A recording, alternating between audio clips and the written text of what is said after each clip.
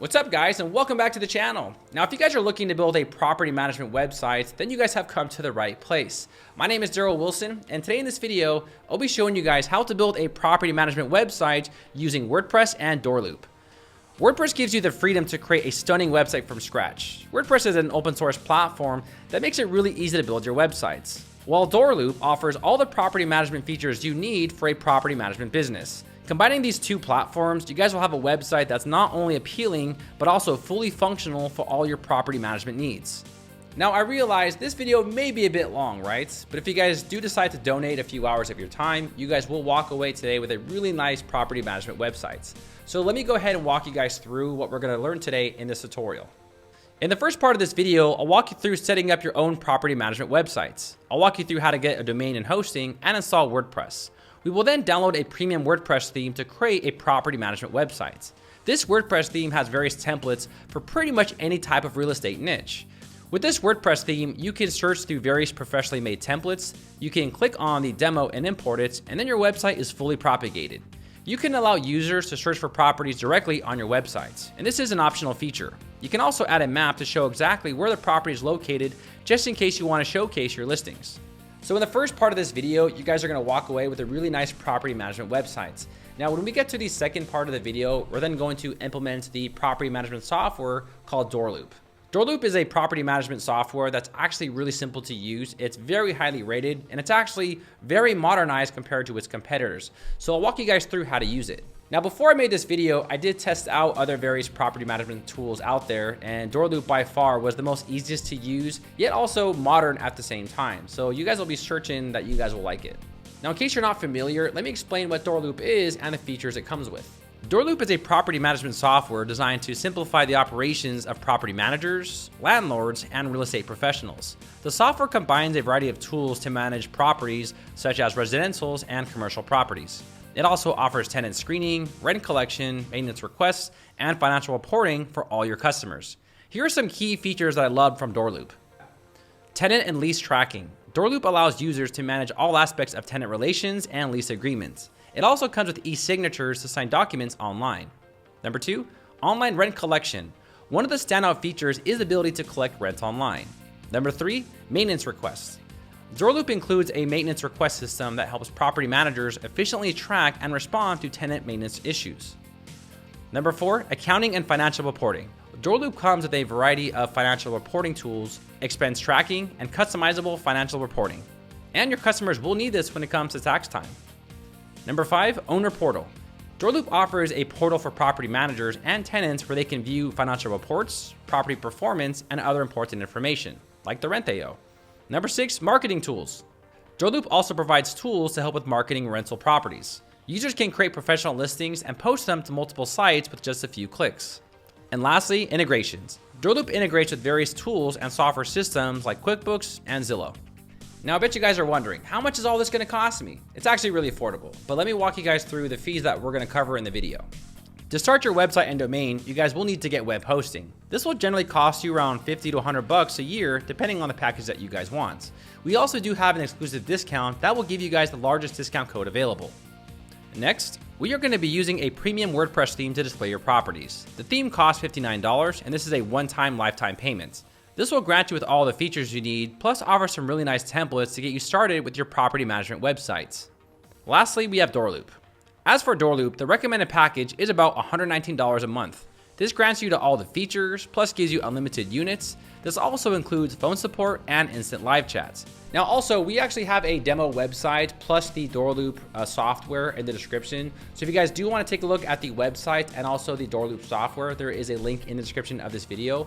Also, we do have timestamps as well. So if you guys want to jump to the Doorloop tutorial, we actually have timestamps in the description, and then I'll show you guys the interface with Doorloop and actually how to use it. Now, we also do have an exclusive discount for Doorloop. So if you guys use our link in the description, you guys will save 10% off any of the plans. Now, also, this video did take me quite a long time to make. So if you guys don't mind, make sure to give me a big thumbs up. And with that said, let's go ahead and go to step 1 and let's get our domain and hosting.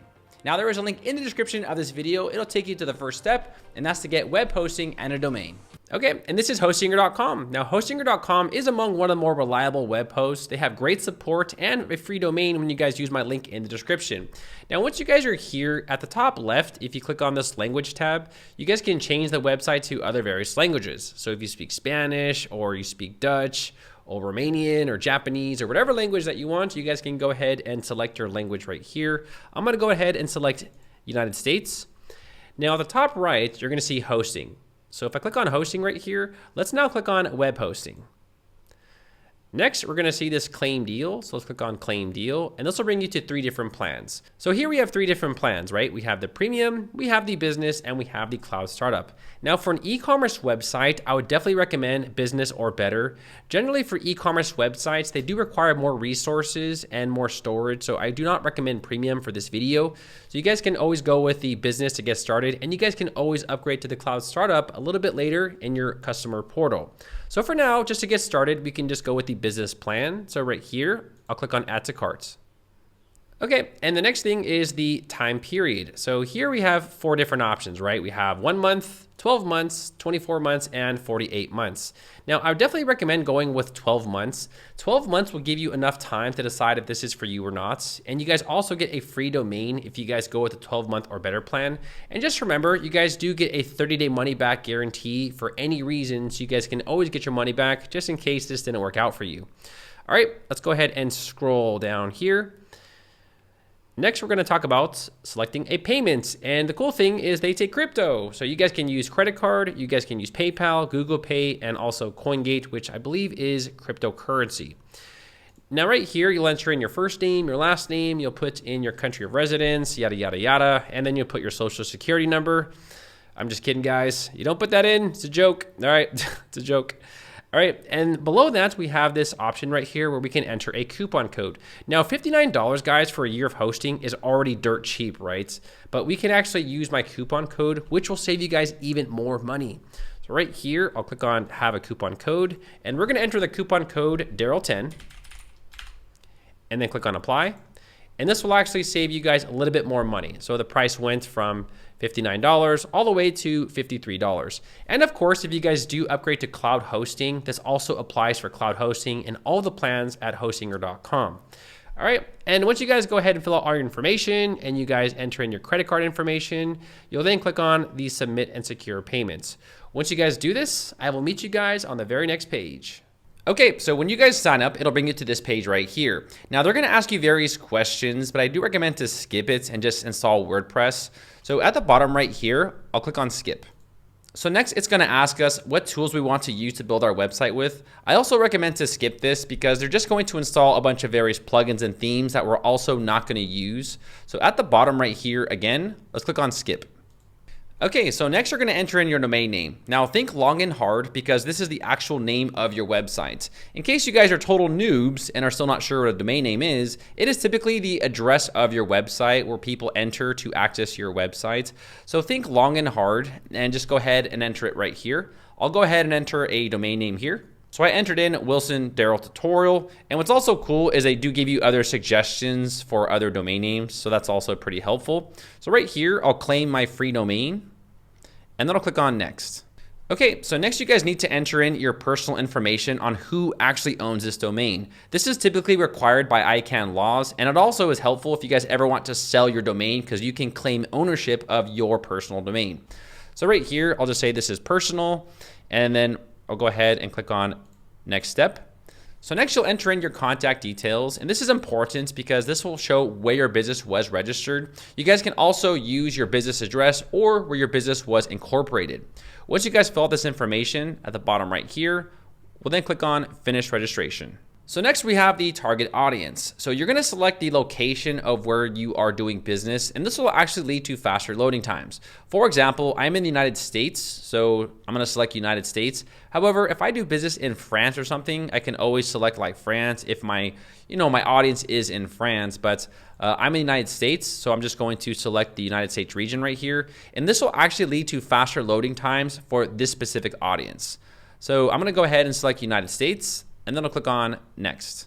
Okay, so this is the Houzez dashboard, and this is where you guys can access all the information about your domain name. Now, the very first thing that you guys will need to do is verify the domain that you guys purchased. So you guys will go ahead and check the email inbox right here, and you guys are gonna see an email from Houzez. This is important because they need to verify the domain that it's actually you. So go ahead and verify this information. Now, the first thing I'll do is verify my email address for Houzez. So right here, I'll click on verify email, then I'll click on confirm.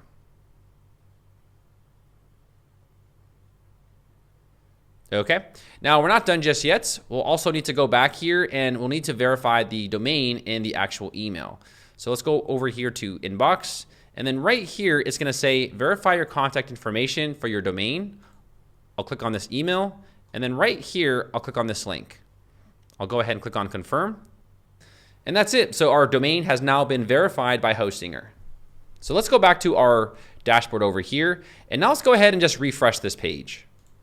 And after that, you guys will see that all of the notices have disappeared and our domain is now fully active. Now let's install WordPress. So over here on the bottom left, you'll see websites. Right here, you'll see WordPress. Go ahead and click on WordPress. Now it's going to say install WordPress. So right here, I'll click on install. So next we're gonna create some login credentials. So make sure that you guys do write this down. And this is important because you guys will need this information when you want to log in and log out of WordPress, right? So I'll go ahead and put Daryl Wilson tutorial. This is my email address. This is important because if you guys do forget your WordPress password, it will be sent to this specific email on file. You'll create a username and then also a password. Once you guys create this information, here at the bottom right, you'll click on next. So now it's going to ask us which version of WordPress we want to install. Just always go with the recommended because this is usually the most stable and up to date. So at the bottom right here, I'll click on install. Okay, so once you guys click on install WordPress, it'll bring you to this dashboard right here. Now to log into your website with Houzez, all you got to do is click on this admin panel and this will log you into WordPress and also your website. So go ahead and click on admin panel. And ta-da, your website is now published.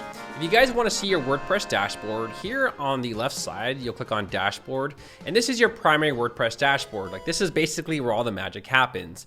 Now, if you guys want to see what your website looks like right now, here at the top left under my WordPress, I'll click on visit sites. And this is our WordPress website. It's using a default WordPress theme, and they just kind of threw in some demo content, like some content and some images and stuff like that. So yeah, this is just a demo website they've created for us, but not to worry, we're gonna make this site look amazing. So let's go back over here to our WordPress dashboard. So before going any further, now let's adjust the general settings. So over here under users, let's click on profile. Now you guys can actually change the color scheme of the back end of your website if you want blue or ocean or midnight. I like midnight the most because it's really easy on the eye to see what you're doing, right? Now we're gonna scroll down right here, and this is where you guys can also update your email. This is where your credentials will be sent to in case you guys do forget your password for WordPress. They'll be sent to this email right here. So make sure that you guys do have access to it. We'll go ahead and scroll down. Here you guys can make a new WordPress password. So if you guys do want to change your password, you guys can do that right here. And then once we're done with that, we'll click on update profile. Next, we're going to go over here to settings and click on general. Here, you guys can go ahead and also update the email if you guys want to do that. And if you guys do speak any other various languages, right here under site language, you guys can change this to any language you want. I mean, they have tons of languages you guys can use right here. So you guys can select Spanish or German or French or any language that you guys want. Once you guys do select that, we'll scroll to the bottom and click on Save Changes. The next thing we're gonna do is update our permalinks. So right here, I'll click on permalinks. So here we have the permalink structure, and you always wanna set this to post name. The reason why you do this is because you want your website to say, you know, mycoolwebsite.com/about us, right? Or /contact us, not all these random numbers and letters, and it doesn't make any sense. Post name is actually optimal for SEO. So go ahead and select post name, scroll to the bottom, and then click on Save Changes. All right, now let's go ahead and click on our dashboard. Now let me show you guys how to log in and log out of your WordPress website. So right here, I'm gonna log out. So I'll click on log out, and I'll go ahead and just visit our website. And as you guys can see, it brings us to our websites. But as you guys notice, there's no way for me to log into the websites. If you guys do want to log into your websites, all you got to do is go to your website, type in -wp-admin and press enter. This will bring you to the login screen where you guys can log in with your WordPress credentials. So you'll enter in your WordPress credentials here. I'll click on Remember Me so I don't have to keep logging in. Then I'll click on Login. All right, cool. So that's how you guys can log in and log out of WordPress from any location. Okay, now before we install the WordPress theme, there are some server settings that I quickly want to adjust before I go on any further. So we'll be using a premium WordPress theme, and I just want to make sure that you guys have the recommended PHP configuration limits as stated right here. So what we're gonna do, just to make sure we're on the same page here, is we're just gonna make sure that our server limits are set to these specific limits, or better, right? And this is very simple to do, and I'll show you guys how to do this right here in the back end. So all we're gonna do is, here you have our dashboard, right? On the left side, we're gonna scroll down and you're gonna see Advanced. And then you're gonna see PHP configuration. This really shouldn't be in Advanced. I mean, PHP configuration is a very common thing actually. Our PHP is 8.1 or better, right? So yeah, 8.1, or here, yeah, 7.4. So we definitely meet that criteria. And over here, I'll select PHP options. And we're gonna scroll down here, and all we're gonna do is just make sure that we have the same numbers as the recommended server requirements. So the max execution time is gonna be 1,000, right? Max execution time, we'll put 1,000, okay. Max file uploads, we have it at 20. Max upload file size is 48. So really quick, let's go ahead and scroll down here. Our memory limits is 2,048. So our memory limits is above 128, which is good. Post max size is 48 megabytes. Here you'll see our post max size is way above recommended, right? So I'll just knock it down to 1,024 megabytes, right? And then the upload max file size is 48. So we're gonna scroll down and just make sure, look at that. We have plenty of room, right? So our upload max file size is also 2,048 megabytes, which essentially means you can upload 2 gigs on your website. Once you guys adjust those server settings, you'll then click on Save. So for this video, this is why I recommended Hostinger, because a lot of shared hosting websites, they don't allow you to change this, but with Hostinger, you can. All right, congratulations on getting your domain and hosting. It's very simple, right? So now that we have our domain and hosting, let's go to the next step. Now we're going to download and purchase the Houzez theme. The Houzez theme is the #1 most popular real estate theme for WordPress. I actually made a whole nother video where I tested out like 20 themes. So I really did do my homework before making this video, right? So we're gonna go ahead now and download and purchase the Houzez theme and then upload it to our WordPress website. All right, let's go ahead and go back to the video. So now that we adjusted these server settings, now let's go ahead and download and purchase the premium WordPress theme, Houzez. Now there is a link in the description of this video. It'll take you to a page to purchase, you guys ready? The Houzez theme. Now the Houzez theme is the #1 most sold and recommended WordPress theme on ThemeForest. In fact, if you guys go to ThemeForest and just click on real estate, you're gonna see that the Houzez theme is #1. To be honest, I think Houzez is #1 because it offers the most variety of features compared to a lot of the other WordPress themes. Some of these are good, you know, I do have a video on them, but for this video, we'll be using Houzez because it has everything that you can possibly need for a real estate website. It also integrates with IDX MLS, so if you guys are real estate agents, I'll be talking more about IDX and MLS near the end of the video. So rest assured, this does use MLS and IDX because I know most real estate agents use that. So you're gonna go ahead and add this to the cart. This is about $69, and this is a one-time payment for lifetime access, so you'll never have to pay this ever again, which is pretty cool. So go ahead and add it to the cart. Click on Add to Cart. Go to Checkout, right? Now, once you guys go ahead and purchase this theme, I will then meet you guys in the customer portal. All right, so welcome to your customer dashboard. So you'll see here that I have 2 copies of Houzez, right? Because I use them on various domains. And what you're gonna do here is right here under download, you'll click on download and then click on installable WordPress file only. Also make sure that you guys do download the text here as well. So go ahead and also download the text. You guys are gonna need this purchase code in order to unlock the theme on your websites. Now, once you guys have downloaded this, we're gonna go back to our website and upload it. All right, so now let's go ahead and upload that WordPress theme that we have purchased. So right here, go to Appearance, and click on Themes. And then right here, I'll click on add new theme. Now there are tons of free themes out there, but free themes are extremely limited. You know, like some of the landing pages look cool, but as far as features go, they all have various features, and a majority of them want you to upgrade to the Pro. So they just give you like a small taste of the theme, right? But we'll be using a premium theme that's specifically designed and created for real estate agents. So right here, I'll click on upload theme and then click on browse. So make sure that this is the zip file. So Houzez real estate WordPress theme should be about 12 megabytes, right? So right here, I'll click on open and then I'll click on install now. All right, cool. So once we install it, we're then going to click on activate and then we'll activate the theme. Now, the very first thing it's going to ask you is for the purchase verification. I do recommend to do this because this will actually allow you to install the plugins and import the demo content that we are going to import on the website. You guys can find this information again right here by clicking on the certificate and purchase text, right? So I'll go ahead and paste in this purchase code and then click on verify. And voila, thank you for verifying your house's purchase.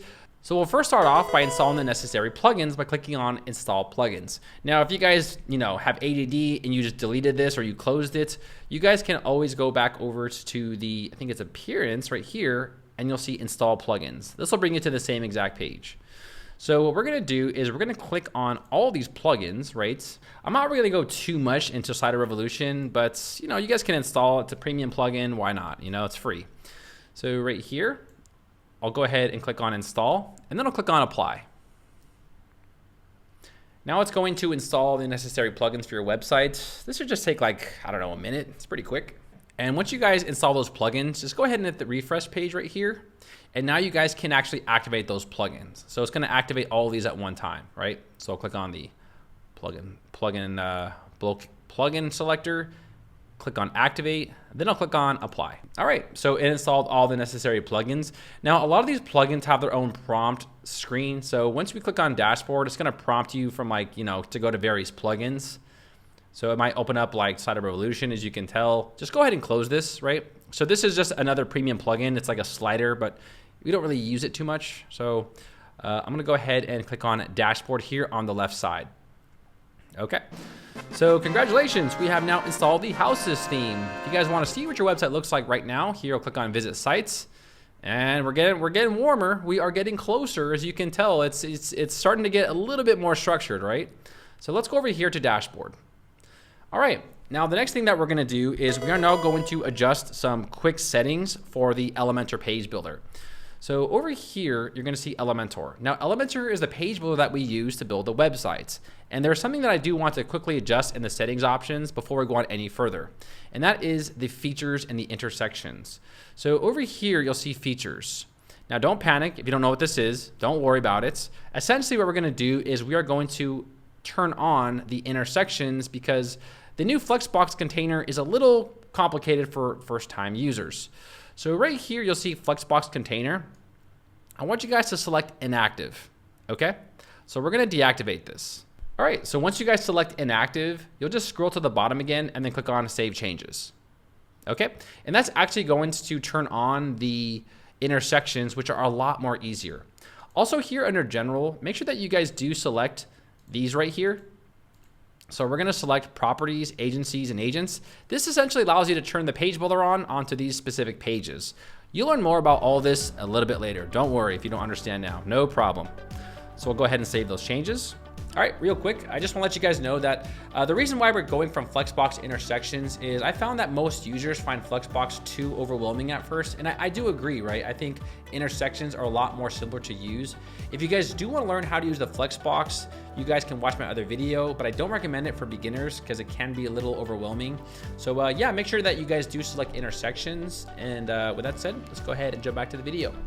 Now let's import a demo. So over here, we're going to see Houzez, right? And then you're gonna see all these options. We're gonna scroll down to demo import. And we're first gonna work off a template and then we'll understand things as we go. So we're gonna scroll down and here are the beautiful demos. And I know what you're thinking, oh, I want this one, I want this one, I want this one, right? There are a lot of really good demos for this WordPress theme. And you guys can go ahead and just take a look at these, get some ideas, right? They also support RTL. And they even have a Spanish one. How about that? So if you guys are, in South America or in Spain, you guys want to import a Spanish one, they already have pre-made ones made in Spanish. How about that? So the demo that we're going to install is the Houzez 5. This is the one right here that we're going to import. The main reason why, guys, is because this is a very simplistic starter website. They don't have that many pages, right? For sale, for rents, or agents. It's a very basic format. And the other demos have like hundreds of pages, and it's very complicated to get started with those. So we are going to use Houzez 5 to get started with. And don't worry, you guys can always switch between other templates once you guys learn the basics. So you guys can always switch between templates and just start over on another fresh template, no problem, okay? But we'll first get started with Houzez 5. So right here, you'll click on Import Demo.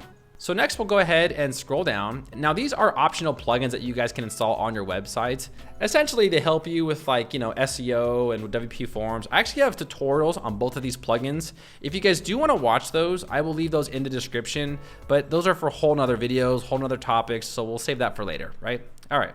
So right here, we'll click on Continue and Imports.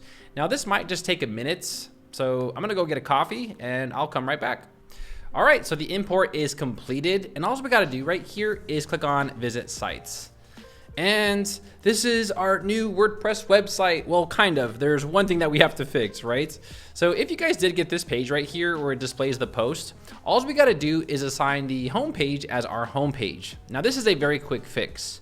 So at the top right here, I'm gonna click on Customize. Now this is the theme customizer. Well, it's a small version of it, right? Now for the homepage settings, all we're gonna do is we now need to select a homepage right here, right? So for the homepage, we're just gonna click on Homepage. And voila, look at that. It's our beautiful websites. And then we'll click on Publish here. Also for post page, I do recommend changing this to blog as well. We're gonna create a blog a little bit later, but this is the actual blog page, right? So yeah, also change the post page to blog, right? And then I'll close the theme customizer. And look at that. We now have a beautiful website. So here we're gonna scroll down, right? And you'll see we have these properties and it shows the bedrooms, the baths, the square footage. This is a beautiful demo. It really is nice. All you gotta do is probably just change this green color into something like blue, something more corporate. And here we have our agents. We have our services. You can see this is just demo text, right? It's just waiting for us to just go in there and just throw in our content, and then we'll be good. Now for your first website, this is probably amazing, right? It's really, really good. So we can also go ahead and check out our other pages. So we have our About Us page, right? And you'll see it's the same thing, right? We have our demo content, we have our agents, right? Good looking people, right? We have our blog posts, right? And blog posts is a great way to market your website, right? Here, like 10 quick tips about business development, and here's a blog post. And all you got to do here is just throw in your content and add in, some information about your company, and you'll be on your way. Like you'll be good, So, and then you'll see here, remember how we have the I love hiking under the bio? So that's where it displays. So maybe just add in an image of yourself, put in some more bio, and you'll be all set. And then your related posts here show at the bottom. Really, really nice. I love this demo. So next we're going to see for rent. And right away, you'll see that we have this, there's nothing to show here. Don't worry about this. We'll talk more about this later, right? But we can get rid of that. But for now, you'll see that we have our rentals right here. So if you guys have rentals, you guys can display your rentals right here. And if someone clicks on one of these properties, you'll see it shows in this really beautiful format. We have our pictures right here. We have more pictures, right? We have this beautiful pop-up right here. I mean, this is just like the full package. This looks amazing, right? And then people can share this to Facebook. They can also favorite and stuff like that. As we scroll down, you'll see every property has their own description. We have Brittany Watkins is the real estate agent, right? And, we can go ahead and say, I'm a buyer, I'm a tenant, I'm an agent, or other, right? Here is the address. You'll see by default, they use OpenStreetMaps. We can also open this on Google Maps as well. We'll be talking more about how to integrate Google Maps onto your listings a little bit later in this video. But this is a great little, quick way to use Google Maps without embedding it on your websites, right? And we'll keep scrolling down here. We have our details, right? So we have the price, property size, the year built, all the information about the property. You guys can actually add more. So you'll see here how there's additional details. We can add in more, like for example, septic tank. I know about septic tanks because my old house that I used to live with my parents, it had a septic tank. So you might need to tell people, hey, there's a septic tank, which sucks, but hey, you got to tell them, right? Here we have features, right? So you can add in some more features about this. And a really cool feature is this mortgage calculator, right? So let's say someone's broke and they're trying to figure it out. They got a whole mortgage calculator on their website where they can calculate it to see if they can afford the property, right? Here we go. We got floor plans. We even have a video, which is awesome, right? So here we go. We got this video right here of the actual property. And this is great if you guys want to, showcase a video of your property. Now, there is another feature called virtual tour. I don't know too much about it, guys, but I'll show you a website where you can actually create virtual tours for your properties as well. Here is the what's nearby. You'll see that we can embed Yelp, right? And then we have our contact information, which is the real estate agents. And we finish this off here with our similar listings. So you'll see here how we have similar listings about the actual property and stuff like that, right? Really, really cool. And then people can leave a review. You guys can disable this. I don't really know if you should allow people to leave reviews on properties, but whatever, you can have that. Okay, so that is the for rent. Here's also the for sale, right? Don't worry about this, guys. We can take this off in just one quick click, so don't worry about that. And then these would be like their for sale, right? Where you can say, all right, we're gonna sell these properties instead, And this is the same format, right? But what's really cool is people can compare this, right? So they can compare this one, and then click on compare, right? And then here they can get a quick comparison about the properties, right? Really, really cool. I do love this, right? Go ahead and just scroll back. Okay, and then here we have a sidebar with some more information. People can also preview this, they can add it to their favorites, and so on and so forth, right?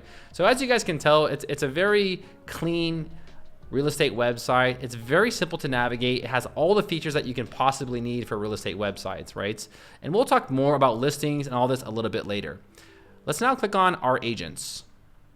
So here's the agents, right? So if they are looking for agents, they can say, oh yeah, Michelle Ramirez, that's the girl who I was talking to, right? Let's take a look at her listings, right? And then under her, you guys can actually create specific listings that she will be managing, right? So for example, she has 8 listings and people can actually review her, like, oh, she's great, I love her, or oh, she's whatever, and so on and so forth. Okay. So yeah, we'll go ahead and go back to we'll skip agents, we'll go to the blog, right? You guys have seen this, right? And then here we have the contact us page, right? So you guys have a really beautiful contact form, right? And people can send messages directly on your websites. So Daryl Wilson. And then here is my email. Hey, great video. And then I'll click on submit. Now, if this does not send to your email, there is something that I'll be talking about a little later that will force the actual website to send it to the email. So don't worry about it. So if you guys do fill this out and it doesn't send to your email inbox, don't worry about it. I'll be showing you guys a free plugin that will fix this, and it'll fix the WordPress not sending issue. So let's go ahead and click on the home page. Now, before we design the website, I first want to show you guys how to create agencies and also agents. Over here, if I click on agents, you'll see that there is a list of agents, right? So we can actually create agents for your specific agency. So I'll walk you guys through on how to do that. Let's go to the dashboard. On the left side, you're gonna see there's a few tabs, right? We have houses, we have real estate, and then we have theme options. You're gonna go over here to real estate, and under real estate, you're gonna see a list of options. I first want to go ahead and click on agencies. At the top right here, let's go ahead and add a new agency. And this would be your agency or your business, right? So I'm gonna go ahead and put in Daryl Wilson's Real Estate. Now the next section, I'm just gonna add in some demo description. This is the description that will describe your actual business. So this is the description that's gonna represent my business. And then here we have agency information. So you want to enter in like your email, your phone number, languages you speak, and so on and so forth. All right, so I went ahead and I just threw in some random content right here, like languages that I speak. And I also just put in this number sign for all of the social media websites. But you'll go ahead and link your social accounts right here. Next, we have agency. And here you want to set a featured image. Now, this is the image that's going to represent your agency. So I'll go ahead and click on set featured image. Now you guys can upload your own images right here by clicking on upload files. And you guys can go ahead and upload your files right here. But we also do have some demo images under media library, and we can just use this just to get started with. So for my agency, I'm gonna go ahead and use this image here. I think that looks pretty cool. I'll set this, and then I'll click on publish, and then publish again. All right, and I'll click on view agency. So here is our agency. We have Daryl Wilson Real Estates. We have the image, and then also here we have the license number. People can also send you an email, and this will go directly to your inbox, and they can also call you via Skype or whatever app they have on their computer. And then right here we have the About Daryl Wilson. We have some description, languages spoken, and on the right side we have contact information and all of our social icons. So that's how we can create an agency. Now let's go ahead and create an agent. So let's go back to the dashboard. And right here, real estate, and then we'll click on agents. So we do have a few agents right here for the demo content, but we can go ahead and create our own. So right here, I'll click on add new. And let's go ahead and put the agent's name, so Daryl Wilson. And then I'll just throw in some demo content. So I went ahead and I just put in some demo content right here, you know, just saying, hey, Daryl Wilson's committed, focused, you know, he's a professional, and so on and so forth. And below that, we have some more information. Now, a short description, I'm actually not sure where this propagates. I'll go ahead and enter in some short description. And then below that, we have the email address and also all this information we need to fill out. So I'll go ahead and fill out this information really quick. So I just went ahead and I put in some demo content. You'll see I put in the address, area served, and then all this other information. So I'll scroll down here to the bottom. Also here, make sure to enter in your social URLs. I just put a number sign just to make it propagate. Below that, we have the company logo, and this is where you guys can upload your logo by clicking on upload files, and then you guys can upload your logo to the websites. If you guys don't have one, no problem. We can just click on media library and just use one of their demo logos. So I'll click on this one. So here's my company logo. Then over here at the top, I'll click on agents, and this is where we can add in a featured image right here. So I'll go ahead and enter a featured image of Daryl. Let's see, who should we pick? This guy, this guy. We'll pick this guy. Set a featured image. Okay. And one more thing I do want to select is right here under agencies, we can now select Daryl Wilson's Real Estates. So this person is now a member of this specific agency. So I'll go ahead and click on publish and publish. All right, so let's take a look at Daryl Wilson. I'll click on view agent. All right, so here we go. So we have Daryl Wilson. He is the agent at Daryl Real Estates. We have his license number, area served, his specialties. Here is the picture of Daryl, and also we have the company logo at the bottom left. People can also send Daryl Wilson an email, and they can also give him a phone call. And below this, we have the description about Daryl. So we have about Daryl Wilson, the description, and then we have the languages, right? We have the contact info as well. And then users can go ahead and, you know, say, hey, this agent's great. They can give him a rating right here, and then they can give him a review. So that's how you guys can create agents, right? And the agents will also propagate over here under our agents. So over here under all agents, this is going to display a list of all the agents that work for your company. You'll see Daryl Wilson. We got no reviews, but hey, that's okay. And then below that, we have our other agents, Michelle Ramirez, Brittany Watkins. You guys can go ahead and delete all this other demo content because this is just demo content. And then you guys can start listing all the agents for your real estate websites. Pretty cool, right? So now let's go ahead and show you guys how to create partners. Now, partners is optional. You guys don't have to do it. I don't really use it, but I'll just show you guys the feature anyway. So if you guys do have partners over here under real estate, let's click on partners. If you guys have partners, you guys can just go ahead and publish those partners here. Let's get rid of all this demo stuff, right? And then I'll click on add new, and then we'll create a partner. So this will be like Patty Wax Real Estate.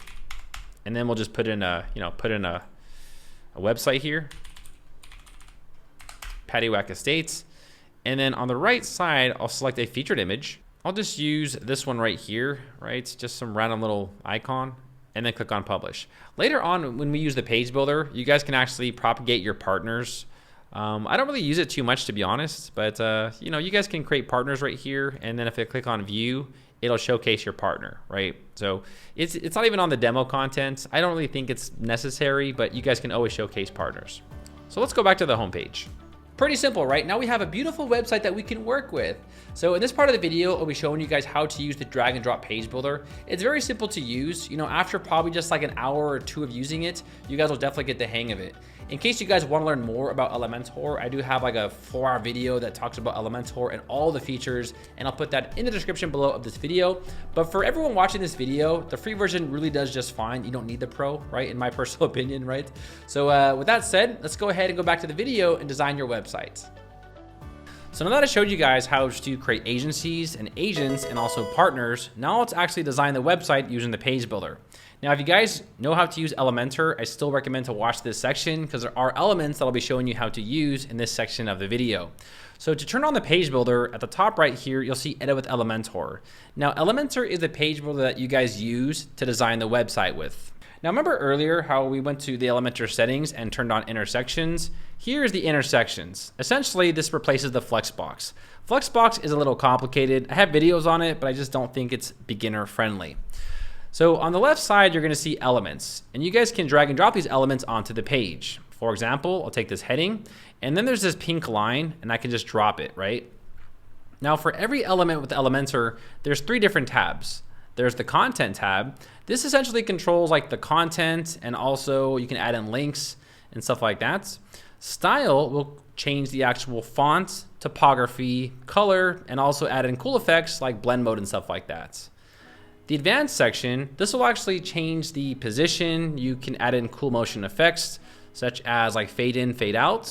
For example, I'll fade in down, right? I do like fade in down. There's something elegant about it, right? Fade in left, zoom in up, and yeah, all these different animations, right? So what you can do here is like put in your agency, right? So Daryl Wilson Real Estate. I'll center this, right? And then for the style, I'll change this to white so we can see that, right? And then I'll change the typography a little bit. You know, I do want to bold this. You know, I want to bold it. And here we can change the font. You know, a favorite font of mine is actually Poppins. So I'll just type it in here, Poppins, right? Here we can change the size of it, right? Daryl Wilson's Real Estates. All right, and then you guys can also adjust the line height, the letter spacing, right? Where you can space things out, and a few other options. And then for the advanced, you guys can go ahead and maybe even adjust the padding. So if you want more padding here to the bottom, you'll see we can add in space to the top or to the bottom, and so on and so forth. Now, there's other options here, like I mentioned before, motion effects. There's also transform, where you can rotate this, right? So you guys can get really crazy with this, as you guys can tell, right? I mean, look at that. But I'll go ahead and just go back to default, right? And I'll go ahead and go back to content. Now, as you guys can tell, I made a few changes here and I don't like what I did, right? So right here under history, you guys can actually go back into history and redo everything that you guys have done, right? So if you guys made a mistake or if something went wrong, you guys can go back into the history, and this will actually go back every single step while you're editing the website. So that's a great thing to have in case you guys made a big mistake, right? Which happens all the time. Now up here, I'll click on these little elements tab, little 9 squares. Now I want to delete this one in the middle, right? So what I'll do here is I'm going to right click and I'll delete this. Now, when you right click on something, you guys can also duplicate it. You can copy and paste. You can, save this as a default. And there's a lot of options here that you guys can add to, right? So I'll go ahead and delete this. And as we go, you guys can add in more stuff, right? So here I'll add in some text, right? Under the style, put this in the center, right? We have some text. Here we can change the typography, right? If you guys want to add in an image, I'll just take this image, I'll drag and drop it. And then here we just added an image, right? So we can add in this little logo, right? And so on and so forth. As you can tell, that looks pretty terrible, right? So I'll right click and delete that. But we can scroll down here on the rest of the website and keep adding in more stuff. So for example, these right here are actually empty space. It's just like an empty space just to make it so it's not so cluttered, which is kind of a cool thing, right? But what we can do is we can add in more features. If you guys want to add in a button, I'll throw in a button. Whoops, one more time. There we go. And I'll center the button, right? And then for the style, we can change the color, right? So the background color, change this to like, red or to a green, right? I think we're using this green color, right? To a green color, right? And then for the link, I can put the link here. Now what's really cool about the button module is, let's say for example, we have the contact us page, right? Just type in contact and Elementor will actually find that page and then it'll create the permalink for you, which is really convenient, right? And now we'll keep scrolling down, click on the elements. So these are the basic elements, right? Now I'll go ahead and just close this. Next we have the Pro elements. Now the Pro elements are only for Elementor Pro, right? So we don't have access to this. We don't really need the Pro ones. And then next we have the general ones. The general ones are basically more free elements that we can use, like a counter element, right? So you'll see the counter number pops up, right? Or we can use in something like a progress bar, right? So you'll see the progress bar pops up, and then here are all the styling options for every single element, right? So I'll go ahead and delete this and delete that, right? And if we keep scrolling down, you're gonna see Houzez elements. Now Houzez elements are specifically referring to the actual theme. For example, here you'll see that this one right here is property cards, right? So the Houzez theme actually has their own elements to display properties. So for example, here we have property cards version 1. I'll go ahead and take this and I'll put it above this one. And then you'll see we have these property cards, right? And here we can change the columns. So I want 4 columns or 2 columns, or we can change this to a list view, right? Pretty cool. I can also right click and delete this. Same thing with this one. If I don't like this one, I can right click and delete it, and then I can add in my own, right? So let's go back to the Houzez, right? So the Houzez elements, and let's try property cards version 4, right? Let's see what that entails. Let's see what that looks like. Little weird. Okay, there it goes. All right, cool. I was like, what's going on here? So here we go. You know, we can display the number of properties, and you know, this one's not bad. You know, I think the other ones were better, right? So I don't like this one. So I'll right click and I'll delete it, right? Now, instead of actually scrolling down, I'll just type in property, right? Property, and then here we go. We got property cards version 1, version 2. So I'll just go ahead and drag it right here. And where that pink bar shows up, there we go. And then we're back to square one again. And then of course, you guys can go through these options right here. We'll talk more about filters a little bit later once we create custom fields. So we will come back to filters, I promise. I won't leave you guys hanging, don't worry. But for the style right here, you guys can change the property title color, or the font, right? The address, the price, right? So here's the price, right? And if I wanna change this, I'll say, you know what? I wanna change this price to Arial. And you'll see that this applies for all of the cards, okay? So what you can do is you guys can go through every single option right here and you guys can design this any which way you want. And then for these spaces and sizing, you guys can also add in some spacing here, okay? You guys can add in a box shadow. I actually like box shadows. Box shadows are this box shadows you can tell, and now there's a shadow around the box. This will essentially try to emphasize the actual property. So you can actually change it to default, or you can add a box shadow. It's really up to you, right? Here you have colors, and this is where you guys can add in specific colors for every single element. So for example, the price. If you want to change the price to something like red, you know, whatever, right? You can change the title color, right, to something else. Let's see what we got going on here. Maybe like that's a nice little blue. Ooh, I do like that. It's very subtle, very relaxed. I do like that. So you can go ahead and adjust all of the colors for the elements in the list cards. To be quite honest, guys, the list cards is probably the most important element on your real estate websites. Every other element with Houzez, it's kind of like meh. You know, it's like cool, but you don't really need like, you know, listing tabs or listing sort by. I mean, this is for very advanced custom work, and most of you guys will probably just use the property cards. Let's take a look at property cards version 7. How does that look? Okay, you guys can see here they've added in these buttons right here, and they added in the compare and stuff like that. I like this one. This is pretty cool, right? Tell you what, I'm gonna keep this one. We're gonna get rid of the other one. So we're gonna delete this one. You guys are ugly, all right? Only the good looking properties are gonna stay up here, right? So that is pretty much a general rundown, right? You have the Houzez elements. These actually are elements for the actual builder, you know, and you guys can add these as you go. Now, there's one thing that I do want to mention. We do also have agents, and we also have agencies, right? So over here, you'll see agents. I'll take agents and I'll put it above this, right? Here we go. There we go. And then you're gonna see the agents right here, including Daryl Wilson. So this is the agent that we just created, right? So what you can do here is you guys can create agents in the back ends, and then you can use the page builder to display all of your agents in a really nice, clean format. So right here, we can also put 4 columns, right? If you want 4 columns, right? So we have all of our agents, and then we have Daryl Wilson. So what you guys will have to do is just delete the other agents, and then just create your own. Simple, right? Now there are other agent styles, so I'll type in agents, right? So here we have agents grid. Let's throw this in there. Let's see what this looks like. Ooh, I like this one actually a little bit better. I like that. See the languages, how many properties they have. I really do like that. So you'll see that once you input all the information, it'll display it in a really nice, clean format, right? So I'll go ahead and delete that. We will also delete this, and we're back to square one. Now, if you guys do want to add a new section, let me show you guys how to do that, right? So here we have our Daryl Wilson real estate landing page. And if I want to add a new section, here I'll click on add a section, click on plus, and then here we can choose a structure. So what I'll do here is enter a 3-column row, right? And now we have 3 columns where we can add in elements. And what I'll do here is for the basic, I'll just throw in a heading text, right? Below that, I'll throw in an image, and then I'll throw in a button, right? And this can be anything like friendly staff, right? And then I'll center this. And then for the image, I'll just choose an image of like this guy right here, or let's put the girl. I think the girl looks a lot more friendlier, right? We have friendly staff, right?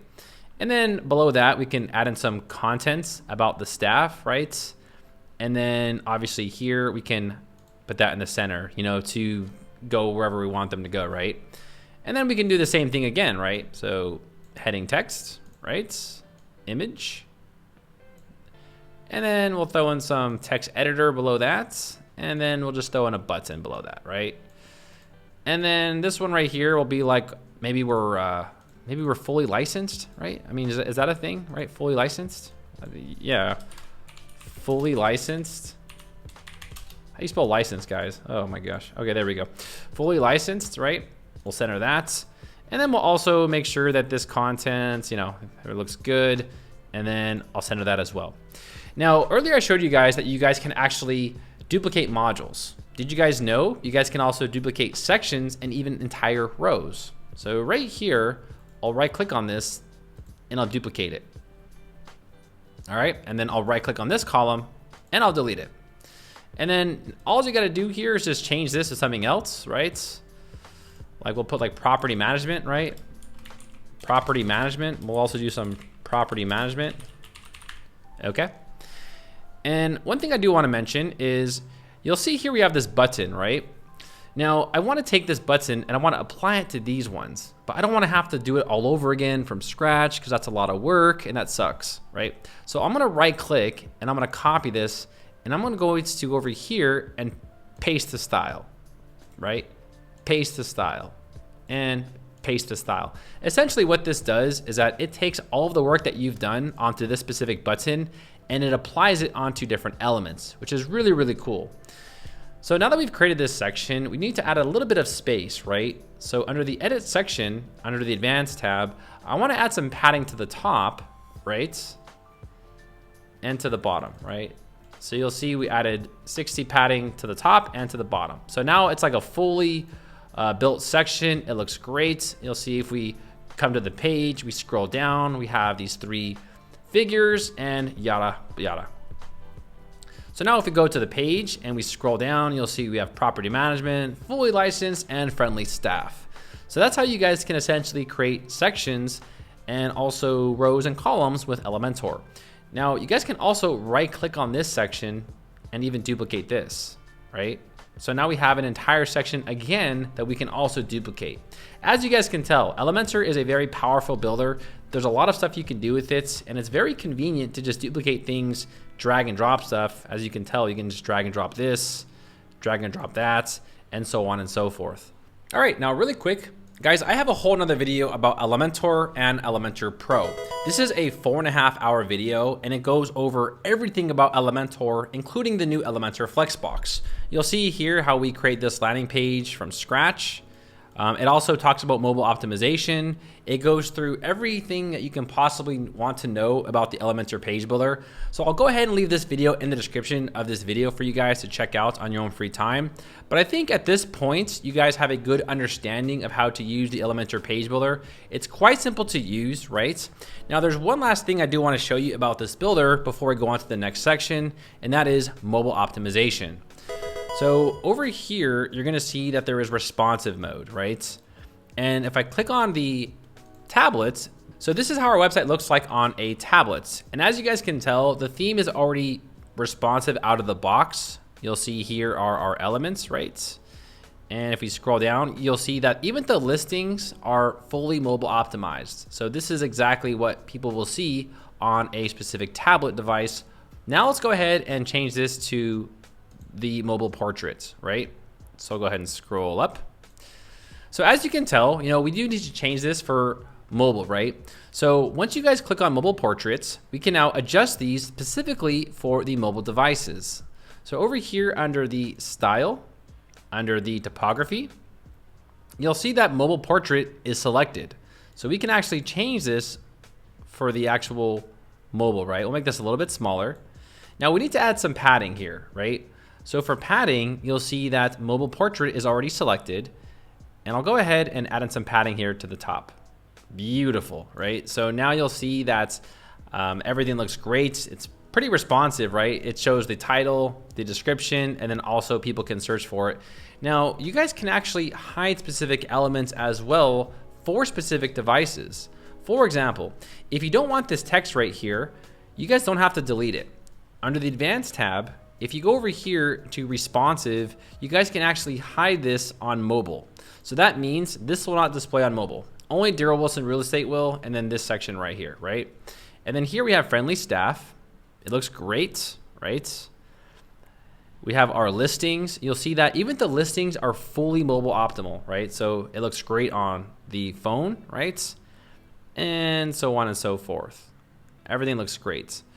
So if you guys do add sections, or if there's things that you guys add, make sure to go to the tablet and also the mobile portrait just to make sure that you fully optimize it for all devices.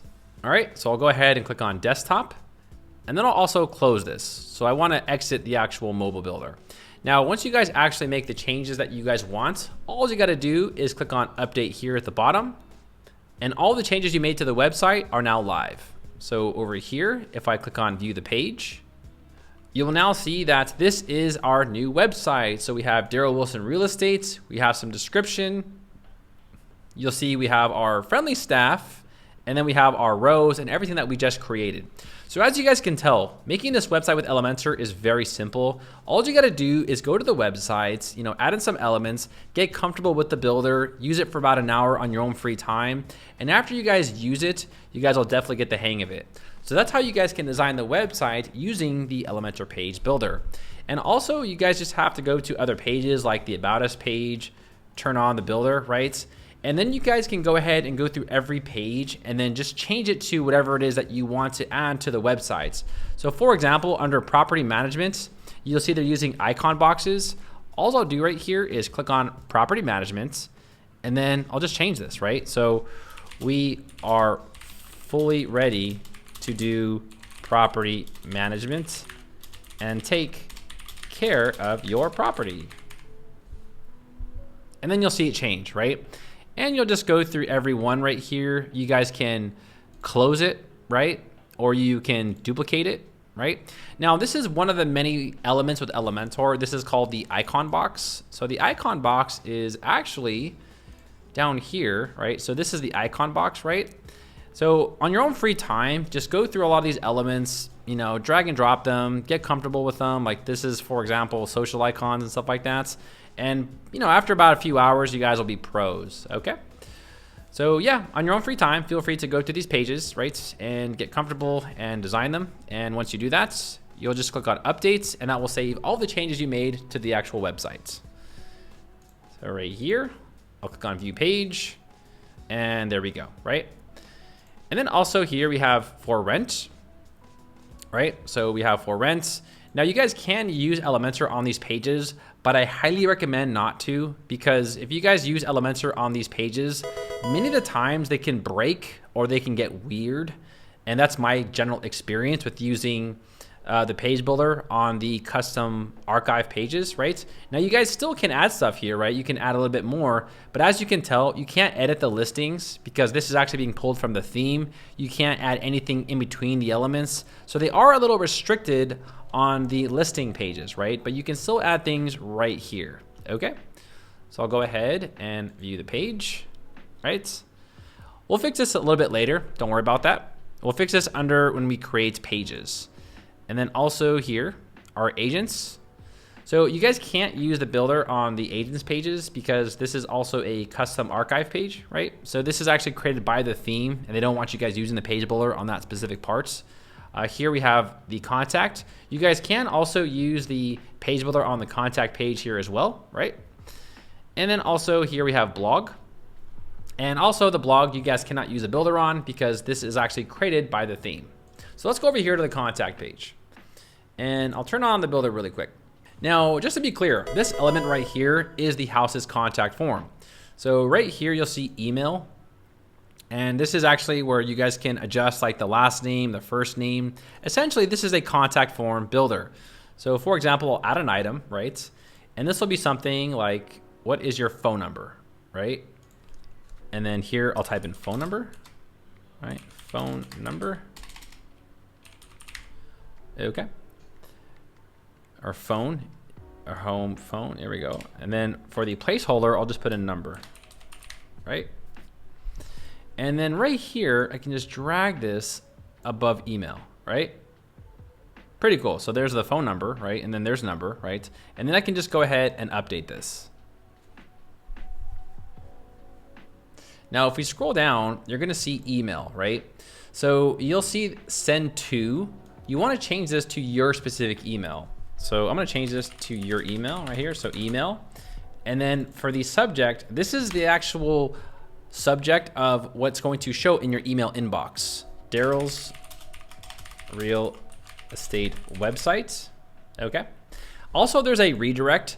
That essentially means if they fill out the contact form, it'll automatically redirect them to another page, right? Like a thank you page or something else. But this is optional, you don't have to do that, right? So I'll go ahead and click on update. You guys can build your own contact form on your own free time. You guys can go bonkers and knock yourself out. But let's go ahead now and test out the actual contact form. So right here, Daryl Wilson, 1-800-999, all right. Here I'll put in an email, right? And then I'll put in a message right here. So, hey, great video. Okay, and then I'll click on submit. All right, cool. So now let's go ahead and check my email. So I'll go to my Google Chrome here, and you guys will see that here is the actual email. So Daryl Wilson Real Estate or Daryl Real Estate Websites. And here we go, right? Great video, and all the information displays right there. So you'll see that you guys can get messages directly from your website. If you guys do have any questions about anything that I've showed you guys, let me know in the comments below, and I'll be sure to help you guys out with anything that you guys need. So another quick tip, if you guys are not getting emails from your contact form, this is a very quick fix. I have a video right here that'll show you guys actually how to route emails from your server to emails. So the reason why emails aren't sent all the time from WordPress is because companies like Gmail and Proton, they think WordPress is spam, so they try to flag it. So all you have to do is just route those emails correctly from your server to emails, and everything will work just fine. I have a whole other video. It's only like a 10-minute video, and you guys have already paid for hosting with Hostinger, so it'll work just fine, okay? All right, so now that you guys are getting comfortable with the builder and you know how to use the drag and drop features, now I'll show you guys how to create pages and also assign them to the menu. It's really simple, so let me show you guys how to do that. All right, so now we're gonna talk about how to create pages and also add them to the menu. We're also gonna talk about the blog as well, and I'll show you guys how to fully integrate the blog. So to create a page, let's first go to the dashboard. So right here, you're gonna see pages, and I'll click on all pages. Now, these are all the pages that are created for your websites. Now, many of these pages are created automatically when we imported the demo contents. If you wanna see a page, all you gotta do is just click on a page right here. I'll click on view for privacy. And this is like your privacy policy page, right? you'll see that it's just a bunch of demo content and stuff like that. But if you guys do want to create a page, at the top right here, I'll go to plus new, and then I'll click on page. And let's say, for example, you guys want to create a page about your services or your agents, right? So I'll put services, okay. Now right here, you're gonna see page header options. Now this is a theme option that they've integrated here. So we have property slider, revolution slider, property maps, image, video, and Elementor. Essentially what they've done here is they've given you guys the option to add in different page headers on your websites. I'm not really sure why they did that, but what I'll do here is just put none and click on publish and publish. We'll come back to the page headers in just a bit. So to turn on the page builder, you'll see right here, I'll click on edit with Elementor. And this will allow us to actually use the page builder for this specific page. Now right away, you're gonna see that we have the services here. If you guys don't want this or you wanna get rid of it, all you gotta do is go over here to settings. And then for the page layout, we're gonna select Elementor full width. That essentially allows us to design the websites. And then here, you guys can just build the website as usual, right? So you can click on the plus, you can add in some boxes here, right? And then here, we can go ahead and design the page as usual, right? So I'll throw in this, and so on and so forth. So I think at this point, you guys know what's up, right? You guys know what to do, right? So I'll just go ahead and click on update. But next, I wanna show you guys something that actually might help you all out. Right here, I'm gonna click on the About Us page.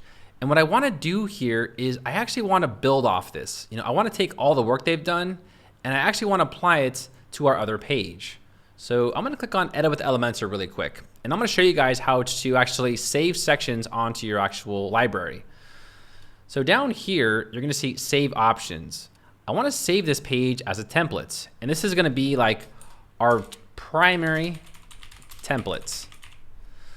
The reason why this is our primary template is because it carries the same design scheme. You guys will see that I have other ones that I've already used, right? So I'm gonna close this and let's go back and click on Exits. Here, I'll click on Decide Later. And then I'll go back to the WordPress logo. So we actually created the page, right? And the page was services. Here, I'll click on View. Now I'll click on Edit with Elementor. Okay. Now, essentially, instead of doing all this from scratch, what I want to do here is I actually just want to use that template. So I'll click on Add a Template, go to My Templates, and then here we have our primary templates. So I'll insert this, and then I'll also apply the settings. Okay, so you'll see the template has imported, right? We have our team, we have our blog, and you guys can basically build off this, right?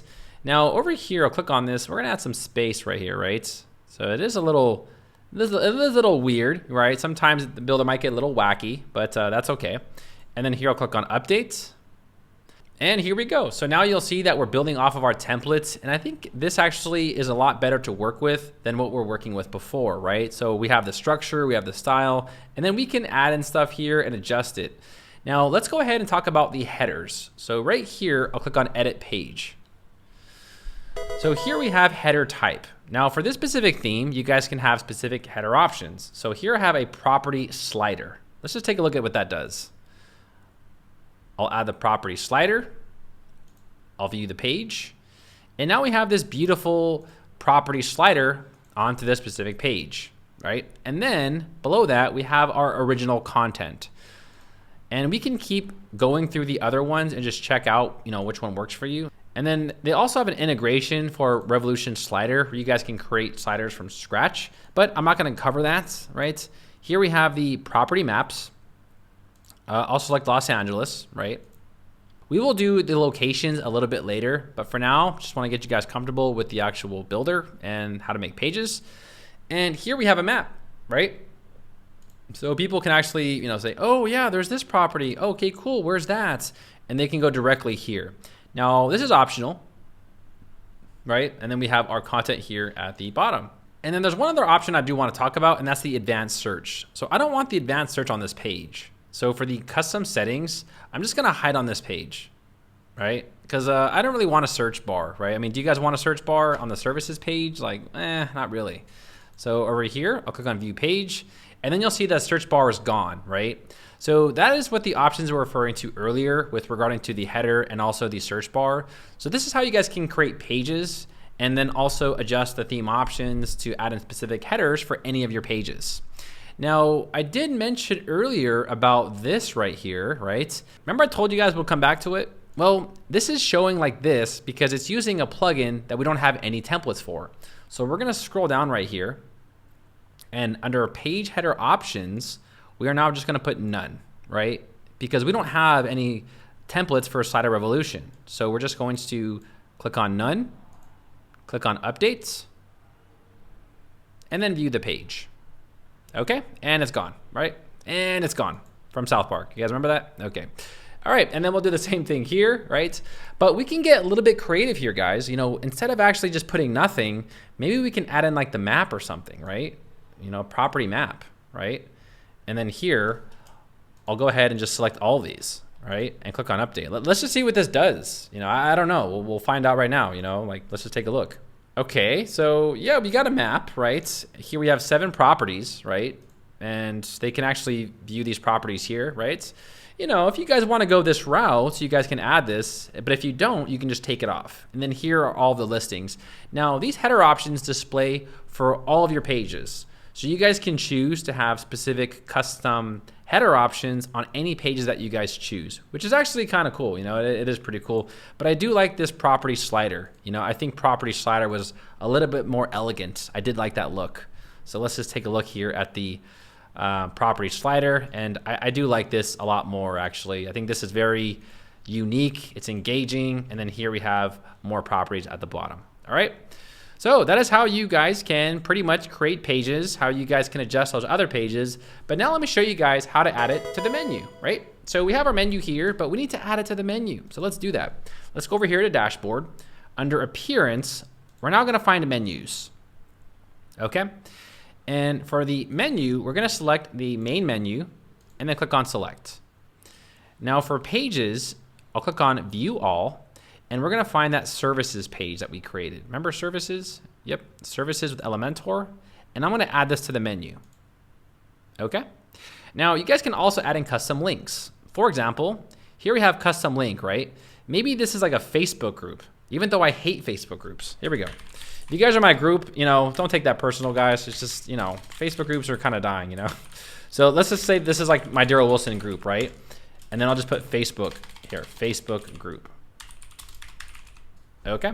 You guys can also add in custom links. So essentially, this is a link to anything. You can link them to your TikTok, to your Twitter, to your cat's Instagram, to wherever you want to go, right? And then I'll click on Save Menu. Now, if you guys want to create something like a drop-down menu right here under Agents, I'll drag this down under About Us. And now this is a sub-item under About Us. Okay, so I'll click on Save Menu. And let's just take a look at our website and see what we've done. All right, so we have the Home, the About Us, we have the drop-down menu, for rent, for sale, blog. Here is our services page, and then also here is our Facebook group. So let's first click on Services. And voila, it brings them right to our services page. And then for the Facebook group, if this was a Facebook group, it would just take them to the Facebook group where they can like and comment and talk all about your real estate, right? So pretty cool. So that's how you guys can create a menu and also add the pages to the menu. You guys can also access the menu by going over here and clicking on menus, right? It's the same thing, right? In fact, I'm going to rearrange this. So I'll put this under here and the Facebook group under there. And then click on save, and we're good. Next, let's go ahead and talk about the blog, right? So here we have the blog. So how do we create posts for this specific blog? Well, let me show you guys. Now, the first thing that we have to do is go to the customizer and make sure we assign the blog page. So over here under homepage settings, you do want to make sure that the blog page is under the post page. This essentially means every time you guys create a post, it'll display right here, okay? So let's go back to our dashboard and I'll show you guys how to create posts. So over here we have posts. And this is essentially the same exact thing as pages, right? The first thing I want to do is get rid of this ugly hello world one. You know, we got to get rid of that. Now these are all just demo content posts, right? So if I click on view right here, it's just going to show the post, right? And some demo content and so on and so forth, right? I'm just gonna go ahead and copy this really quick. There we go. Okay, I'll use this for later. Okay. So let's go back to dashboard, and for posts, all posts, here I'll click on add a new post. And we're gonna give this post a title like 10 best areas to invest in real estate. Now that sounds like an amazing title, right? And here you guys can just go ahead and blog away. Now this uses a specific builder called Gutenberg, and Gutenberg is the default editor with WordPress. So for example, you'll see up here in the plus, you have these blocks. You have text, you have images, you have quotes, you have media, video, audio, and all these different type of elements you can add to your post. But I think the most important one is just adding in text. So you guys can just type it in, press enter. Also, a quick shortcut is you guys can type in dash, and this will actually pull up something really quick, like image, you know, media library, and then just throw in like an image for your blog post, right? Make sense? Okay. And if I want to get rid of this, I will click on the dots and delete it. Okay. So at this point, I'll just go ahead and just throw in my demo content, right? Here we have our dummy content, right? We have our images, right?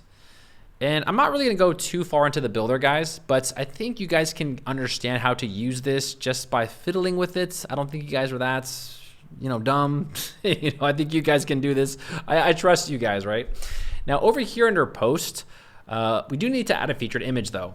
So right here under featured image, we'll put in a property, right? Or here we go, an image, right? And one important thing is categories. You guys should always add in categories. Here they've already created categories for us, but if you do want to create a new category, like here I'll put one for investment, I'll throw in that one right there, and then add a new category. All right. So this is essentially is adding in posts to categories, and all the posts under these categories will display when someone clicks on category. Let me show you guys. All right. So I'll go ahead and publish this post now, right? Publish, and voila. We have our post right here, the 10 best areas to invest in real estate. And then we have our demo content right here, right? Very simple, right? And then we have Daryl Wilson 03, I love hiking, and people can comment on your post. Really, really cool, right? Now also here, if they click on the investment category, this will display all of the posts that are in the investment category, but we'll only have one, right? So any more that you guys create will be displayed right here. So that's how you guys can create blogs, and also how to create a blog post for your website. All right, party people, now that you guys are professional designing the websites, now let's talk about page templates and also widgets. So with the Houzez theme, page templates work by creating a page for a specific section. For example, there is a page for the compare page, and there's also a page for the search results page. The thing is, you need to assign those pages in the page template section, which I'll show you guys how to do in this very next section. Also, there is widgets. If you guys notice on the search results page and the blog page, there's those sidebars with those little icons and stuff like that. You can adjust the widgets there, and I'll show you guys how to do that also in this section of the video. All right, so with that said, let's go ahead and jump to the page templates and the widgets section. Let's go back to the video. All right, so in this part of the video, we're gonna be talking about page templates and also widgets. You guys might have noticed that if you click on search, you're brought to this page. Now, I'll show you guys how to actually propagate pages, and also how to adjust these widgets here on the left side. You'll see that we have like archives and categories, and then there's like this apartments, right? Where you can actually click on apartments. The same thing applies to your blog. You guys might have noticed there's this area on the right side where there's just widgets here, and I'll show you guys where those are and how to adjust these. So let's go to our home page. Now, one thing I do also want to show you guys is the page templates. So first, let me show you guys the page templates before we go on to the widgets. Now here, I'll click on search. Now right here, you'll see that we have this compare option. I showed you guys this previously earlier, remember? Here, I'll click on compare. Notice here how we have this compare templates, right? Now this page is being propagated using the page templates. For example, here I'll click on edit page. And what I'm going to do here, just to help you guys understand what I'm doing, is I'm going to delete this page. So I'll click on move to trash. Okay. Now, if I go over here and I try the same thing, something's going to change. So I'll click on search. And if I decide to actually compare properties again and click on compare, you guys will see nothing happens. Nothing happens because we deleted the page templates for compare properties. So let me show you guys how to create page templates. So up here under plus new, let's click on page. Now right here, you're gonna see template on the right side. Template is actually integrated from within the theme. And these are actually pages that are propagated from the actual theme. For example, you'll see here how there is a reset passwords page. Now, if you don't have a reset password page template, nothing will display for the user. The same thing for compare properties, right? We just deleted our compare properties. So we need to actually create a page template for that. So this will be like compare properties. And under templates, under the default templates, I will now select compare properties, right? And then I'll click on publish and publish.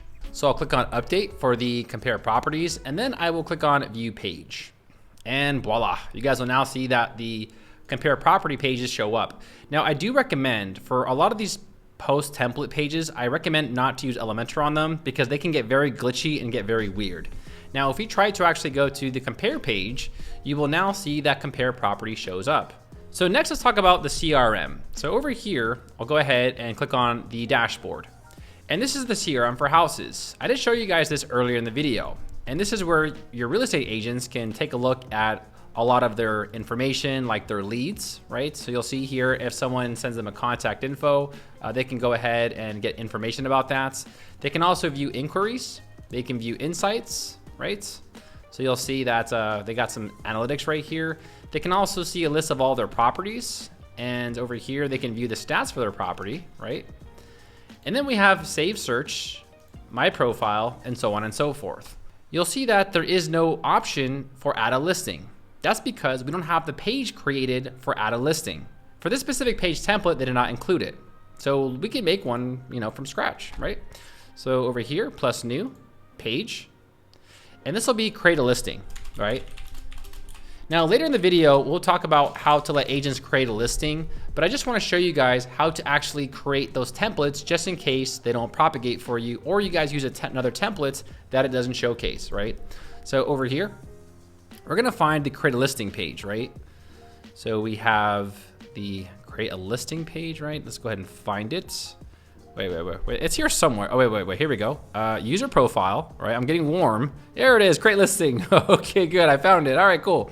And I'll go ahead now and publish this, and I'll publish this, right? Okay, and I'll click on view the page. All right, so now you'll see here on the dashboard that there is now, whoops, my bad. I gotta get used to that, guys, I'm sorry. So now you'll see under the dashboard, there's now a create a listing section. And this is where users can actually create their own listing, right? And they can select different post types, which we'll do in the very next section, okay? So now let's say, for example, right, we have our search, right? But let's say, for example, something happened to your search bar, right? So you'll see right here, if I click on edit page, that under the template, this is the search results page. So if this does not propagate for you, or if it's not working, that's probably because you either deleted your search results page or it never showcased. So just to demonstrate here, I will move this to trash, right? And after I move it to trash, if we go over here and we try to search for something, you're gonna find out that it doesn't take you anywhere because we deleted the page template for the search results page, right? So we have to create it, right? So over here, plus new page, and this is gonna be the search results page, okay? And then for the templates, we're gonna find the search results, right? Search results, or yeah, search results, okay? And then publish and publish.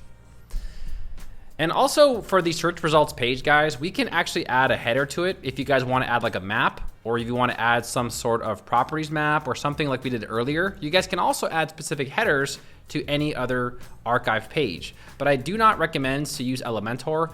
I know you can, it will let you, but I've just discovered that it gets a little glitchy, right? So here's the search results page, and now if I go to search, you'll see that the search results page now propagates. So if parts of the website don't propagate, that's because you need to create the actual page template here in order for them to propagate. Later on, we'll be talking about like login and register and packages, and then also payment pages. These pages must be propagated if you want users to pay you on your websites. Of course, if they want to list something and you want to charge a fee, they must be propagated or else they cannot pay you, right? So that is pretty much it for the page templates. Here I'll click on update under the search results. All right, so now let me show you guys how to add specific widgets on your websites. So right here, if I go to the search results page, you guys will notice that we have these widgets. Now later in the video, I will show you guys how to customize the search results page where you can have a full page, where you can have half a map. But for now, let me just show you guys how to assign specific widgets on your search results page. Also for the blog, you guys also notice here that there are these widgets here on the right side, and we can't really customize it with the builder. So we need to do that with widgets. So first, let's go ahead and go back to the search. And what I want to do now is I want to open up a second tab. Okay. Now what I want to do here is I'm going to go back to dashboard, and we're going to go to the widget section. Now over here under appearance, you'll see widgets. So let's go ahead and click on widgets.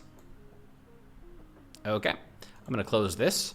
Now, these widgets are actually referring to different parts of the websites. For example, the default sidebar, this is actually referring to your actual post page. If we go over here to the blog and we see search and recent posts, you will see this also displays the same thing, right? We have the search and we also have recent posts. We also have recent comments as well. Now, if you guys do want to delete this, all you got to do is click on the element and press the delete button on your keyboard. Same thing right here. I'll get rid of this search comments, right? Because that's just a heading text. Now, let's say you guys want to add something, right?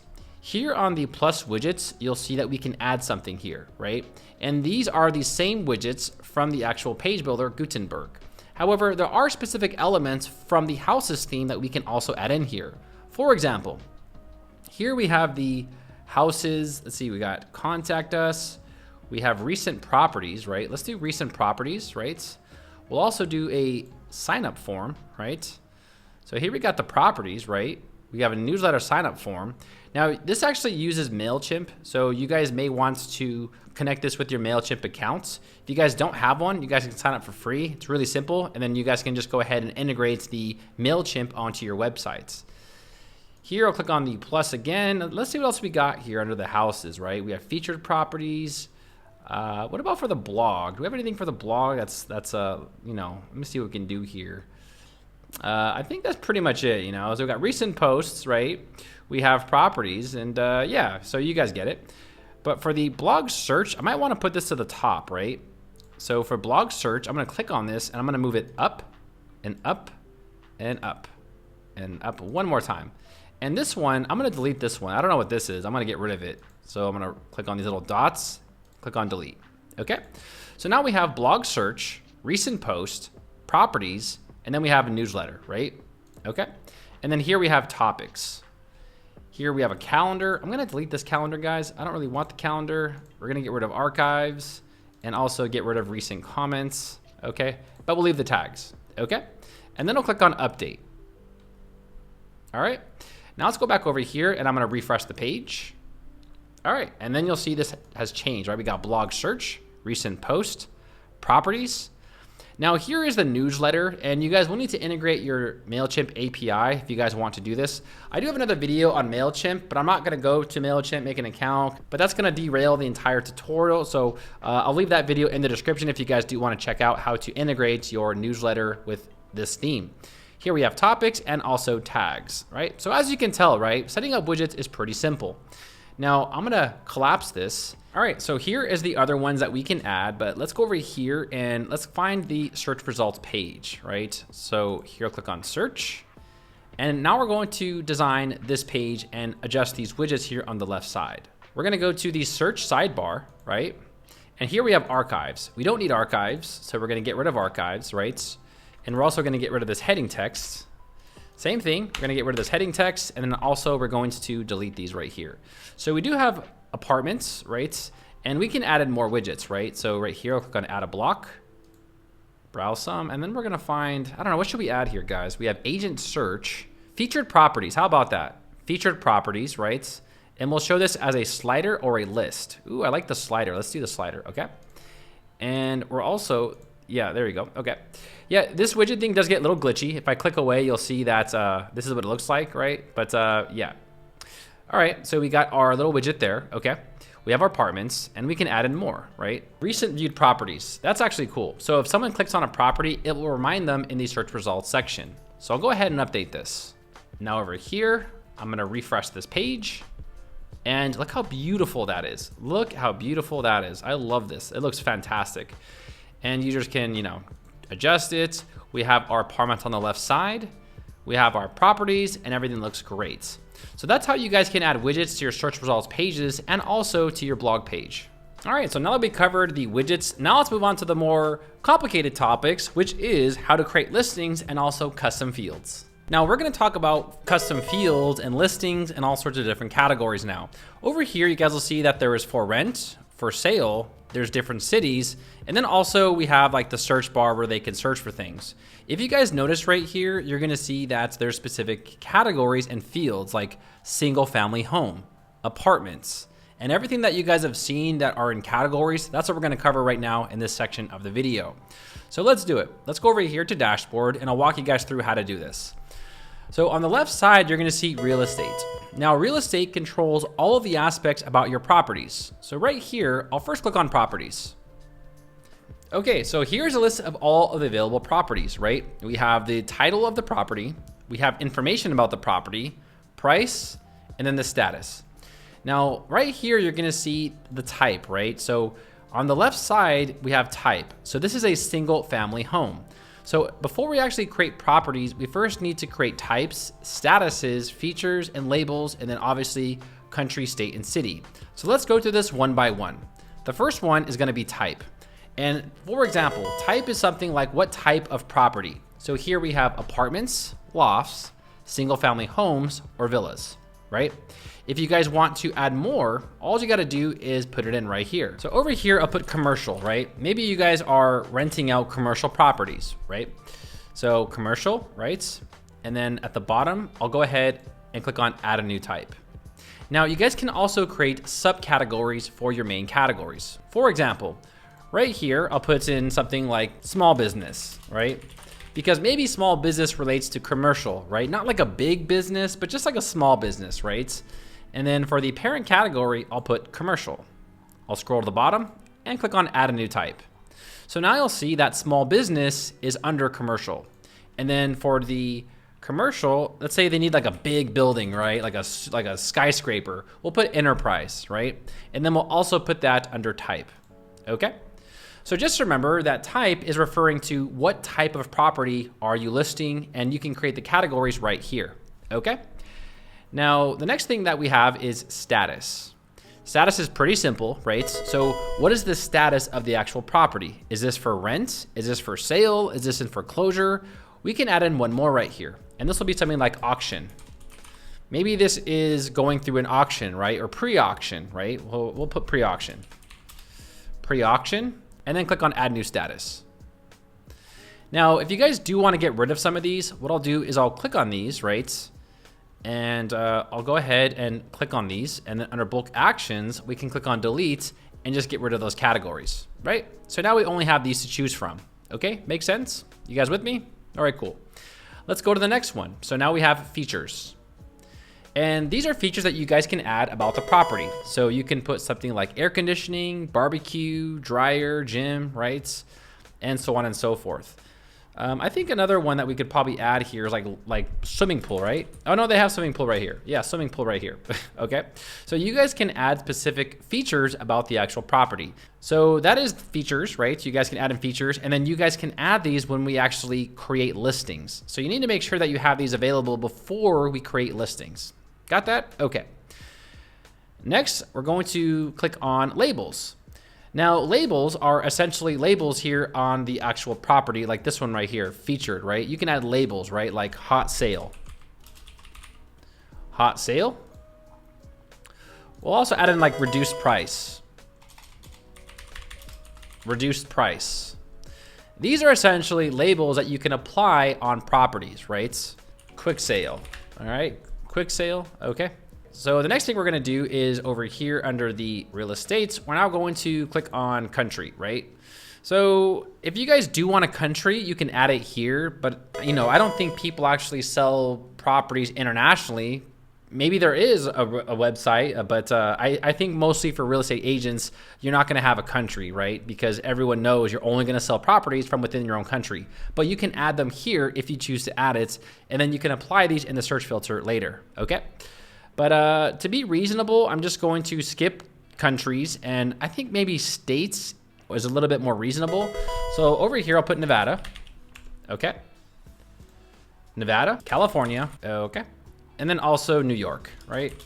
So this is if you guys are selling properties in various states, which some of you might actually be doing that. So here we go. We have some different areas, right? And now that we have these states, now let's go ahead and go to city. All right, so now we're going to list available cities, right? So for example, so I'm gonna add in Las Vegas, right? But before I add in Las Vegas and publish this, I also want to connect it to Nevada, right? Because Las Vegas is inside Nevada, right? So you need to make sure that you actually assign the actual city in the state for the search filter results, so it's more accurate, okay? Here I'll click on add a new city, right? And then you'll see the country state it propagates, right? Now for Los Angeles, I might want to put this inside of California, right? Okay, so I'll edit that and then I'll update that. Okay, I'll go back to categories. And then you'll do the same thing for the other states. Now, Miami is in Florida, right? So you might want to create Florida and then add that in there. So for Las Vegas, we have Nevada, right? But maybe also we have properties in Reno, right? So I'm gonna put Reno here. And then I'm also going to assign this in Nevada. All right. And then I'll add a new city over here, like San Francisco. And then I'll apply this to California, right? And then over here for New York, we also need to apply New York to New York. Now, there is a city in New York called New York. So you guys can go ahead and assign your specific cities. Now, let's go ahead and go to the next section here, and this is area, right? Now, area is if you want to get very, very specific, okay? So for example, I'm first going to delete all these, right? Here I'll put like the Bronx, right? And the Bronx is a specific area in New York. Okay, so what I'll do over here is I'll put New York, right, for the actual city, and then click on add new area, right? Also, in California, in Los Angeles, there is a small city called Santa Clarita. That's where I grew up. Essentially, it's an area within a city. And this is going to be inside of Los Angeles, right? And the same thing for Las Vegas. Now there is a city called Enterprise and also Summerlin, you know, so here I'll put Enterprise. And this is going to be inside of Las Vegas, right? And then also Summerlin, which is a very popular area in Las Vegas, right? So I'll put Summerlin, and this also is in Las Vegas, okay? All right, so just to be clear here, we have 2 cities in Las Vegas, we have 1 area in Los Angeles, and then we have the Bronx in New York. And I think that's pretty much it, right? Yeah, so I think that's good, okay? So yeah, that is pretty much how you guys can add specific areas inside of the actual cities to be very precise about your location. Okay, so let's keep going here.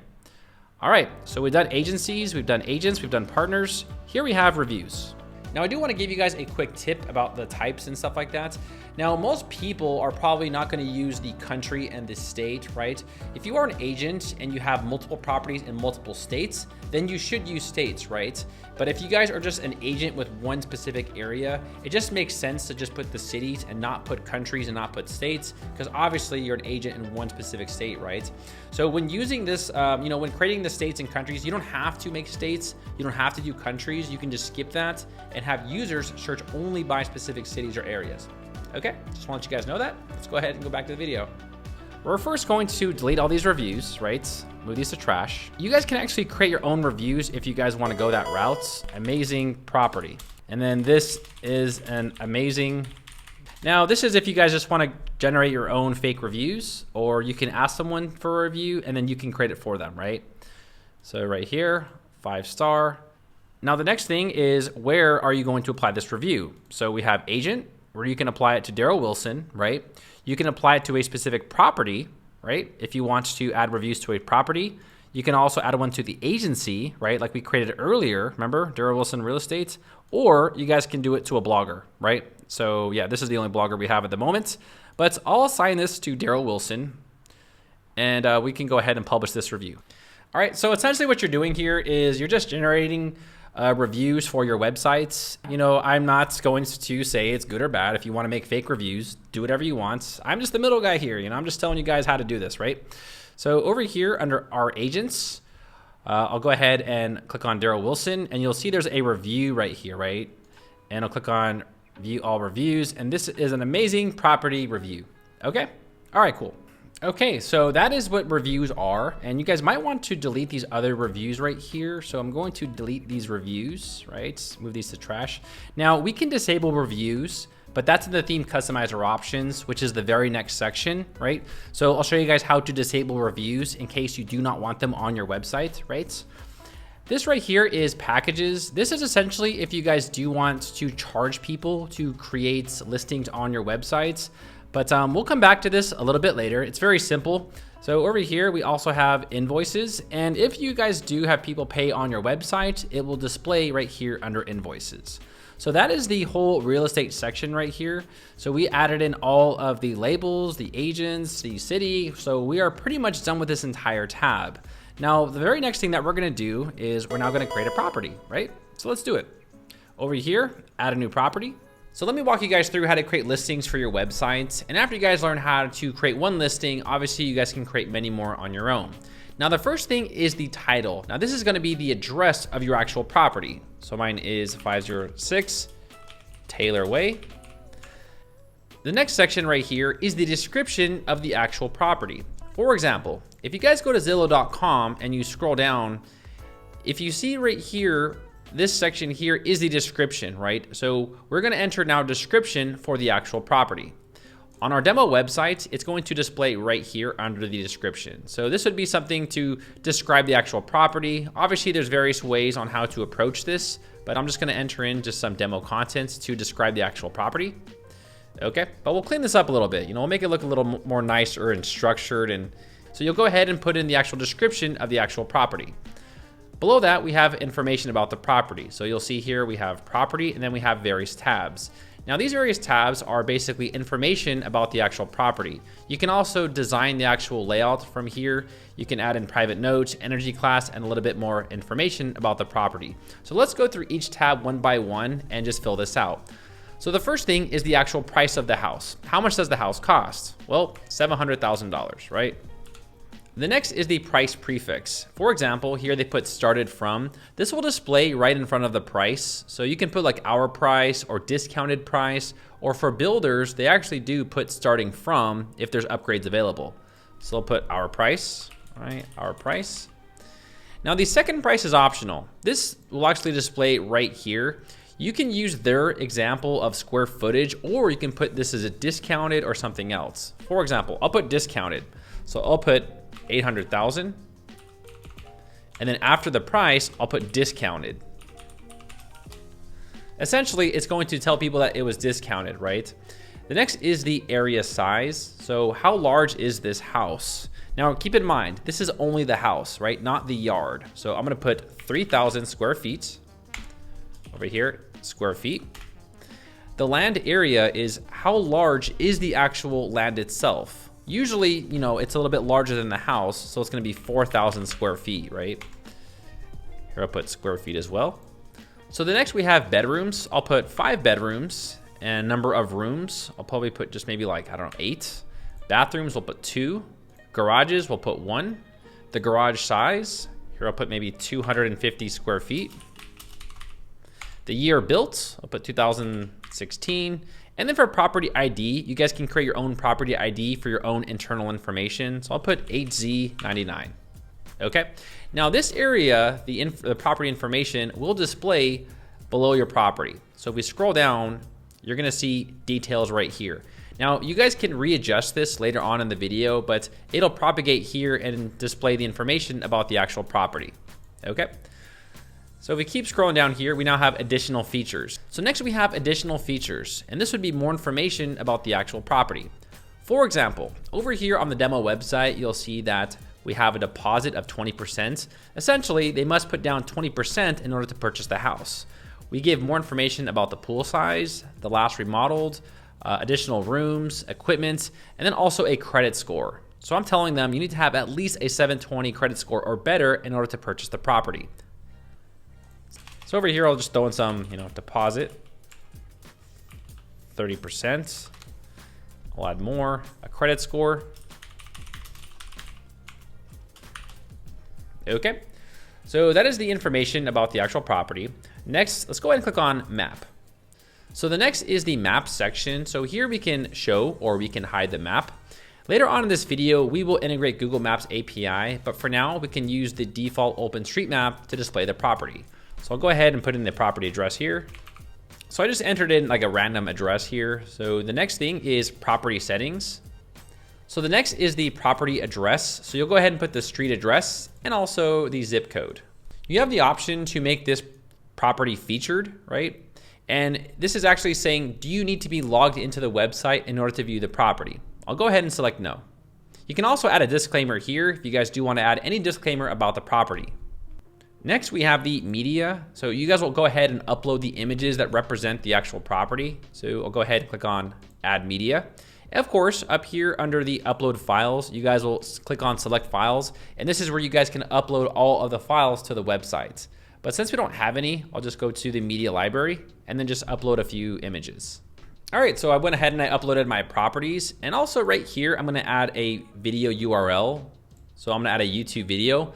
This will actually display on the actual property so people can actually see this through a YouTube video. The next one is 360 virtual tour. Now, I don't really know how to embed virtual tours, but there is a company that you guys can use. This is Matterport.com. They actually create these kind of maps for real estate agents. And what you guys can do is just contact them. They have a phone number on their websites, and you guys can give them a phone call if you guys want, help with designs or 360 maps. You'll see here they do a really good job at it, and these guys can definitely help you out with the 3D maps or any sort of maps for your real estate websites. Okay, so I'm gonna go ahead and skip this one, but I'll go ahead and leave that website in the description below of this video if you guys do want to check them out. Next, we have contact information. So who is displaying this actual property? Here we have the agent info. Here we can actually select an agent. Remember earlier how we created the agent Daryl Wilson? Well, now you can assign those agents to this specific property. You can also choose agency info. So if you want a specific agency to actually represent this property, you guys can do that. So you can do, agency, agent, or just do not display. But I'll go ahead and put Daryl Wilson. The next tab is slider. So if you guys do want a custom slider, you guys can add it here, but honestly guys, it doesn't look good and I would not recommend to use the slider. So I'm just gonna skip the slider. It just showcases an image above the actual property, which is not really that helpful. So next we have sublistings, and this is going to recommend other properties if users are viewing a specific property. But this is actually a depreciated option because now there is similar listings, and this will display below all of your properties. So you'll see that it recommends all these other properties when people are currently viewing this specific property right here. So it is a depreciated option, and I would actually skip sublistings. Next, we have floor plan. So with floor plans, you guys can actually create a little bit more information about every single floor on your property. For example, over here, you'll see there's floor plans, and we have the first floor and the second floor. If I click on the first floor, you'll see that we have some square footage dimensions here for the bed, for the bath, and then you can add a price if you want, but that doesn't make much sense. So you can skip the price if you want. Then you can upload an image as well, and then add a description about every single floor. Okay, so I just put in some basic info, like how large is the first floor. I just put, there's 3 bedrooms, 2 baths on the first floor, and then you can actually add more here and then add like the second floor and so on and so forth. The next is property documents. If you guys do want users to actually download documentation for the property, you guys can upload that documentation here. This would be something like if someone died in the property, or if there's a lien on the property, or if their tax is owed, something that you want users to know before they purchase the property, you guys can upload those documents right here. Okay, and the next is private note. This is something internal for your team, so need to sell fast. Okay, and only team members will be able to see this. Next is energy class. If you guys do want to add a specific energy class to your property or let them know what kind of energy the house uses, you can enter this here. I'm not really sure what this is. Maybe if you're a realtor, but I have no idea. All right, so yeah, that's what that is. So next we have layouts, and here you guys can adjust the layout of how the actual property is structured. This is actually using layout 6, so you guys can actually go here and adjust the layout. We'll come back to this in just a bit. So let's just go ahead and skip this for now. So this here is a depreciated option and no longer works. All right, so that is pretty much it for the property section right here. So we went through all of these tabs. Now there is another important option that we need to add, and that is the category and also the image. On the right side up here, you'll click on property. If we scroll down, you're now gonna see that we have those types. Remember earlier how we created types and features and status and all this other information? Now we can apply this to this specific property. So for example, I'll go ahead and say this is a single family home. And this is also commercial, why not? You know, whatever, it's a small business house, you know, maybe, I don't know, whatever, right? So you can add the type here, okay? And then for status, is this for rent? Is this for sale? Is this, you know, reduced price? We can go ahead and enter those here. So I'll put for sale and also reduced price.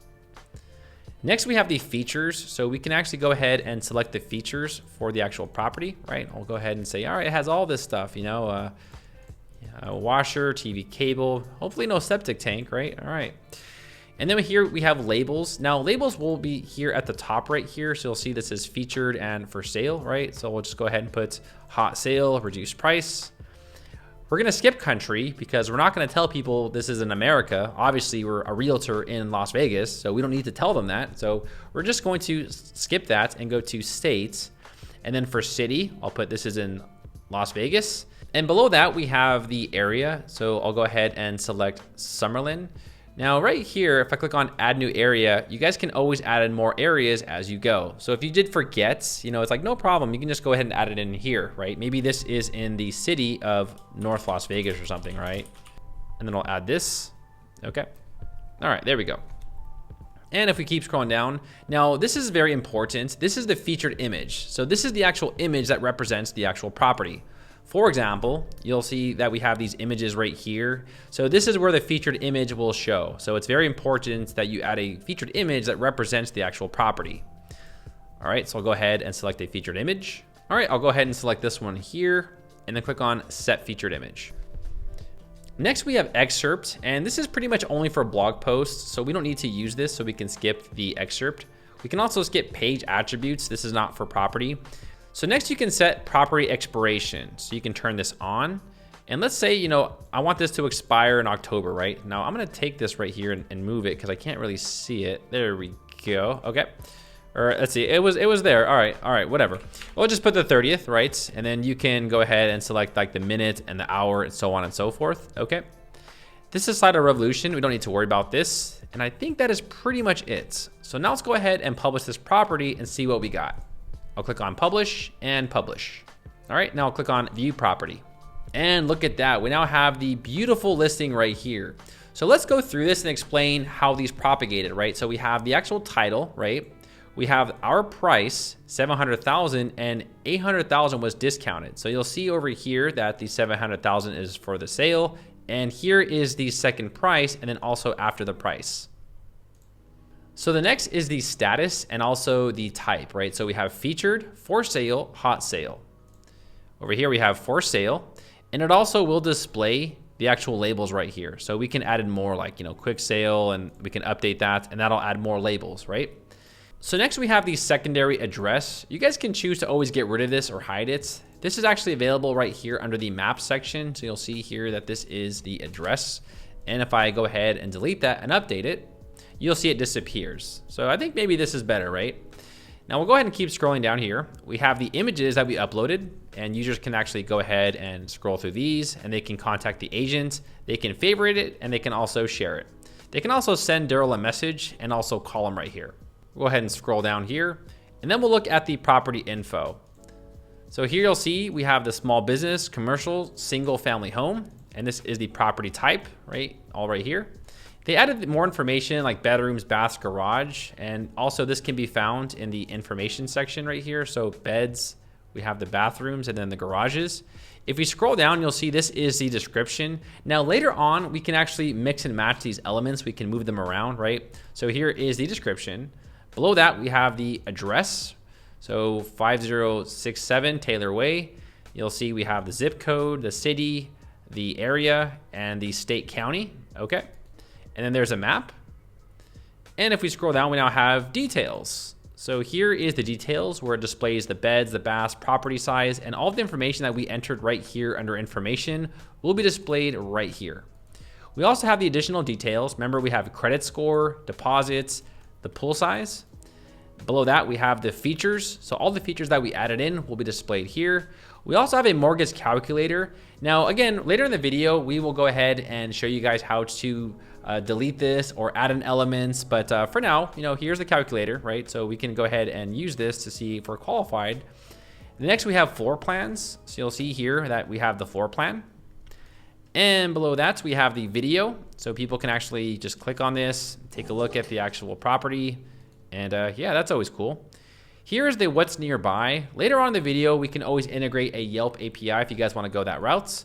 And then lastly, we have the contact information about the actual agents where they can get more information about the property. And lastly, we have similar listings. So if they are looking at one property, you might want to recommend others.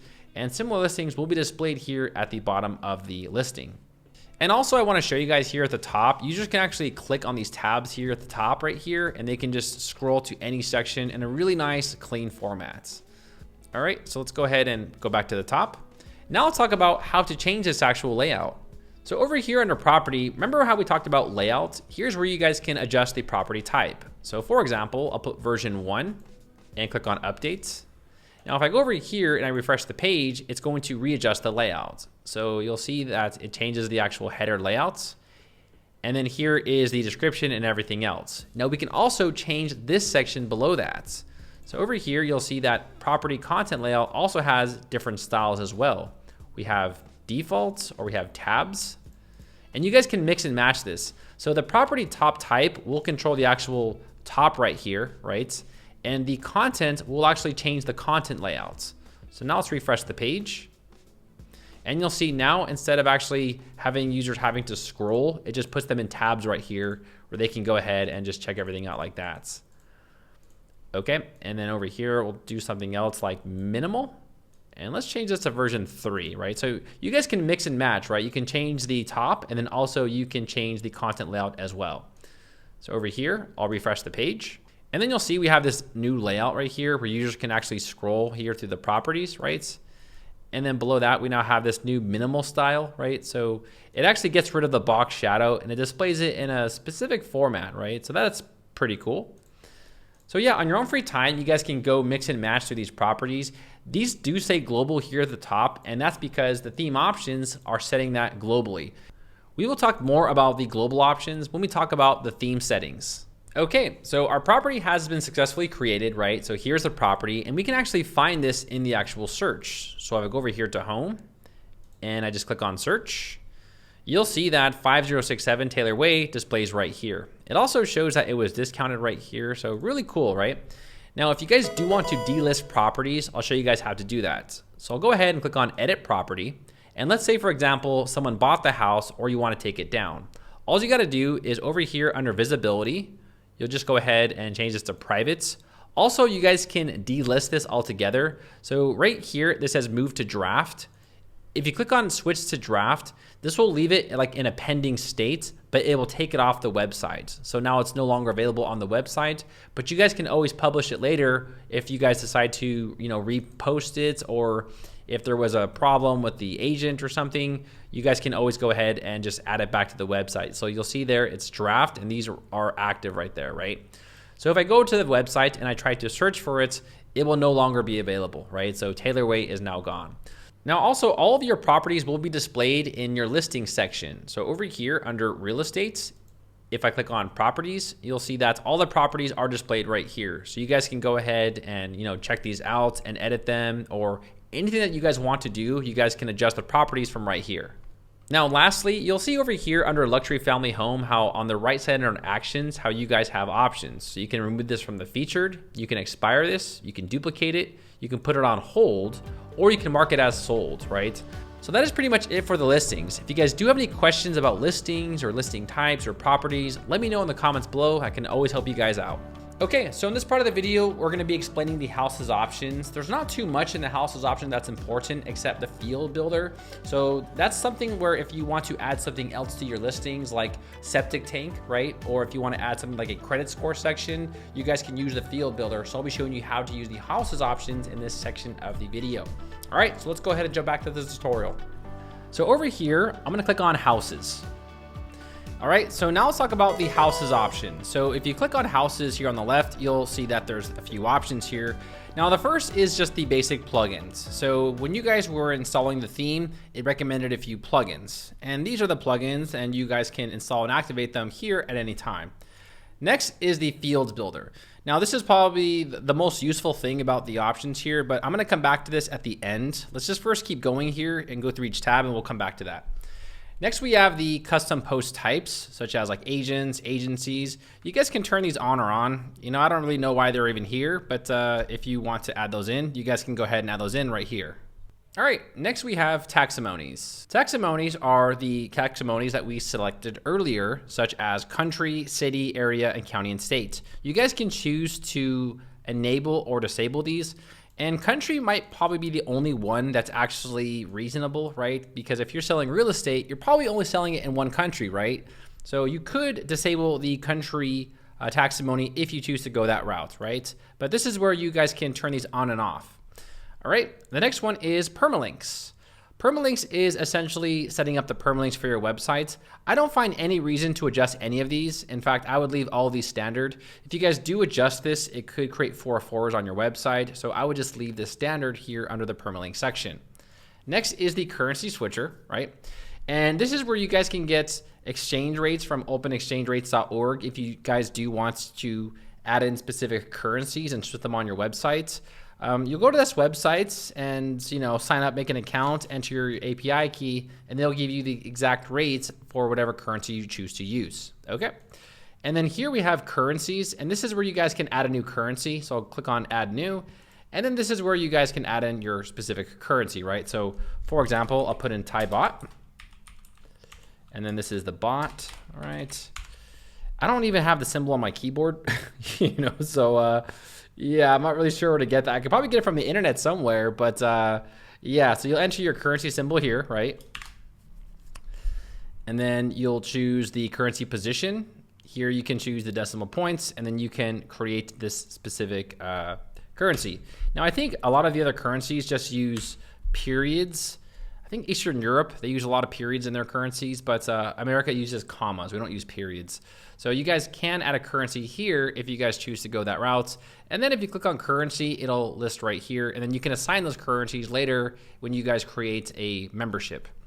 Here is documentation. If you guys have any problems, feel free to message these guys. Guys, I do my best for the comments, but if this is something regarding something like very technical with coding and you want to do something very dynamic, I'm probably the wrong guy to talk to, right? You probably should talk to these guys or maybe hit up someone on Fiverr that can help you with the Houzez theme. Here we have feedback. If there's something that you want to adjust, you guys can send them feedback right here, right? And then here is the purchase code, where you can enter in your purchase code at any time. So now let's go over here to the fields builder. So the fields builder essentially displays on the properties when people are creating them. Over here, I'll click on add new. All right, so here we have a field name, and I'm gonna type in septic tank, or septic tank. Here I'll put yes or no. Okay, you guys can see I've already done this. And then for type, we have a few different options. We can choose a text, a number, URL, multi-select, or whatever, right? I'll just select text for now, just to make this simple. And then here, I'll submit it. So under Fields Builder, you'll now see we have septic tank. So I'm gonna go over here to this property, and now you're gonna see that under this specific property, the one that we created earlier, we now have the option for septic tank, right? So this helps agents put in more information about the property. And also, if there's something that you want to add here, you can add it in right here. And we can add in another one, right? So for example, and then maybe this will be like type of roof, right? Type of roof. And then for type, we have the multi-select, right? And here I'll put in shingles, right? We also have wood shingles, which are actually banned in California and some other states because I guess they cause fires. And then we have cap roof. Okay. And then I'll go ahead and click on submit. All right. So now we have two different fields, right? We have septic tank and also the type of roof, because, you know, some houses we need to know what the type of roof is just in case, right? And I'll go ahead and refresh this page now. Once I refresh the page and I scroll down, you'll see that type of roof now has this little box. If I click on this box, it now has this option where I can select shingles, wood shingles, or cap roof. Okay. So that is what the fields builder is. It essentially adds more fields here for your properties, just in case you want to add in more information about your specific property. All right, so I went ahead and I put in yes for septic tank, and then for type of roof, I put cap roof, and then I'll click on update. Now there's one thing I do want to mention. If you guys put nothing there at all, then the field will not show up. Okay, so if you don't want it to display, just leave it blank and it will not display in the settings. So let's go ahead now and scroll down here. And we're going to find that under the details, go ahead and find out here. Here we go. So type of roof, cap roof, septic tank, yes. So that's how you guys can add a little bit more information about your properties. So that is pretty much it for the Houzez options. They are, you know, there are some useful options here. I think the only thing that's really helpful is the fields builder, but overall, they're just very miscellaneous options that you probably will never use. So now that you guys know how to use the Houzez options and you guys know how to create listings and you guys are familiar with all these different labels, now let's go back to the search results, or I'm sorry, the search bar. So I did mention about the search bar, but now that we have a lot more labels and stuff like that, now we can use this and understand what we're doing with it. Now remember, the search is not required, right? But every page does usually have some sort of search, or on some pages I might have it. So this is where you can start using the labels to actually apply for your search, right? So here we have this first field, which is cities. Now you can change this to pretty much anything, right? For example, you can search by beds, you can search by bathrooms, you can search by price, right? For example, here I'll put the minimum price, right? And then for the label, I'll put min price, right? And if we click on this now, you're gonna see that only prices show up, right? So yeah, so that's how we can basically, you know, adjust that. And then for the placeholder, we'll just put like price, like where people can shop by price pretty much, right? So here we have price. And then we can go ahead and add in one more, right? So we have price, but we can also do something else like max price, right? We can do max price. So we have min price, and then here I'll put max, right? So max price. Maybe this one over here I'll put min price, right? Just to make sure that it correlates together, right? So we have min price and then max price, right? And then we can add another one. I'll duplicate this one, and then right here we can put something like the city or the area. Remember how we created those earlier? So here we have city, put city, and then also over here I'll put city. Okay, now we got city, and then you'll see this is a list of all available cities that we created. And let's make another one, right? So we have city, and you know, I think at this point you guys understand, right? We can do by year built, by radius, by septic tank. Remember how we created septic tanks? We can, you know, go that route or whatever. Features, right? We can search by features. So you'll see here that it displays a list of all of our features, right? So it's very dynamic, as you can tell, right? There's many different ways on how you guys can approach this. And then over here, we have the keyword, but we should probably change this to type, right? I think type's a little bit better, right? Type is basically saying like, what is the type of things you're looking for, right? Something like this, which is a little bit more focused, right? So I'll put type, and then over here, I'll also put type. Keyword is too broad, I think, right? It's just, you know, it's cool, but it's just too broad. And then the search button right here, I'm sorry, the type over here, you see under column width how this is taking up all the space. We can reduce this to like 25, right? Something a little bit more smaller, right? Or 20, right? Make them all the same size, right? And then you'll see the search bar just like snaps right into place. Now we can make the search bar larger by clicking on the column right here, and under layouts, I think we can make this larger. I'm sorry, the 6 dots right here, and we can make this larger, right? So you'll see that we can make this a little bit larger, and we can add in more and stuff like that.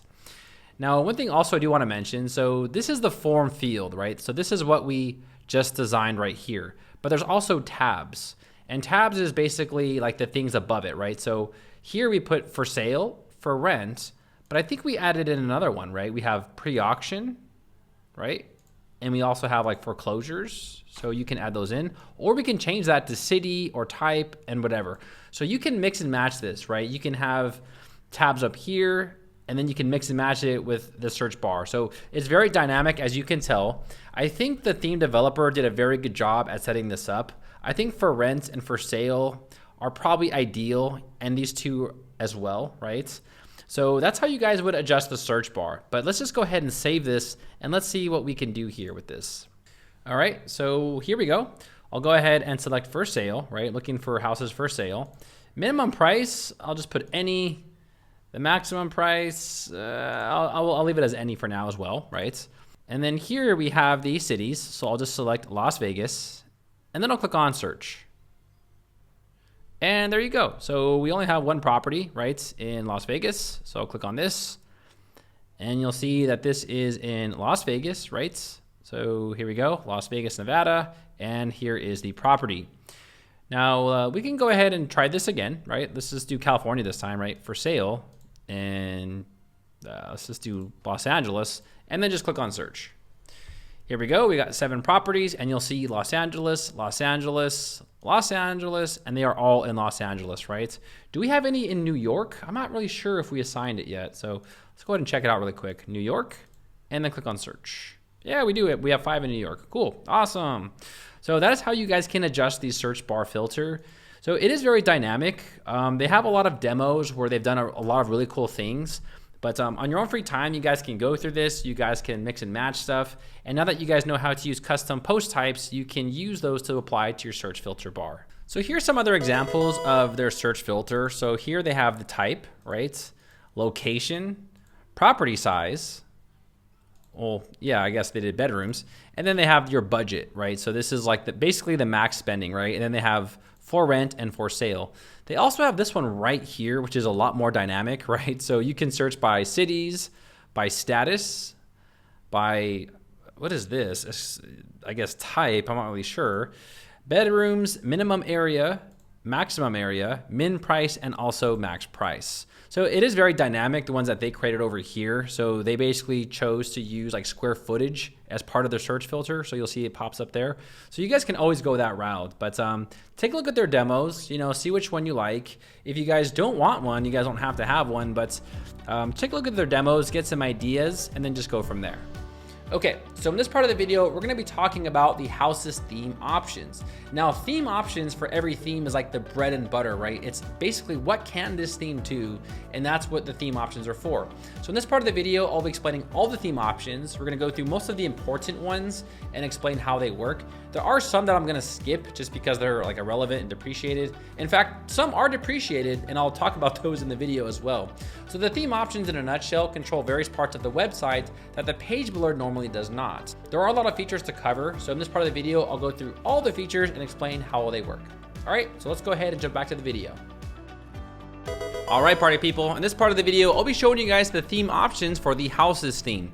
Now, throughout your website, you can adjust various parts of the website, like the search results pages. You can change the headers, the footers, and other various parts of the website, like the blog. You can do all of this from the theme options for the Houzez theme. So we're gonna go through all the theme options. I'll explain the more important ones, and then I'll also show you where those changes are made. So if you click on theme options here at the top left, you'll be brought to the Houzez theme options. Now, really quick, so these options here on the left side are the same exact options here under this tab right here. I'm not really sure why the developer decided to duplicate these options, but these are the same options. So try not to get overwhelmed, right? Because I'm sure when you first look at this, it looks like tons of options, but they are the same options. So we have general, translation, logos, generals, translations, logos, and so on and so forth. Okay, so the first is the general tab. And this controls some general parts of your website, like the container width, where you can change the container width. Although most websites are full width, you can also have a back to top button where, here at the bottom right, you'll see there's a back to top. And then we have the add to favorites and then breadcrumbs. So add to favorites is basically the little add to favorites thing right here, right? And this is if they are logged out, right? So login required for add to favorites, right? And then we also have some options like mobile phone number and breadcrumbs. Breadcrumbs are when you actually click on a property right here. I'll just give you guys an example. Here are the actual breadcrumbs. So if you want to get rid of this right here, you can turn that off. If you want to, have them on, you can leave them on, right? And they have some other general options here like pop-up gallery caption, and that's just like a little caption at the bottom when people click on the images, and so on and so forth, right? But these ones right here are a little bit more important, where you have the square foot text and then you have the square meters text. So if you want to change that, you can do it right here. Also here, you'll see that there is the sticky sidebar. A sticky sidebar is when actually users click on specific properties, and then on the right side, you'll see that like the right side, how this is sticky. You can turn these on or off on various parts of the website. So here you'll see the property detail page, we have it on, right? So if you don't like the sticky sidebar, you guys can always take that off. But yeah, it's just an option where you guys can turn those on or off at your discretion. Okay, so those are the general options. Pretty simple, right? Pretty basic. Next, we have the translation. Now, this essentially allows you to translate various parts of the website, and you can change this to anything, right, to fit your company culture. So add compare, you could put add to compare or add compare or just compare, right? Something like this. And then this will actually apply throughout the text on your website. Next is logos and favicon. Now, if you guys don't have a logo, there is a website that I recommend to go to, and I do have a coupon code, I think, and it is Fiverr.com. So you guys can use my affiliate link if you guys want, and it'll bring you to this page right here. You guys don't have to log in, just click around, click away, and you can close all those tabs. And here you guys can get like a logo for your real estate website for like, $10, right? So over here under budget, I'll put under 30 bucks. So here's a list of the logos where you guys can have someone create a logo for you for just like 5, 10, 20, 30 bucks. I believe I do have a coupon code, and I will leave that coupon code in the description below this video. I think it'll give you like 20% off your first purchase with Fiverr, but I would definitely use these guys here to create a really nice logo, because it's much better than using those free logo website maker tools. In fact, legally, you can't even use those tools because you can't copyright them. So you're better off getting your own logo here so you can trademark the logo so you can use it and no one else can. So you can go ahead and upload your logos here. And you can also do it here for the lightbox and then also for the dashboard logo as well. Next, we have headers. If you guys do want to change the header of your website, you guys can do that from right here. And they have various styles, right? So they have this one here, and I'll click on Save Changes. And if I refresh the page, you'll see the header has changed, right? And also we can, change it to this one, Save Changes, refresh the page. And we can actually adjust the colors here and stuff like that, but what we can do here is you guys can go ahead and go through these right here, see which one you like, and you can always change the header. Here we have the header height, where you can make the header longer, right? So if you want it longer or bigger, you can also make it bigger as well. And then they have some other general options, like if you want a box or full width layouts, and then also if you want to have the navigation aligned to the left or to the right side. So I'm gonna click on this header style here at the top, and then click on Save Changes. And then here we have social media, where you guys can add in your social media icons. This will display in the header and also on the elements and also on any other element that you guys use for the social element with Elementor. So it will appear at the top if you guys have social icons. It'll also appear if you guys use the Elementor elements for the actual page. And then also these right here also will actually be the social icons, and they'll link to those specific areas. So that's what these options are referring to, okay? Create listing button. If you guys do want to have people actually create listings on your website, you can actually turn this on or turn this off, right? So if you guys turn this on, it'll actually prompt them to create properties.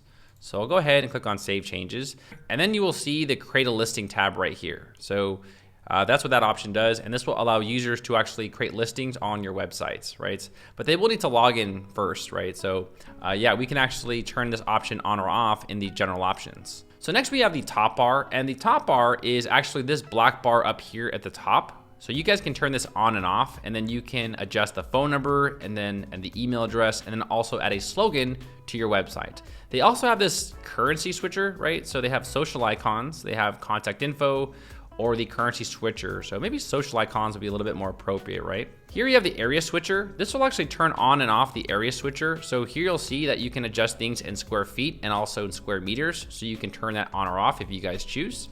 Now the splash page is basically depreciated. I don't recommend using this option at all. So you can do all this with the page builder. So just ignore splash page. It's very outdated. Next, we have the login and register. So you guys can have the login and register on your websites. And if you guys do turn this on, you guys need to actually view your website logged out in order to see the changes. So I'll go ahead and visit the website here again. And here you'll see that if I click on this, it'll prompt us to log in and register. You guys can also change this to text as well, I think on the next options, but that's what that options is basically referring to. So here you'll see for the login register, you guys can choose icon or text.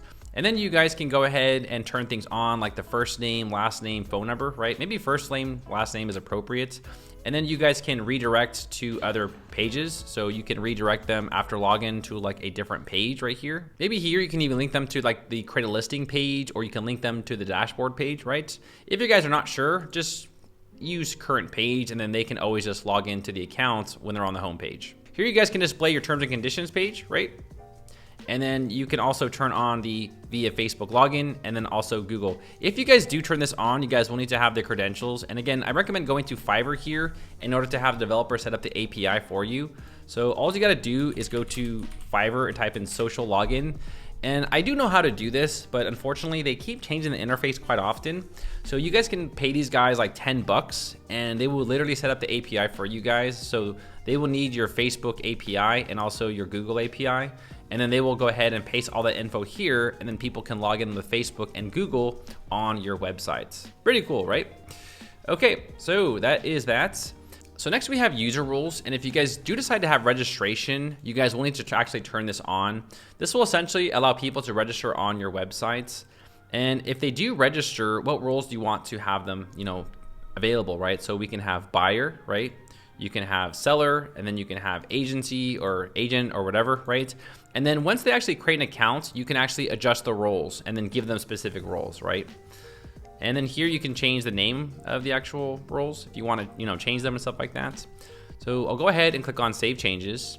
And then also I'll explain to you where those are located. So if you scroll down to the bottom over here under Users, and then at the top, I'll click on Add a New User. And let's say like someone wants to sell on your website. So this would be like John, right? John@AOL.com, right?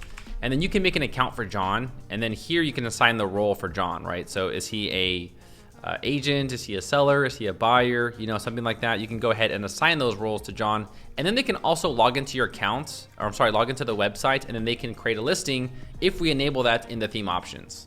Next, we have the price and currency. You guys can choose to enter in different currencies. Remember earlier how we set up the Thai bot? You guys can actually add your currency right here. And you can also add in currencies here. And then there's some other information about, short price, and then also the Indian currency format if you guys are using Indian currency. But you guys can create any currency that you guys want, and then you guys can list them right here. Next is typography. This actually does help with like the footer and also like the top bar and then the headings. So for example, if you want to change like the actual top bar font, you can do that right here, right? By picking a specific font, okay? Also, you can do the same thing for the footer. You can adjust the font, and then also for the heading text as well. And if we scroll up, we also have navigations. Now, I believe navigations is actually the main menu right here. So it's this one right here. So let's just go ahead and test this out really quick. I'll change this to Dorsa, right? I'll refresh the page, and there you go, right? So if you do want to change the font for the actual menu, you'll need to use this option right here. And then here is the body as well. So for the body, right, I'll click on search.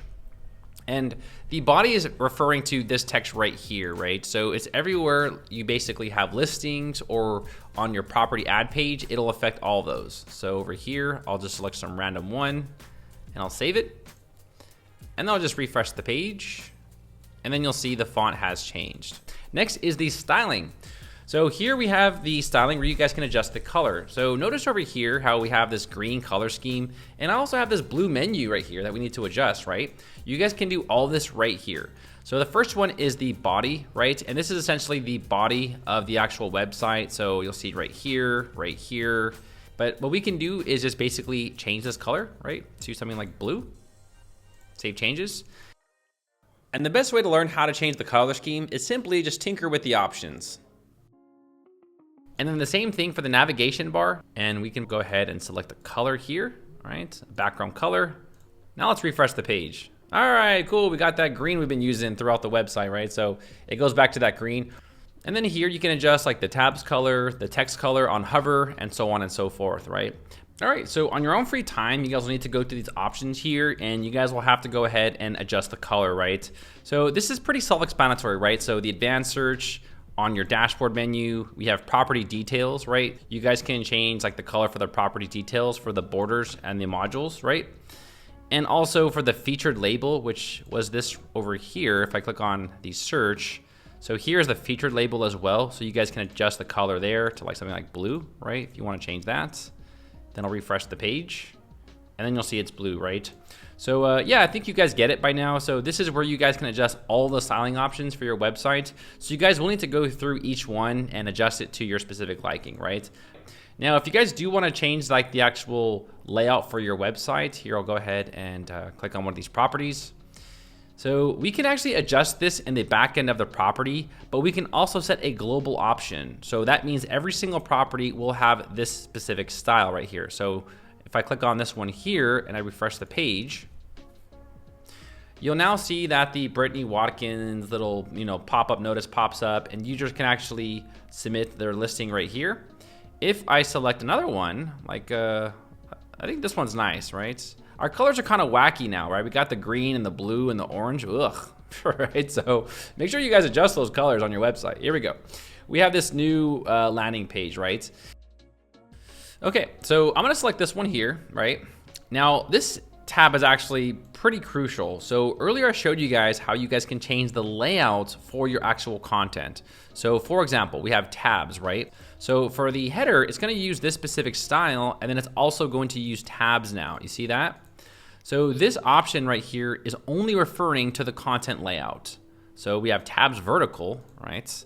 And I don't know what these all look like, so you just gotta go through each one and just, here we got tabs like this, right? You can go that route, which is pretty cool, right? And it looking good. Now this option right here, I have no idea what it does. I looked everywhere through the documentation and I couldn't find where exactly this adjusts. So we're just gonna skip this one. Sorry, I looked everywhere. Their documentation sucks. Blame the developer, all right? Here's some other styling options for like the property content layout if you want it full width.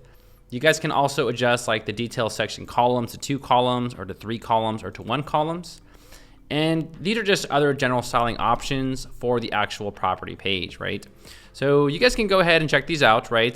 Mess around with them and fiddle with them and see which one works best for you. Here we have the default layout manager. Now really quick, in order for this one to work, I have to take this out of the tabs, okay? So I need to change this to default, all right? So just to be clear, when you guys do this, it needs to be under general. So the tabs will actually not work for this specific setting, right? So here we have default, right?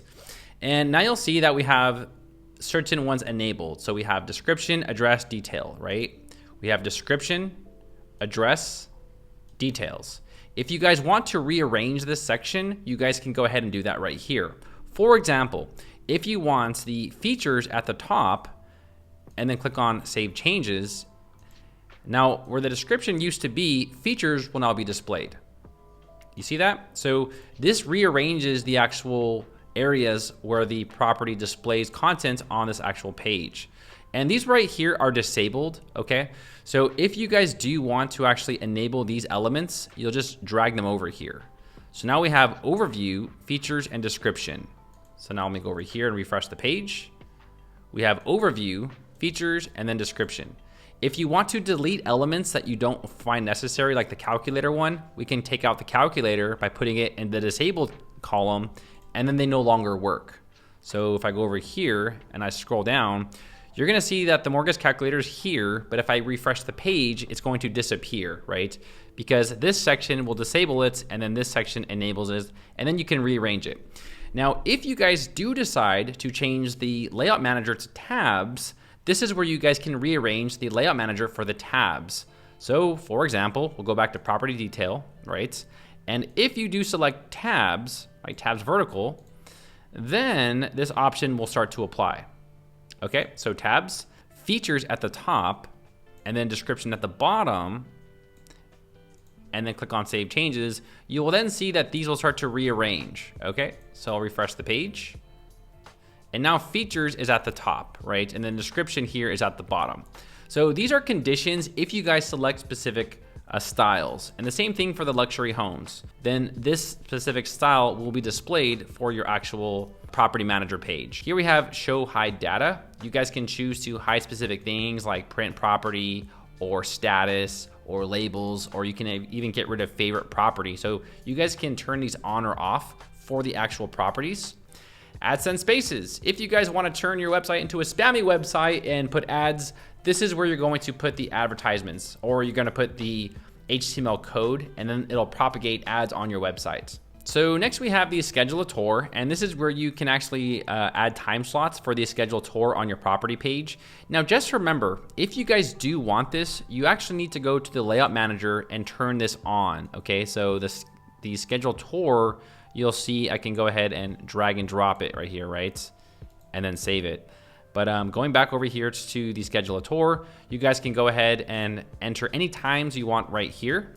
And then also, if they select it, you can redirect them to another page. This can be a thank you page. This can be any page that you would want. So let's go ahead and take a look at our page right here. I readjusted the page, hope you guys don't mind. So if we scroll down, you'll see that schedule a tour appears right here. They can do video chat or in person. You can pick a date, and then also the times based off the times that you've entered here. So next we have add a new property, and this is the section for the create a listing section. Now the first one is one step or multi-step. I definitely like one step better. So when people create a listing, it all shows on one specific page, right? All the options, you know, so they'll put everything in and they'll click on submit property, and that allows them to submit the property.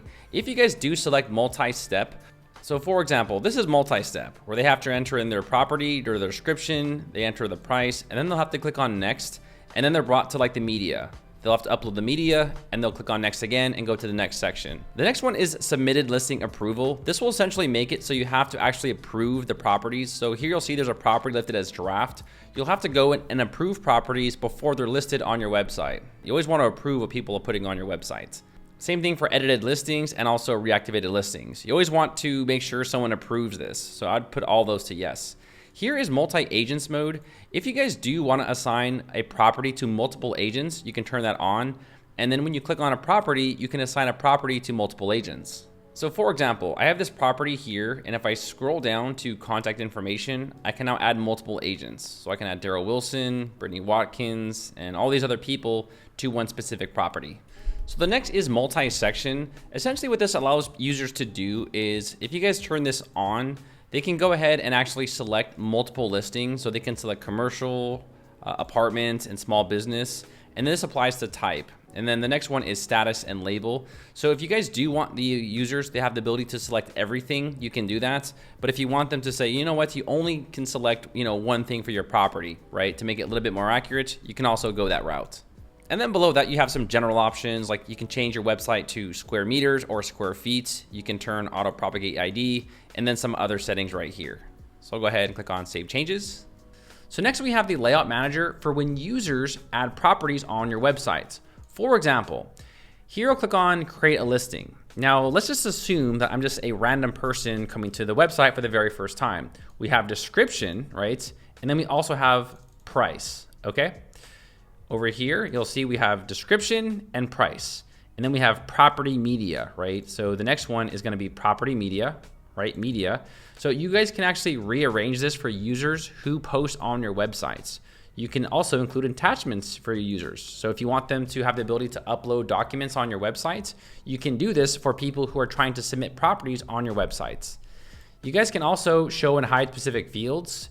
If you don't want like septic tank showing, or you don't want these other options showing, you guys can hide these forms when users are submitting properties on your websites. Here you have the required forms. If you guys do want to make something required where they must fill out, you guys can actually check these right here. So for example, bedrooms should be, required. So should bathrooms, and so should the state, right? And the city, right? And yeah, I think those are, and the title, of course. I'll make these required for users who want to post on my websites. So now I'll click on Save Changes. All right, so now let's go ahead and click on Searches. So the next option is the header search, and this will actually display a navigation bar on your specific search page. So over here, you'll see that we have the search results page, And you'll see that we have this header here at the top. You guys can turn this off, or you guys can change it right here, right? And this only displays on the actual search page. Now, this is referring to if someone actually clicks on advanced, you can actually choose what you want to display. So they have the keyword city areas, and then here they have the like keyword city areas, and then status type bedrooms, and then status type bedrooms, okay? So that is only if they actually select the advanced options, then you can use the search builder.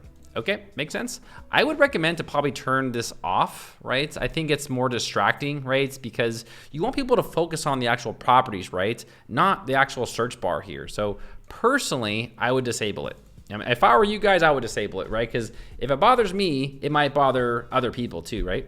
Now the next is the doc search, and this will allow you guys to add in header maps and property sliders above your actual page. That looks something like this right here. So if you guys do turn this option on, you guys can, select these other various options where you guys can select.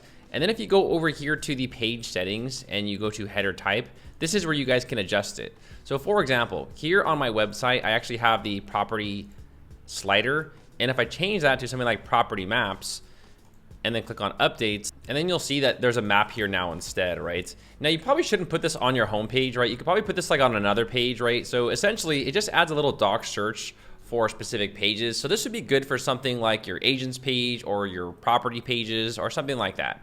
And here you guys can enable different options for this page. So you guys can, choose it on only homepage. And then you guys can actually build it just like we built the other ones. You guys can use the search builder here and then have users search for specific things like here, keyword city status. You can enable those or disable those if you guys choose. So next we have the half map search. Now, just to be clear, so for the half map search to work, you first need to go over here to the search results page and you have to turn it on, right? So they did spell result wrong, right? I guess I got to fix that. So over here, you'll first need to select half map. Once you do that, then over here under searches, then you can design it, right? So then you can customize it. So these are options to basically customize the half map if you do have it enabled. And in this case, I do. So I'll just go ahead and walk you guys through this. So I'll refresh the page over here. And then I will do a quick search. Okay. And then you'll see the half map shows up. Okay. And then you can choose to like turn this on or off, right? And these are all the styling options that you guys will need if you guys do have half map search enabled. This is where you guys can take out the keywords or the cities or whatever, or you can take out the search. So if you don't want the search, we can just go ahead and put that one there instead. Because I mean, this right here is a lot of junk, right? So let's go back over here and refresh the page, and let's just see what that's done. All right, so then you'll see like it gets rid of all those filters. It's a lot more cleaner, right? So yeah, you guys can go ahead and design the half map right here, okay? So the next one is the banner search, and this is another depreciated option. Essentially, if you guys choose to actually use the banner search elements, you can just basically create a search banner, but they've already created one for Elementor. So this is only if you guys are not using Elementor. This is more of a depreciated option, so I'm just gonna skip this because we don't need to use it. And then lastly, we have the settings pages. This is essentially adding filters for your search. So for example, you can have a drop down for city area, right? So over here, city is like a drop down, right? And then you can also exclude statuses. So if you want to like not show like foreclosures, or if you don't want to show pre-auctions in your search, you can go ahead and apply that as well, right? So these settings right here are just basically search filters for your actual search bar. So you guys will need to go to these options here, see which one applies to you. Here they have minimum price, maximum price, beds and bathrooms. So this is where you can assign how many bedroom list, the room list, if you guys do have those as search filters on your search bar, okay? So yeah, that is pretty much it for the searches, right? Then we have the search result page. Now this is basically if you guys have a search results page, what kind of search results page do you want? You can have a normal page, right? You can have a full width page, a left sidebar, or a right sidebar. So for example, if we change this to a full width page and then click on search, you'll see this is now a full width page, okay? So this option right here is just setting the search results page. Property layouts, this is essentially going to change the property layouts on your actual page. So if you guys do want a grid view, right, we'll go ahead and refresh the page here. then you'll see it's a grid view, right? So this applies, so the search results page, this is the actual page, the layout, and then these are the property styles of how they display on your listing, okay? Makes sense? All right, cool. Next, we have the map settings. Now, this is where we can embed the Google Maps API, and I think they also have the OpenStreetMap API, right? Oh, no, I think Mapbox, right? They need an API, right? So for now, you guys can just use OpenStreetMap. It's a great way for you guys to display your map. We will integrate Google Maps API a little bit later, but for now, we'll just use OpenStreetMap. So if you guys have half map enabled, you guys can change the property type from list view to grid view and so on and so forth, okay? They probably should have put this in the search results page, right? Because here you can design, half map, right? But instead they put it down here, which can be very confusing at times because you might not know what you're actually changing, right? Listing options. So if you guys do have a listing or a grid, this is where you guys can also adjust the options for listing options.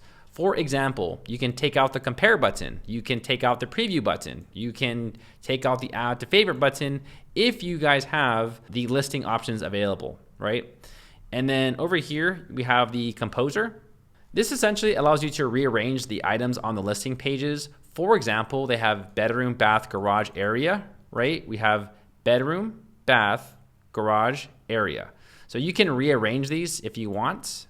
Since this is a listing, you'll see that it'll actually change right here. See that? So, but this is only because we have the listing search results available. Make sense? Okay.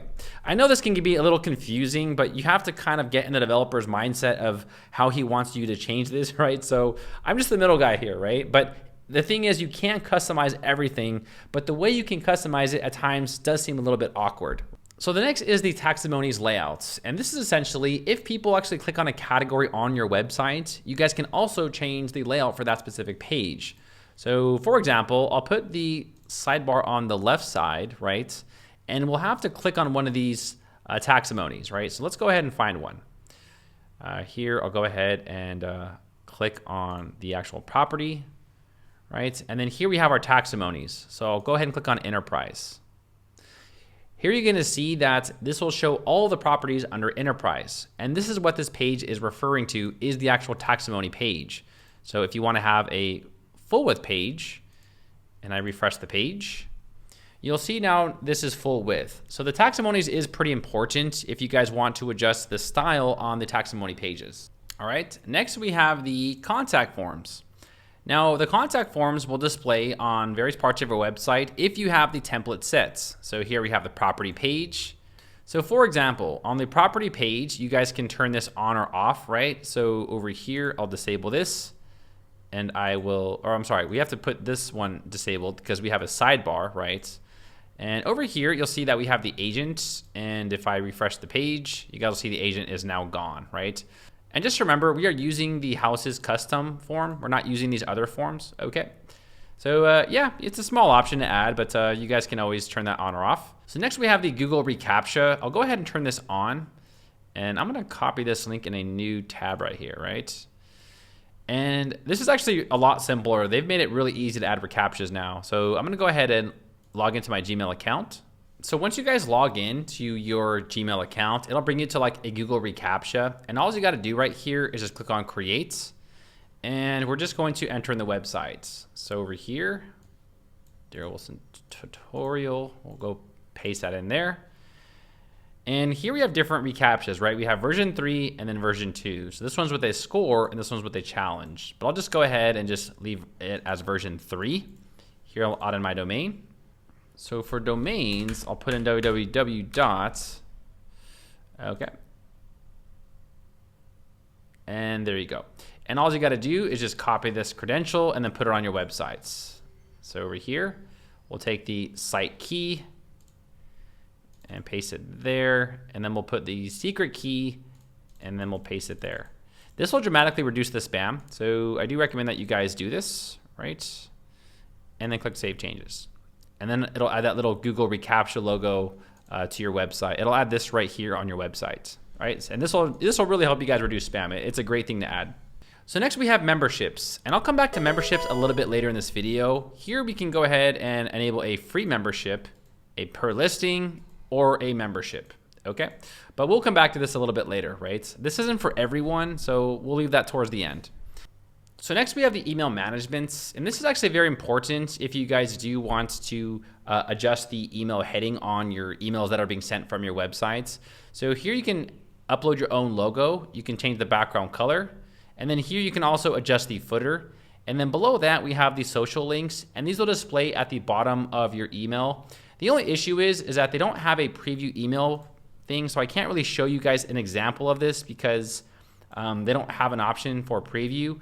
But if you guys do have people purchasing listings on your website, you might want to adjust this because they will see this information when they get a confirmation about their listing. Next, we have the 404 page. So if someone enters something in wrong on your website, a 404 will display, right? And here you can basically edit the content. So, oh no, page not found. You guys can go ahead and over here and just update the content. Are you lost? Let's see, are you lost? And over here, if I refresh the page, you'll see it says, are you lost? And then they can just go back to the home page. But you can adjust the text here just in case you want to redirect them back to your home page. So next we have the footer, and this is actually pretty important. So we can go ahead and adjust the footer. So if we want a full width layout, he'll hit on refresh, you'll see it's a full width layout, right? And then we have, I guess it's, you can tell what this is, right? It's like a 2 column, but this one's a lot larger. So we can see what that does, right? And then here we can have many columns, right? Many columns. Oops, refresh the page. Okay. And yeah, there's also, you guys can upload a logo right here. So I'll throw in a logo, all right? And then here we can adjust the text. So we have the copyright, the Facebook, and then all this other information you guys can adjust right here, right? So yeah, you guys can go ahead here and adjust the versions of your footer as well. So version 2, let's take a look at that right there, right? And again, you know, the only way to really learn all this, guys, is just to really change the versions and just mess with the options. But if you guys actually want to change the elements there, you'll need to go to the widgets section. So let's go ahead and go to the widgets. We'll find the widgets over here under appearance, and then we'll click on widgets. Okay. So we'll go ahead and scroll down here. And now we have footer area 1, right? Footer area 1, you guys can see that this section right here is controlling footer area 1. Here we have footer area 2, which is discover, and it's this section here, right? So here I'll put something like Daryl Wilson Real Estate is a scam company that is bad. Okay. And then for the title, we'll put like about us, right? All right. And then for the footer area 2, so this is the house's property taximonies, but you guys can add in your own, right? So if you guys want to add in something else here, we can add in different elements here, right? We can add in more houses elements, right? Maybe featured properties. And there we go. So that's what it'll look like for the footer area 2. And then we can go over here to footer area 3. We'll just skip that one and we'll put something for footer area 4. And then tell you what, we'll put in some properties instead. So we're going to throw in some houses properties. So we'll just do featured properties, right? And we'll show 5 and we'll show them as a list. And then I'll click on update and I'll take a look at our website. Okay, so you'll see here how we are actually missing the featured properties, but that's a quick fix. But you'll see right here we have the about us, the discover, and then we have the widget underneath that because this is column 2, and then we have lifestyle. This didn't propagate because we probably need to add 4 columns under the settings, right? So let's go back over here to the theme options, and we're going to scroll down to the footer. And here you'll see we need to actually select 4 columns, right? So we only have 3. So footer area 4 will display nothing. So now that I've set 4, if I go over here and I refresh the page, you'll see that the properties now display, right? And I actually chose to display 5, and I think that's maybe too big. I probably should have put something like the slider, you know, because this is like this is kind of large here, right? It's kind of a large footer. So under the footer area 4, I'll change this to a slider instead. And I think that'll actually reduce all that space. So now I'll refresh the page. And there you go. Now we have a slider where users can go ahead and slide here on the bottom of the website. So that is pretty much the footer summed up. You guys can go ahead and adjust it. You guys can change the style and add in any elements you guys want for the footer of your websites. And the last one that's actually pretty important is the optimization. So you guys can actually turn some of these on, and this will actually make your website a little bit faster, where you guys can minify the JavaScript. I'll turn this one on, the CSS as well. So I do think lazy load is probably the most important one here. Essentially what lazy load does is lazy load will only load the images on the actual server if the user scrolls down. So some websites, if you go to the website, it starts to load everything right away, which can result in a lot of server strain, right? But lazy load will actually only load images if a user scrolls down. So I'm gonna scroll down really fast here, and you're gonna see that some of the images will fade in, right? You see how they fade in like that? How it's fading in? See that? So because of that, that's what lazy load is, and it just basically reduces strain on the server. So I do recommend to set these options for the optimization section in the theme customizer. And guys, that is pretty much it for the general options with the theme customizer. On your own free time, feel free to go through some of these, adjust them to your liking. But overall, we went through all of the theme options right here. There were some like custom code and import that I didn't go over, but I don't really want to get into that because most of you guys are not custom coders or developers. All right, party people, in this part of the video, I'll be showing you guys how to integrate the Google Maps API and also the Mapbox API as well. So Elementor does have elements where you guys can embed Google Maps, but you'll see that if we add it in here, it just says, oops, something went wrong because we don't have the API on the actual website. You guys can also add this on the search bar right here for the geolocate option, and you can also add it on your property ad page if you want to display Google Maps. So I'll show you guys how to integrate both Google Maps and also Mapbox as well. So let's go over here to our dashboard. Next, we're going to click on theme options. Okay, and we're going to scroll down and we're going to find the option for map settings. So click on map settings.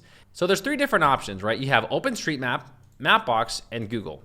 OpenStreetMap is also a great free alternative. It displays the maps, it shows locations on the map, and it's really good. It's really accurate. The next one is Mapbox. Mapbox is actually a free service, but once you go over a certain threshold, they will then start to charge you guys. So all you need to do right here is just click on the link to go to mapbox.com, and all you have to do is just make a free account. That's it. Just make an account and it'll bring you to this page right here. Once you go to this page, all you got to do is just copy and paste this and just paste it in the Map API key and you're done. Like, it's super easy.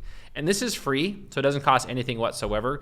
But again, once you go over a certain threshold, it will then charge you. So that's just something to be aware about. If you go over here to the pricing, you know, they're very generous too. You'll see, like, if it's more than like, let's see right here. If it's more than like 100,000 like visitors or something, it'll then charge you like, you know, per month. But I think most of us will probably be under that, right? Unless you guys are like huge companies, right? Then you'll have to pay. But yeah, so that's how you guys can integrate the Mapbox. Really simple, right? And then there's these options right here where you can put like marker or price pins. And then there's some other general options for the Mapbox. The next one is Google Maps API. Now, Google Maps API does charge you guys, just to be very clear. So you guys will need to have a credit card and you guys will need to actually have a Gmail account already. Now, all you'll need to do is go ahead and click on this link right here, or it says here. I have tons of Google Map API keys. I have like probably like 50 of them. So it'll bring you to this page right here. And what we're gonna do is right here, I'll click on Get Started. Now, in order to get to this page, you must have a credit card linked to your Gmail accounts, and it'll tell you to actually create a project here on the left side. So I've already created a project. You'll see there are various projects I have. So you'll just go ahead and create a project. And once you do create a project, it'll bring you right back here. On the left side, you're gonna see Maps and API Services. So click on APIs and Services. And here we have Maps. I'll click on Maps. And this is the one that you guys need right here. It's called Maps JavaScript API. You'll see I already have it enabled, right? But what I'll do over here is I'll just go ahead and disable it and then just re-enable it. Okay, once that's done, we're then gonna go over here to keys and credentials, and then we're gonna create a credential. So right here, create credentials, and then I'll create an API key. All right, cool. So we have our API. I'll copy this, and then I'll close it. Let's go over here and go back to our website, and then we're just gonna paste that in there. All right, we'll paste it in there. Click on Save Changes. All right, cool. So that's it. We've integrated Google Maps. You guys can also adjust this from roadmap to satellite to different options using the theme options, which is pretty cool. Now, in order to see if this is working or not, all you got to do is go to your website and then apply the Elementor Google Maps option. So I'm going to scroll down right here and look at that. We now have our map and it is propagating. Really, really cool. All right, so we'll go ahead and scroll down and you're going to see that we have the Google Maps. So the Google Maps element. In order to access this, just type in Google Maps, right? Google Maps. And you want to make sure it's the Houzez element, so properties Google Map, and then you'll click on this, and then here you can add in different types, right? You can add in all of the properties, right? You can put a number of properties. You can add in the ones with the states, right? Or the cities, and you can add the ones with the labels, and then those properties will then propagate right here on this specific map. The only drawback is that you guys will have to actually, close it and open it because it doesn't display in the back end, right? And then here's map type. We can change the map type, and then there's other options right here. All right, pretty cool. All right, and if we scroll down, we now have the Google Map right here. So you'll go to the filter options and then apply whatever you guys want for your Google Maps. But it is working right now. The next one is the geolocate option. So what I'm going to do here is I'm going to turn on the builder, and then we're going to activate the geolocate option. So here is the actual search filter, and here you'll see I've already entered in location. So under the field, we can now enter in geolocate, and they will actually go ahead and geolocate wherever we are, and it'll tell us right here in the search bar, right? It'll tell us like where we are and stuff like that. So you guys can add this as well. So now that you do have this activated, you can add in geolocate. I believe radius as well. I'm actually not sure about radius. Oh, no, radius is for the actual distance. So no, just geolocates, right? And then over here under location, I'll type in Las Vegas, right? And then you'll see how it says powered by Google, right? And now we can pick specific cities and have Google propagate everything for your visitors, which is very convenient, right? Here I'll put Florida. You'll see how it says powered by Google, and we can go ahead and click on it and so on and so forth, right? Pretty cool. Now the last one was the map on the actual property ad page. So what we can do here is we can go ahead and also scroll down here. So now you'll see that the Google Maps is now working right here. So we've integrated it, and it's now using Google Maps on our websites. Pretty cool. So that's how you guys can integrate the Google Maps and also those other APIs. If you guys do have any questions for me, or if you guys need help, feel free also to go to Fiverr.com. Fiverr.com, they can go ahead and integrate the API for you, just in case you guys had any problems. With that said, let's move on to the next section. Okay, so in this part of the video, we're gonna be covering the CRM and also a little bit about monetization. The CRM allows your agents to log into your website where they can create listings, they can answer messages, and they can also view their invoices. The monetization option allows users to pay you to post specific properties on your website. There's various ways on how you can approach it, so I'll cover some of those in the video. With that said, let's jump back to the video. All right, party people, in this part of the video, we're gonna go over the CRM, and we're also gonna talk about employee login and also letting other users log in on your website. We'll then also be talking about packages and also price integration. So we're gonna cover everything about users logging into your website and so on and so forth, all right? Now, before we even go there, we need to actually turn on or turn off some options. Now, depending on what you guys want for your website, if you want users only, like your staff, to log into your website, you need to make sure that under the general settings, you guys have this right here turned off, okay? So what we're gonna do is we're gonna create manual accounts for our employees, and we need to make sure that this is off. So if this is on, that means anyone can register. So you need to make sure this is off, right? Now over here, you're gonna see users. Let's click on all users. So let's say you have an employee, right? You need to make an account for your employee. So we're gonna make an account for Paddywhack, right? So here we go, we got Paddywhack. Paddywhack's email is paddywhack@aol.com. And then we're gonna put her information, right? Patty Wilson. And then we're gonna send the new user an email about their account. And for the role, we're gonna put agent because she's now an agent for the actual company, right? So then I'll click on add new user. Okay, so there we go. We got Paddywhack here. And we can make another one, right? So we can also add in another person right here. So we'll add in John. So with these credentials right here, these users can actually log in on the website. So for example, I'm gonna put John here, right? And we can actually log in as a new user as John, okay? So I'll click on add a new user. All right, so let's go ahead and log in now with John's new account. So I'll open this up in a new browser. Okay, so John is coming to the website because you told him to come here, and we're gonna click on this little login, right? So they can choose to register, but you see here how it's disabled because we disabled registration, so people can only log in. So we're gonna log in with John, right? And then click on login. Okay, now we can choose to redirect people to the actual dashboard. Remember earlier that's in the theme options, but they can always just click over here and then just access their dashboard. So now John has full access to the CRM. So John can go ahead and look at the activities. He can look at the insights. He can look at all this information. He can even create his own listing right here. So John now has the ability to create his own listings, right? Now, if you guys do want John to have full access to the website like us, we can give him an admin role. So over here, if I go to role and we do the admin, which is the administrator, this user will now have access to the page builder, to the Houzez theme options, and so on and so forth. So these are just basically like options where you can assign them specific roles, but administrator gives them the option to actually design the websites. So this is something that you might want to give to someone you trust, like a web designer, or to like your closest staff. Now, before we go on any further, I do want to just let you guys know that the login and register option is here under the theme options, and this will actually display on the header. So you guys can choose this display on the header right here. You see that?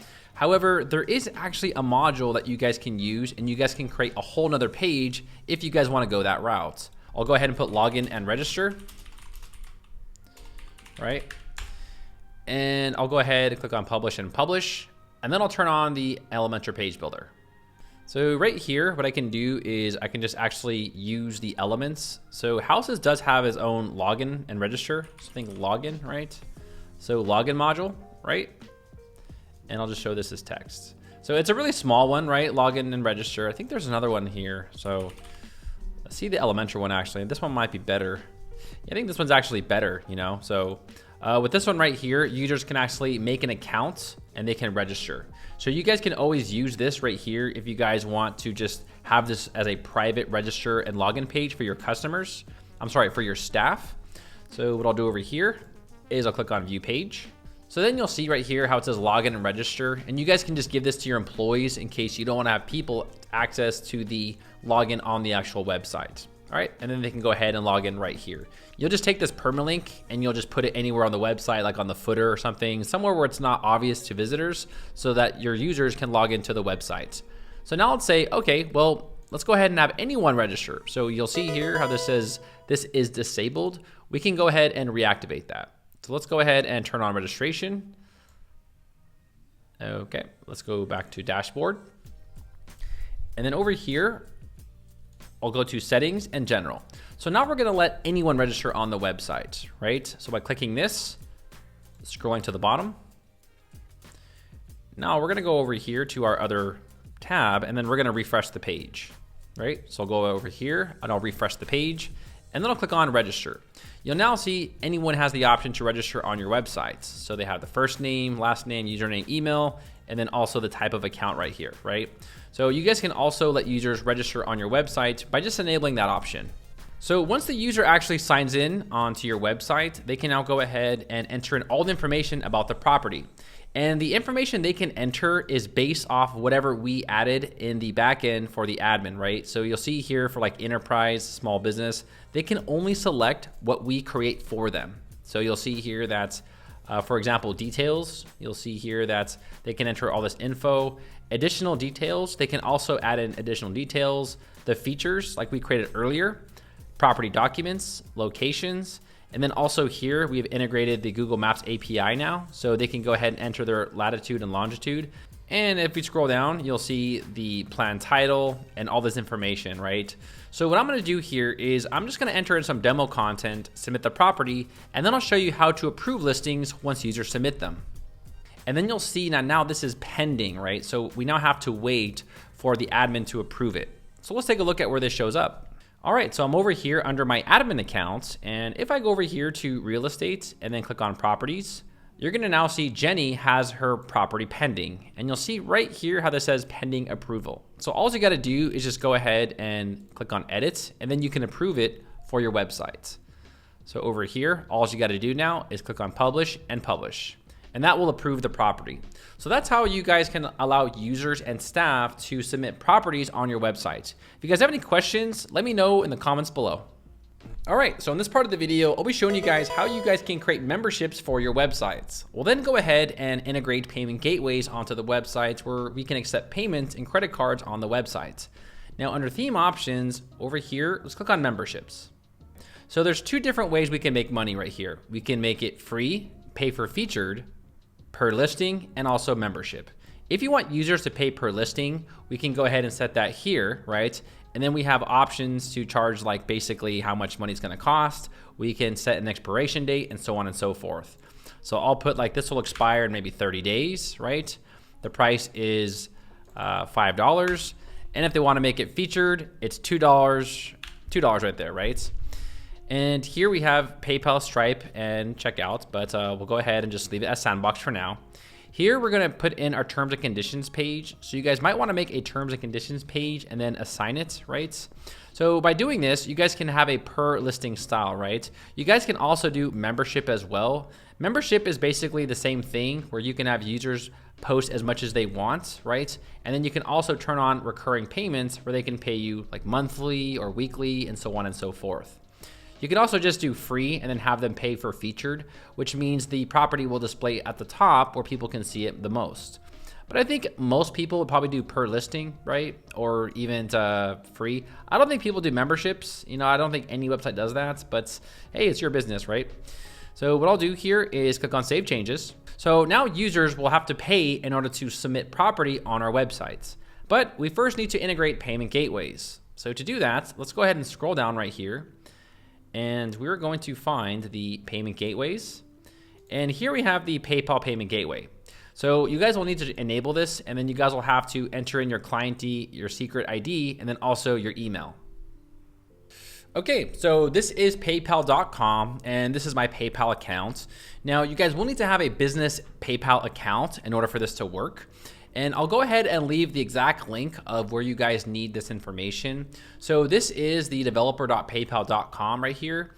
And all we gotta do is you'll go ahead and first click on the link in the description. You'll log into your account, and then you'll click on apps and credentials. Right here, you'll click on create an app, and then just give this app a name. So this is the Houzez theme. And then we'll go ahead and click on merchant and click on create app. All right, cool. So that's pretty much it. We have our client ID. I'll go ahead and copy this, and we'll go back over here. All right, so we'll then go ahead and paste in the client ID, right? And then also we need the secret key. So I'll go ahead and first close that. We'll go ahead and show this, and then I'll also copy this as well, and then I'll paste it in here. And then you wanna make sure that you enter in your email for PayPal. So mine is mrwilson@email.com. And then I'll click on Save Changes. And that's it. So now PayPal is fully integrated on your websites. Now PayPal is a good option, but a better option is Stripe. So we're also gonna integrate Stripe.com. Stripe.com is a free service. I personally use this for my business, and you'll see that we have like tons of payments, and we're getting a lot of payments from our website and stuff like that. So what we're gonna do is we are going to also integrate Stripe.com. Stripe.com is a free service. It has no credit check whatsoever. It is a great way to start out if you guys are getting in the e-commerce realm or selling online. So we're also gonna integrate Stripe, which are the two most popular payment gateways I think right now. Yeah, I think they're, maybe Square is more popular, but I don't know. No one really uses that too much. And all we're gonna do is find our secret key and our publishable key. So let's go back over here to our Stripe accounts. Over here, I'll click on developers, API keys, and then right here, I'll click on create a secret key. All right, I'll give my secret key a name. So I'll put Houzez theme. I'll create it. And this is my new secret key, okay? I'll go ahead and paste the secret key right here. And then also I will go ahead and copy and paste the publishable key right here as well, and then click on save. And that is it. We have now fully integrated Stripe. Okay, so now that we've integrated both of these payment gateways, there's one more step we need to do. We need to actually create the page for the Stripe and the PayPal payments. So up here, I'll click on plus new and page. So remember earlier in the video, we talked about templates. We now need to create a template for the actual payment page. So you'll see Stripe charge page, and then also we have payment page for PayPal. So let's just go ahead and make all of them, right? We're first gonna start off by the payment page, right? Payment page. Whoops, all right, payment page. Okay, and then we're gonna add a new one, right? So we'll create another one. Is gonna be the next one, right? So we have payment page. We also have PayPal webhook. So PayPal webhook. This is essentially if you guys are gonna do like memberships, right? But I'm just gonna add all of them just in case like nothing breaks or something like that, you know? So, all right, add another page. And then for the next one, we are now going to do, let's see here, we got Stripe charge page, right? Stripe charge page. I'll click on publish and publish. And then I'll add another page. The thank you and process complete, right? Thank you page. Then I'll click on publish and publish. And I believe we also need the memberships. So let's just add in this other one. So over here under templates, I think we also need to add in this last one right here. We'll go ahead and also add in the packages, right? And then click on publish and publish. All right, so I think that's pretty much it. So now we can actually run a test transaction, right? So now let's go ahead and imagine that we're a new visitor for the very first time, and let's go through the process of how your customers will purchase on your website. All right, here we go. All right, so I'm gonna go ahead and log in. Now I'm Jenny Craig. Remember, don't forget, I'm Jenny Craig. So I'm gonna log in right here. And Jenny wants to list a property. So over here, I'll click on create a listing. Now what I'm gonna do here is I'll go ahead and just create a demo property and then show you what happens on the next page. All right, so I went ahead and I put in some information here, and now I'll click on submit property. Right away, you guys are gonna see that they're brought to this page right here where they have to pay with PayPal and also Stripe. So we can select either one. So what I'm gonna do here is click on Stripe and then click on complete payment. This will then bring people where they actually have to pay us with a real credit card. So I'm actually gonna use my real credit card here and then check out on this website. And just like that, we're brought to our thank you page. You'll see here how there's just demo contents, but you guys can go ahead and redesign this and decorate this in the theme options of the Houzez theme options. So right here, I'll then click on go to dashboard. And that's it. You guys are gonna see that these are now pending right here. So you'll see that this one is pending, right? We paid for this one, right? And on the other one, we have not paid for this. So it has the pay now option. So users can always pay later if they want to. And this will actually be pending approval in your accounts. So now as an admin, all I gotta do over here is going over to dashboard and then go over here to the listings, right? Under properties. And then you'll see that this is pending. So they've already paid for this. So I'll go ahead and click on edit right here, and then I'll just approve it, right? Because they've already paid for it. So up the top, I'll click on publish and publish. And that's it. The user has now successfully submitted the property and also paid us.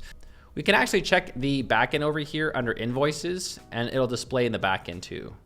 So you'll see that this person has paid. Jenny has paid right here, and here is their invoice. So then under invoices, you're gonna see price for $5, and this status is paid. We can even double check this by checking the Stripe accounts. All right, party people, that is pretty much it for the CRM overview about the employee and customer login. If you guys have any questions about payment gateways or packages, let me know in the comments below. And with that said, let's move on to the next section. Okay, so in this part of the video, I'm gonna quickly show you guys how to make your website fast. Now, if you guys run your website through the Google PageSpeed Insights, you guys might notice that you guys might have a low performance grade. You'll see right here for mobile, we have 51, and then over here for desktop, we have a 76. Now, we can install a free plugin that'll fully optimize your website, including the images, the JavaScript, and the CSS. So I'll walk you guys through how to make your website fast so people won't have a bad experience on your websites. The first thing you'll do is go over here to plugins and go to add new. And we're going to install a free plugin called NitroPack. So right here, we'll type it in, NitroPack. And here's the plugin that we're going to install. It is NitroPack. So this will go ahead and cache your website. It'll optimize all the images to for the CSS and the JavaScript as well. It'll also implement lazy load on your website. And that means images won't load not unless they're necessary. So right here, we'll click on install now, and then we'll click on activate.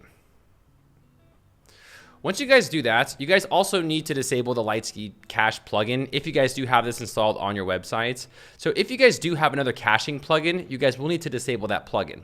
So for the Lightspeed cache, I'm going to click on deactivate. All right. Now we're going to scroll down right here and under NitroPack, let's click on settings.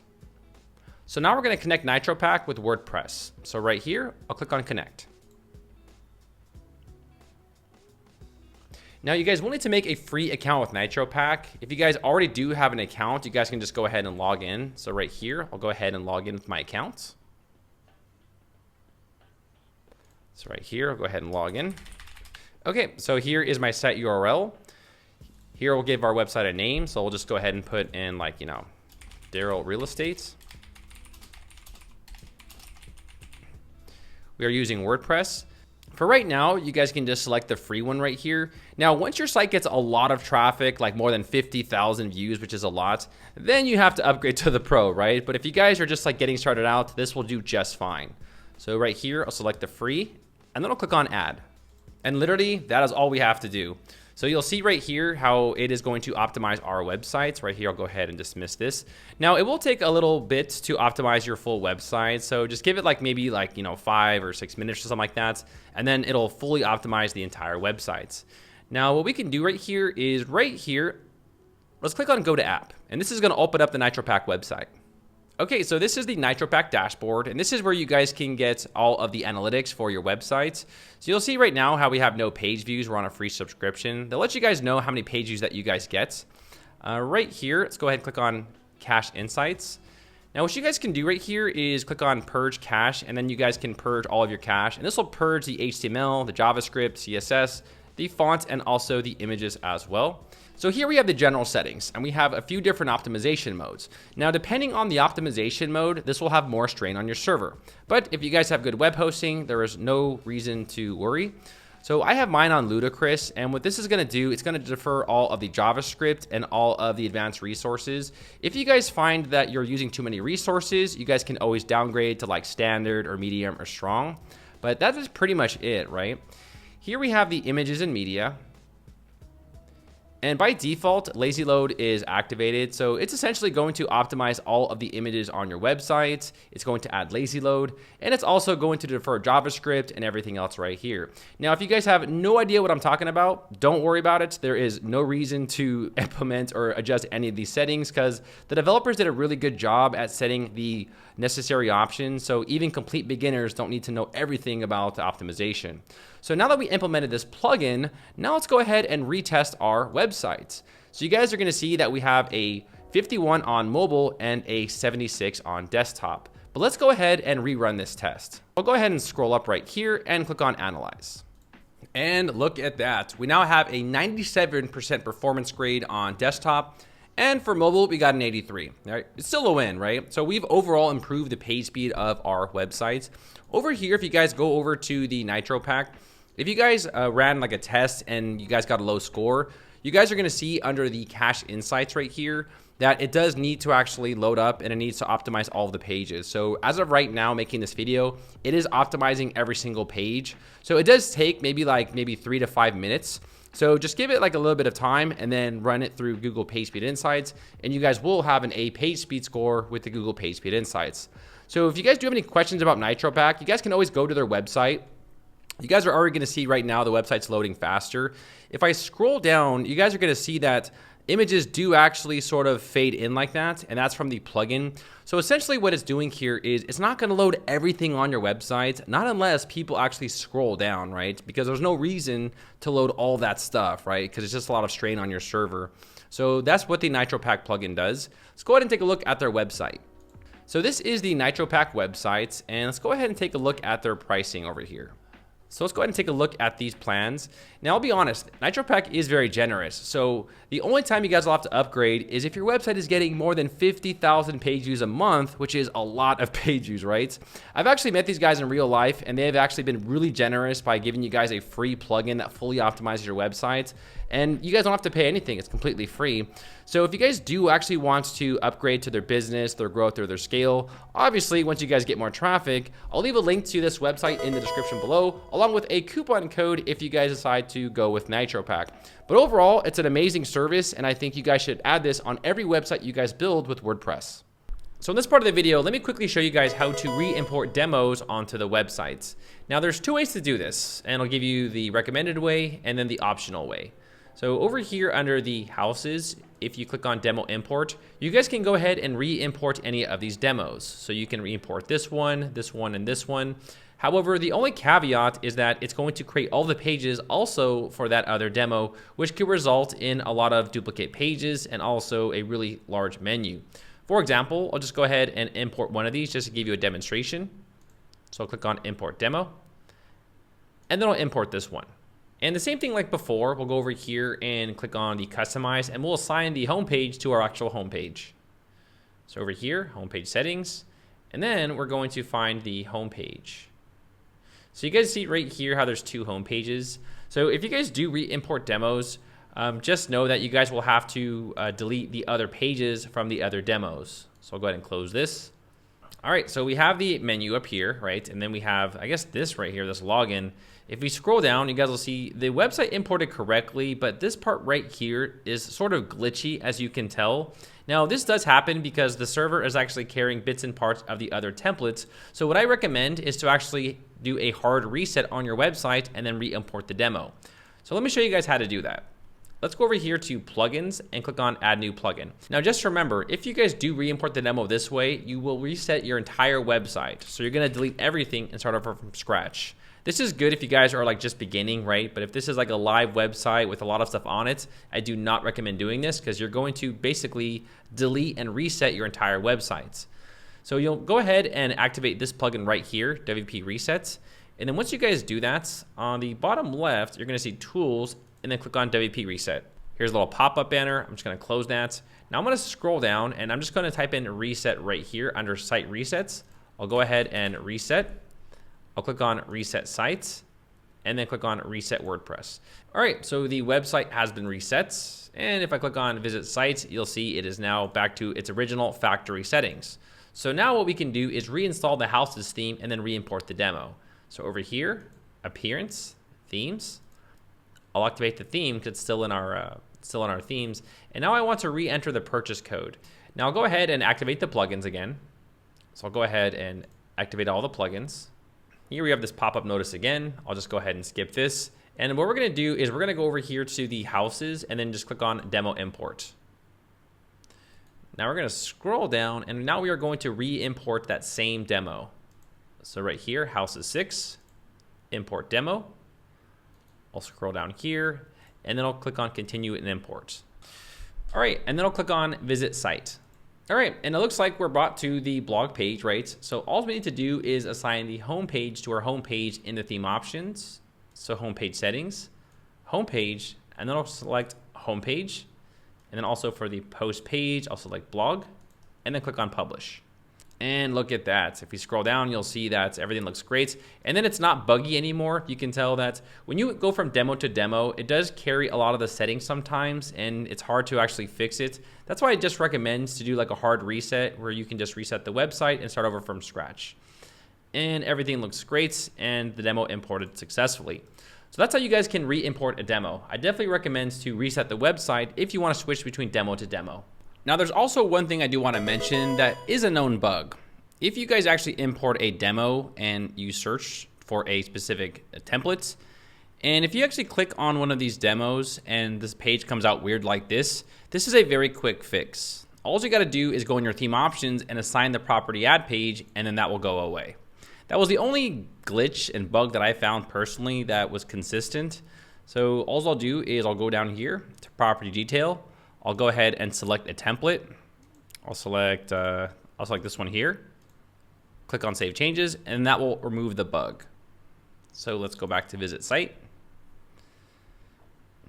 Same thing, I'll do a quick search. I'll scroll down, I'll click on a property. So then you guys will see the property page propagates and everything looks good.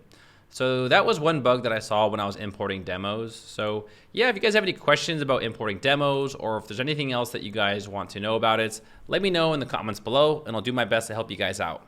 All right, guys, so in this part of the video, I'll be showing you guys some MLS IDX websites that can help you integrate MLS IDX onto your websites. The first one is contempothemes.com.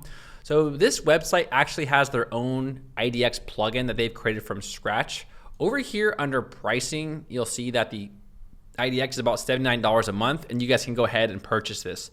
The great part about this company is that on the bottom right, you can go ahead and email the owner and they will integrate it for you, right? Now, IDX is a monthly service and this is standard across all industries. So don't think like, oh, I have to pay monthly. Every website has to pay for it because it's a service that's continuous. So you guys can go ahead and reach out to them. Their IDX costs $79 and I believe it supports more than 650 MLSs, okay? So contempothemes.com is a good choice. You guys can check out the description as well. There is links to all these websites in the description. The next one is Realtina. Now they actually have an integration specifically for the theme that we are using. So over here under products, MLS IDX, MLS integration, you'll see they have one for houses. So MLS for houses. I'll click on this link here and then it'll take you to this page where they can actually sync this with the houses theme. So here you'll see that the Realtina plugin works specifically for the houses theme. You guys can always give them a phone call as well. If you guys have any questions or concerns, these guys can fully integrate the IDX MLS for you from Realtina. The next one is IDX Broker. Over here, I'll click on plans and pricing, and these guys can also integrate the MLS for you guys as well. So it looks like here they have two plans, right? They have the light plan and they also have the platinum plan. I'm not really sure the difference between both. I think you guys know more about this than I do personally if you guys are brokers. But it looks like here they will do all of the work for you guys. I believe they have a one-time setup fee. Yeah, there is a one-time setup fee. So you might want to give them a call here and just tell them that you found this video on YouTube and that you want them to integrate it. These guys should know about the houses theme. I'm pretty sure they do, right? It is the #1 most popular real estate theme for WordPress. So go ahead and give them a call. You guys can call them on the phone number or also on the bottom right here where you guys can send them an email. All right, party people, welcome to the second section of this video. So in this part of the video, we're gonna go ahead and cover all of the Doorloop features. So we're going to go ahead and jump over to the Doorloop website. We're going to browse around and explore all the features. But in this part of the video, we're gonna focus more on the property management aspect of this video. So we're gonna go through Doorloop. We're gonna go through all of the features. We're gonna go through the ins and outs and get you guys situated with this software. So with that said, let's go ahead and jump back to the video. Okay, so this is Doorloop.com. Now, Doorloop.com is among the highest rated property management software. You guys can just check out the reviews on various websites. It's actually the most innovative and it's the easiest to use. You'll see it has a really simple to use interface. It's really easy compared to other platforms. I have used all the platforms before making this video, and hands down, Doorloop is just like the best. Now, here's a quick little overview about how Doorloop works, right? On the left side, you're gonna see you have these little categories. So here we have people, and this can be something like all of your tenants right here. You'll see that we have a balance due. We also have owners. So these are people who actively own properties. And then you have vendors, people who generally repair stuff. And then you have prospects. And prospects are people who are typically going to apply for your properties. Over here, we have rentals. You guys can just click on properties and you guys will see that we have a list of properties right here where we have like, the properties, the type, and then also the active units. So overall, Doorloop is really simple to use, and after probably just like an hour or two of using it, you guys will definitely get the hang of it. Now, if you guys use our link in the description of this video, it'll take you to this page right here. Now, you guys will need to request a demo and walk through with an agent before getting access to the actual property management software. So right here, you guys will enter in your email address and then click on request a demo. Oh, here we go. We got a little puzzle we got to solve. Once you guys go ahead and enter that CAPTCHA, you guys will request a demo to see if you guys are a right fit with Doorloop. Now, every single property management software offers this. So right here, you guys will enter your name, your phone number, your units, and then you'll click on continue. Next, it'll ask you about your role. So right here, I'll just put I manage properties and then click on select a time. And then you guys will schedule a time. You guys can even schedule this on the same day, right? So right now for me, it is, the 5th, right? So I can actually schedule appointments right here on the 5th as well. So what you guys will do here is you'll select an onboarding session. So you'll go ahead and select the time, click on next, and then you'll go ahead and schedule the events. Once you guys schedule the events, you'll meet with one of the representatives. They'll walk you through the Doorloop software. You guys can pay for your plan. And after that, I'll go ahead and show you guys how to use Doorloop. So once you guys go ahead and pay, I will then meet you guys in the overview and I'll walk you guys through how to use Doorloop step by step. Okay, so welcome to the Doorloop tutorial. So in this part of the video, I'll be explaining how to use Doorloop step by step for complete beginners. You guys ready? Okay, now the very first thing we're gonna do here once you guys are logged into your portal is down here under settings, let's click on settings. And up here, you're gonna see your personal information. So go ahead and click on personal information.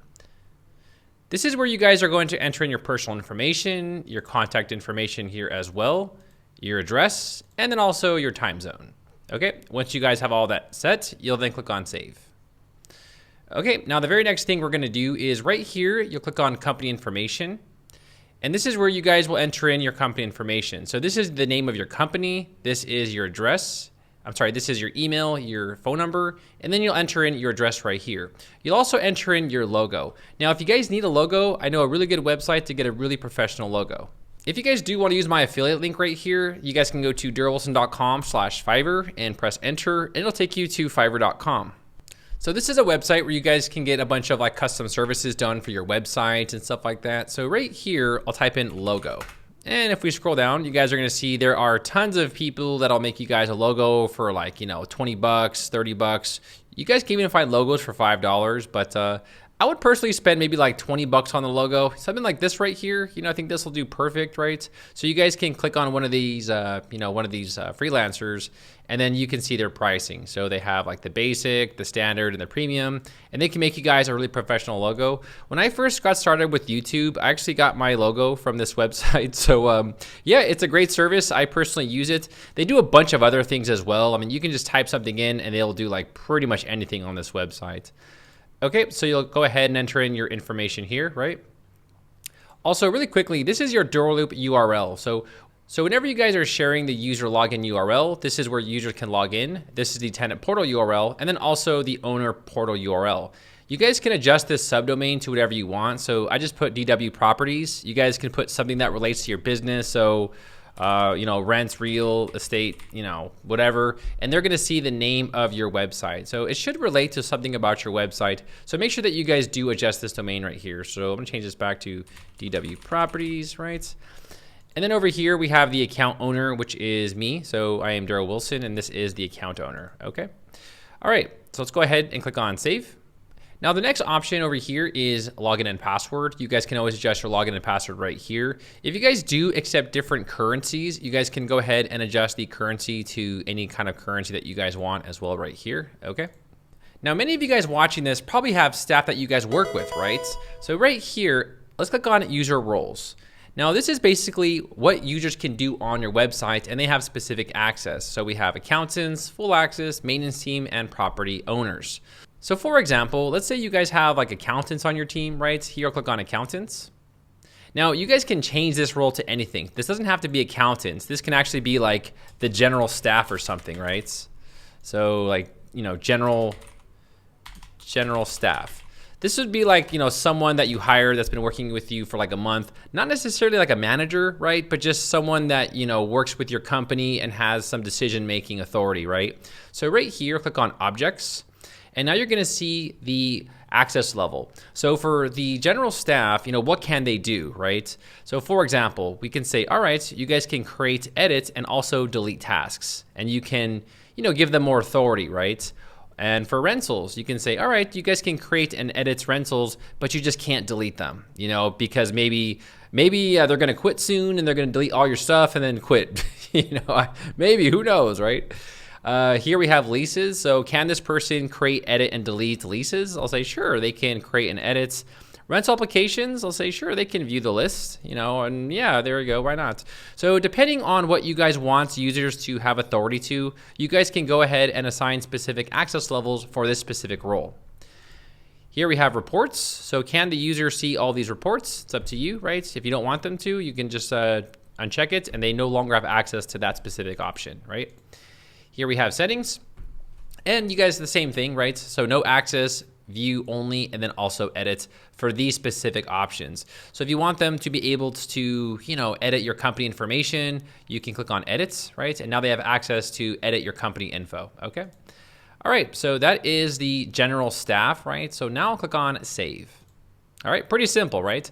And obviously you guys can go here and, you guys can create more roles if you want. So if you have like various roles, if you have like general staff and then assistant manager and then manager, you guys can create specific roles and I'll give them different access, okay?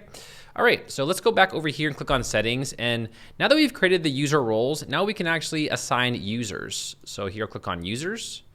And obviously Daryl Wilson, he has full access, right? So he has access to everything. So he can pretty much do everything, right? But let's say, for example, I have like a manager, right? So right here, I'll add one of my staff. And then you'll just go ahead and fill in your staff right here. So this would be like Rebecca, James, right? And then right here, you guys can upload a picture of your staff. Okay, so I'll click on upload and then I'll just use this one right here. So this is like Rebecca, right? Now here I'm gonna enter in her login email address. And this is important because this will actually give her the login credentials and login access to Doorloop. Okay, next we have user role. So here we have full access, general staff, maintenance team, and property owners. So everything that we created before, we can now assign it to these specific users. So I'll click on general staff. Here we can also adjust the contact information, or you can enter in your phone and the email. And then obviously you have address. Next we have properties. Now you guys can give this user access to all the properties or specific properties. So later we're gonna create properties and then you can say, all right, I wanna assign only one of these properties to her because that's her property, right? You don't wanna give her full authority, you just wanna give her some, right? Next is the bank accounts, same thing. So can the user have access to the bank accounts? And if she does, you guys can select which bank account she'll have access to, okay? And then also time zone as well. You guys can adjust the time zone for this user. Okay, so really quick, let's go back and click on users. So as of right now, we have Daryl Wilson, and now we have invited our staff, Rebecca James, and now she can go ahead and log in and make any changes she wants based off the role we've given her. All right, and here is my email, and you guys are gonna see that there is an invite right now. So I'll click on this, and you're gonna see they can now log in right here. So they can go ahead and accept the invitation. So I'll go ahead and open this. Okay, so I went under a new browser and you guys are gonna see that, Rebecca can now accept the invitation. So now she needs to enter in her password and then click on sign in. All right, so I'll go ahead and click on not now. So I'm on a new browser and you're gonna see that there are some limited options now. So at the bottom left, you're gonna see Rebecca James, and now you'll see that she has access to some of the options, not all of them, but this is where your staff would be able to log in, right? So they can go ahead and take a look at the properties, right? So they can see some of the properties, the units, they're able to see like the active leases right here. So this is now like a point of view from your staff, okay? So that's how you guys can add staff to your Doorloop account. Okay, so now you'll see that Rebecca is now active because now she's an active member. She verified her account and she's all good to go. So let's go back and click on settings really quick. Now we're gonna scroll down right here and you guys are gonna wanna click on company start dates. Now the company start date is important because this is the date to start charging your existing tenants, okay? So Doorloop doesn't know when you're in business basically. So you need to tell them when you're in business and then the clock sort of starts from there, okay? So I'm gonna put 6/1 and then click on save. Okay, so next let's go ahead and scroll down. And these options here, I just want to touch base on really quick. So here we have the owner portal. Now owners are people who actually own the property that you pay for rent, right? So these are the people, like basically the investors, okay? And here we have several options. So we have theme settings, right? This is where you guys can upload your logo, right? We have the color theme, right? And then this is the background image. So over here, you'll see that, I just threw in like a, background, right? Something nice like this, right? So I'll go ahead and open this, right? And then we can make it blue, right? And these other various colors, right? Okay. And then over here, we have features. So this is just features for the owners, they have the tab permissions, request reports. They have access to the owner portal. Here they have reports. So all the owners will actually have access to cash flow statements, profit and loss. And this is important, guys, because I myself own properties and I myself work with property managers and I need this information when it comes to tax time. So for like 1099s and all this information, this is all the information and the reports you can give to your owners. This is if you guys do want to display info for your owners, right? So next we have portal invites, and this is where you guys can create a title for your owners, right? So you'll see, hi, first name, company name, invited you to their owner portal. And then here you guys can send them a welcome message. Okay, so over here in the email, you'll see that we have the owner portal is ready. So I'll click on this. And now you'll see that, they can go ahead and accept the invitation just the same way that your staff has logged in. Now the owners can log in right here. So they can accept the invitation, they'll create an email, and then they can log in directly into their accounts. All right. Okay, so here is also the portal URL. So for some reason, if they ever cannot find it, you can just go ahead and copy this, and then you can go ahead and give that to them. We are also going to put this a little bit later on our websites. So we're going to have like an owner login and then also a tenant login. And that's how we're going to sort of integrate this portal with our WordPress websites. Got it? Okay. Let's go back over here. And then the same thing for the tenants. So just remember that tenants are people who are actually, they're actually renting from you, or they're actually paying you for living in a property. So there are some options here. So we have portal access, payment preferences on how they'll pay you, right? We have bank transfer and credit card. Here we have the portal contact info where you can, put some, company information if you want to do that, or if you don't want to show it, you can hide it. And the same thing, theme settings. Here we have tenant requests, portal invites, and then the URL as well. So essentially it is the same thing, same options, just different people, okay? All right, I'll go ahead now and click on save. Okay, so that is pretty much it for the general settings. We might come back to this a little bit later, but for now, that is a good overview about all the important options in these settings. So now let's go over here and click on overview. Okay, now the next thing we're gonna do is we're now gonna set up our bank. So over here, we're gonna scroll down and we're going to go to the accounting, and then we're gonna click on setup. Now what we're gonna do here is that we're just gonna create an account. So right here, I'll click on new accounts. And then we're just gonna enter in some information, right? So here we have the bank, and then here I'm gonna put this as a JP Morgan account, right? JP Morgan. And I'll just put like general banking. Here, I'll click on save. Okay. So again, we're just putting like a general bank right here that we're going to apply to later, okay? So as of right now, we don't have to, right? We can skip this for now, but we will come back to this, and we are going to apply for Stripe, and this will integrate the bank with Stripe, so we can start accepting payments, and we can start, getting ACH payments and all that stuff. So we'll just add it for now, and we'll come back to that a little bit later. Okay, now the next thing we're gonna do is right here under calendar, let's click on calendar. So this is the Doorloop calendar, and whenever you guys create work orders or you schedule events, everything will be displayed right here. Now also, you guys can sync this up with also your Google Calendar. So over here, we have Google Calendar, and if you guys do use this, there is an integration, and setting this up is really simple.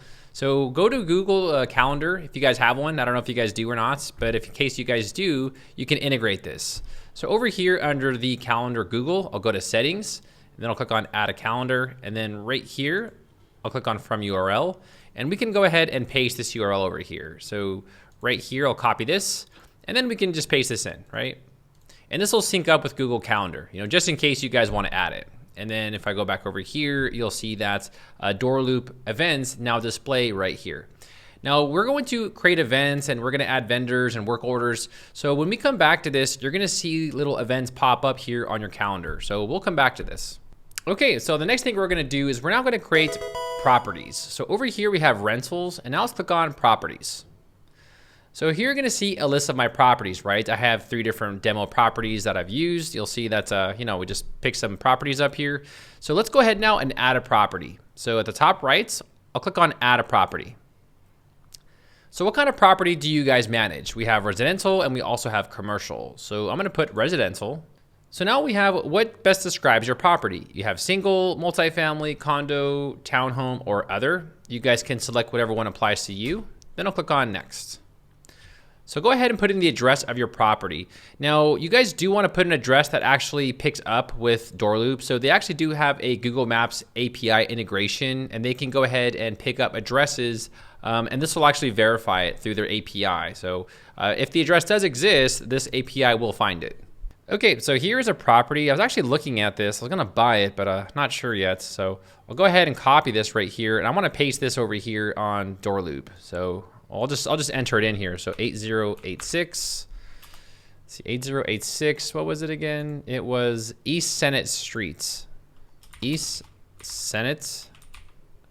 There it is, Tucson, Arizona. It picks it up right there. All right, so it's been verified, right? So I'll go ahead and click on next. The unit name, so you can give your property a name right here. So I'll put Tucson rental. And then you'll put the number of beds. I'll put 4 beds, 3 baths, and I think this is about 3,052 square feet. And the market rent for this, I would say, is about $1,800. Okay. You guys can also add more right here. You can add another units, but we're just gonna skip that for now. So click on next. So next we have the property bank accounts. So you'll see right here, I have my default bank account, Capital One. Over here, you'll see specify bank accounts.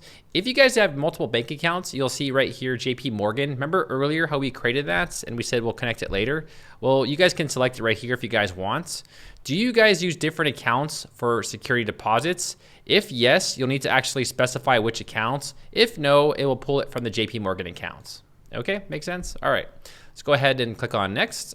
So next we have reserve funds. Now, if you guys do want to set a property reserve, you guys can do that right here. So let's say, for example, you want to create like a cushion of $500. You guys can go ahead and set a property reserve. This is typically used for like repairs, so nothing comes out of your pocket or your account. It basically pays for itself kind of thing.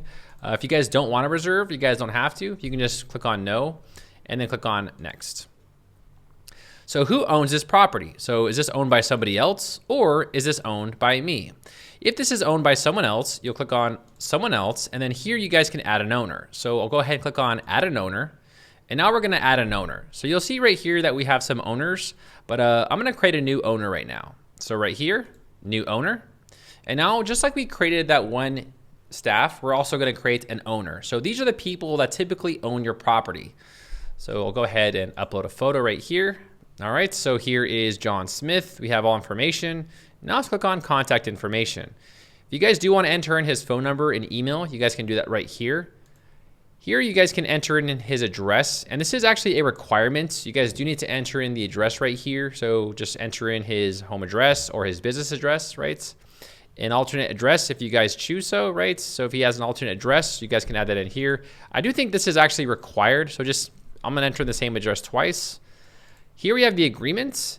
If you guys do have an agreement, you guys can let them know when this started, right? So I'll just say this starts, you know, this is good for like, I don't know, like a year or something like that, right? Here we have federal taxes. So if this user does want a 1099, he will need to enter in his taxpayer ID to you guys. So that's if he wants a 1099, right? You'll enter that information right there, okay? But for now, I'll just put no.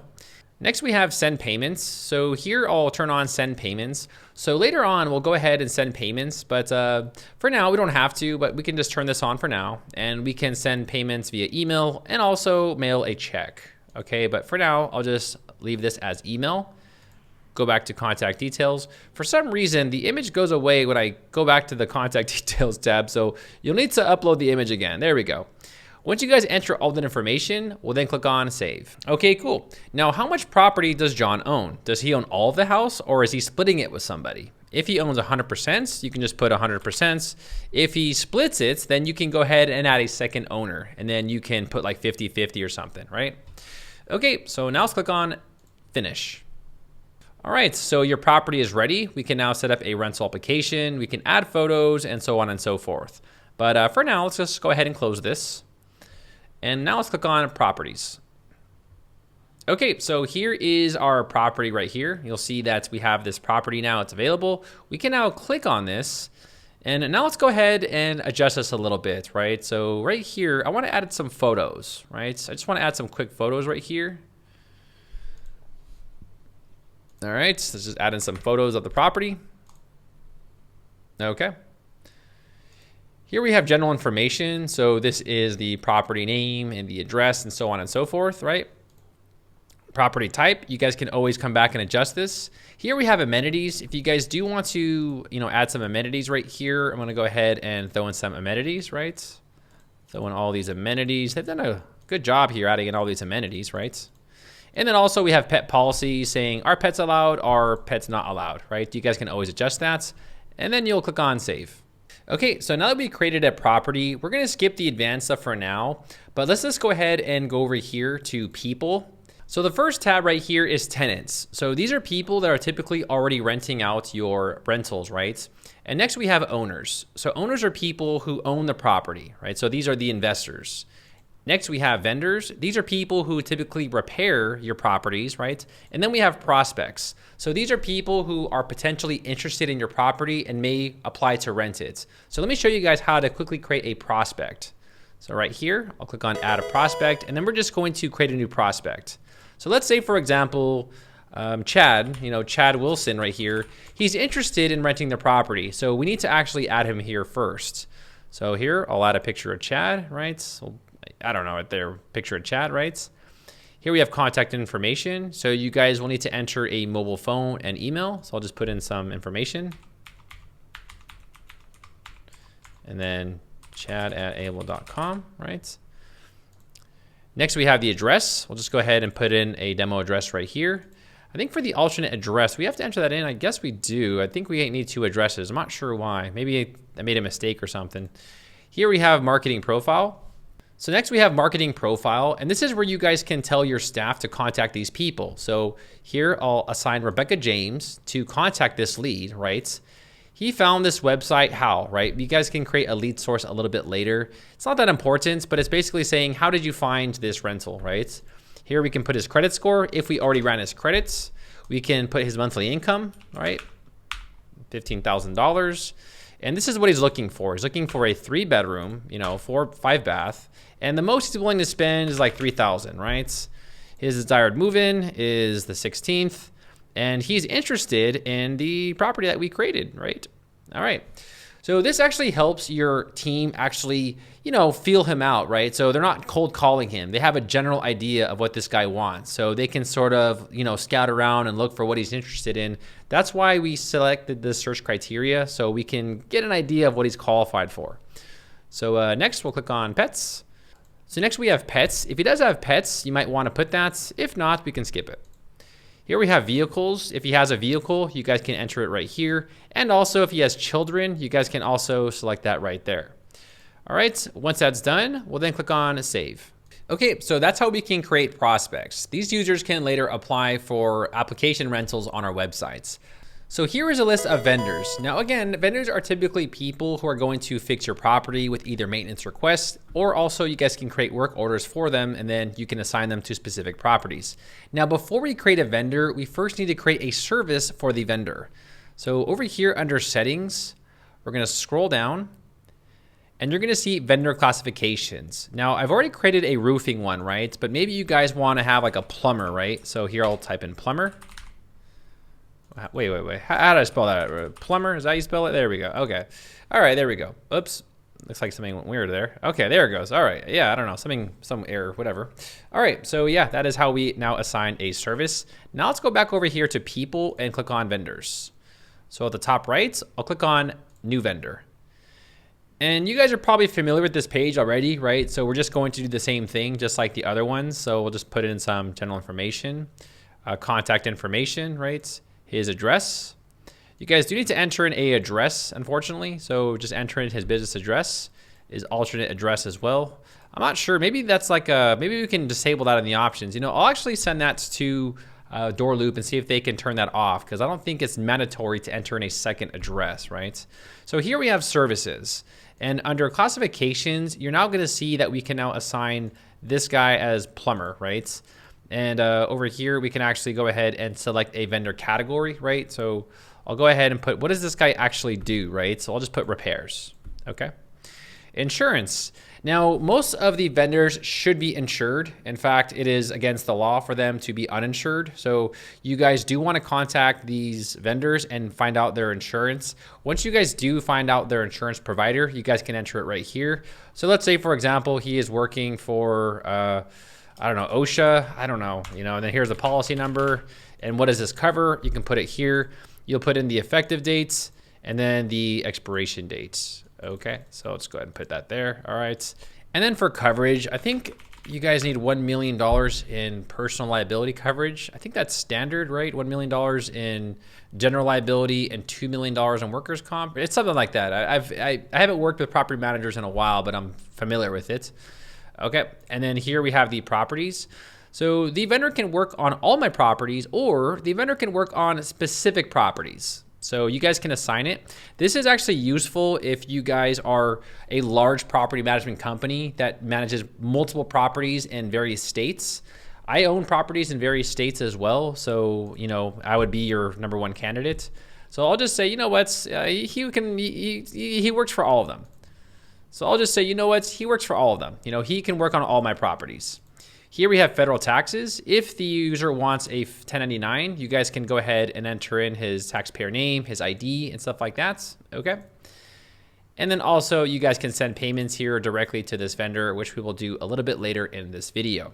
Make sense? Okay, so let's go ahead now and save. So right here, I'll click on save. Okay, cool. All right, so that is our vendor. We have now successfully added a vendor to our properties. Okay, next we're gonna click on owners.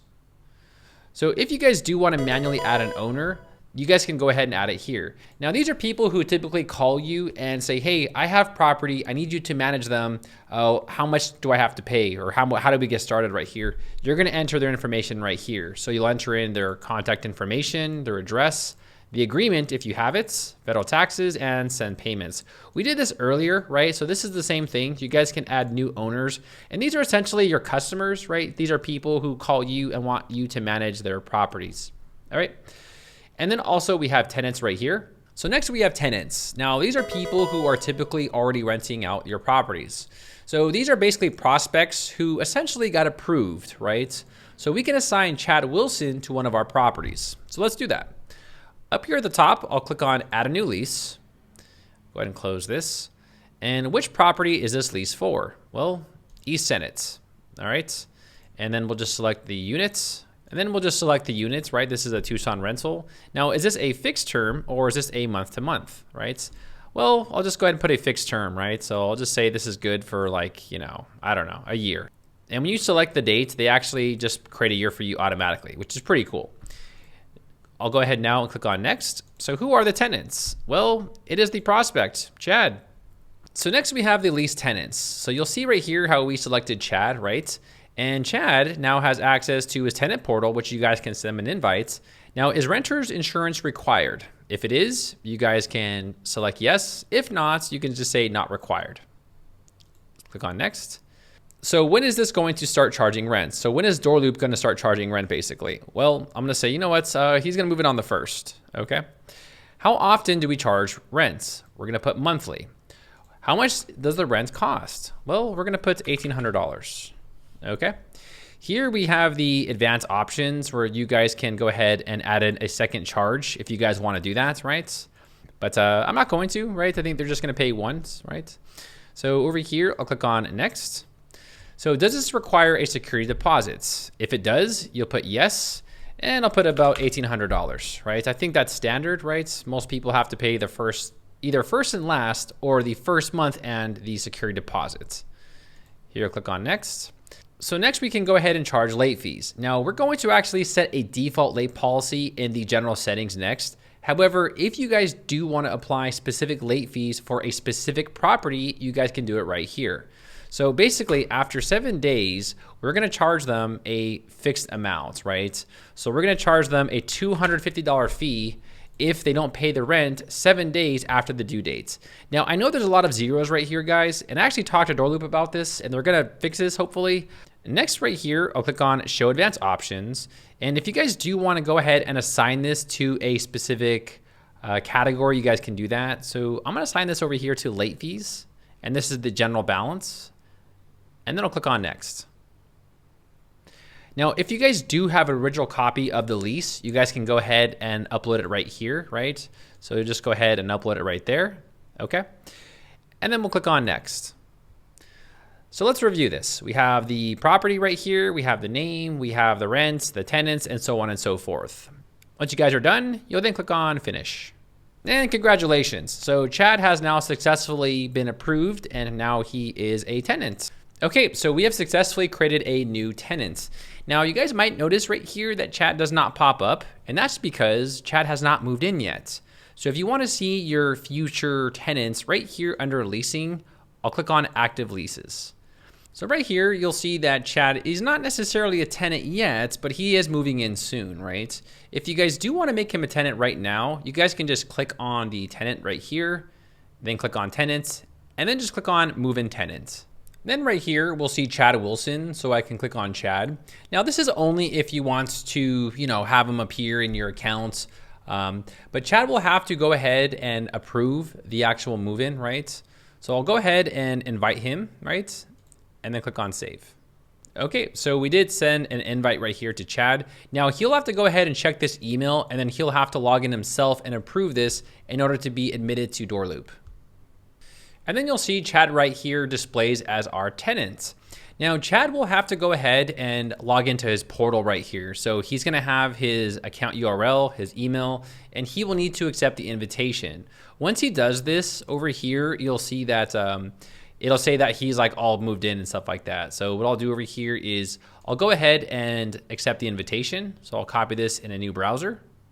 Okay, so Chad has the option to either take a look at the current rentals that you're offering, or he can log into his tenant portal. So I'll click on the tenant portal. Okay, and this is the customer portal, right? So this is where they can make a payment right now. So right now we have disabled payments. We don't have any online right now, so we'll dismiss that.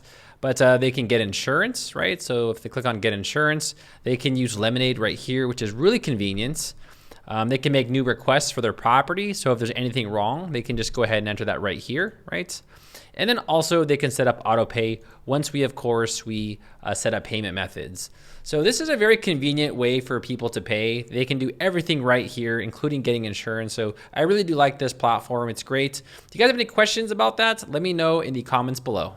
Okay, so now that we created the tenants, the owners, the vendors, and prospects, let's quickly touch base on the late fees. So over here under settings, we did talk about late fees, and we need to now assign those. So let's go ahead and scroll down right here, and we're gonna find the late fees. So you guys can set a global late fee, right? So right here, you'll see 6 days after the rent is due, we'll charge them $250, right? We can let them know, right, if they'll be charged for late fees. We can enable SMS for late fees and stuff like that. And then you have these other options right here if you guys want to go that route, right? You guys can get as detailed as you want. But these are the recommended settings by Doorloop. So I'd recommend to turn these options on right here. The other ones right here, not really sure. I'm not really, I don't want to set a daily limits. If you guys do want to set that, that's like basically charging someone every single day they don't pay you, right? So you can charge them like, $40 every single day for late fees per day, right? But I'll go ahead and turn that off, and then I'll click on save.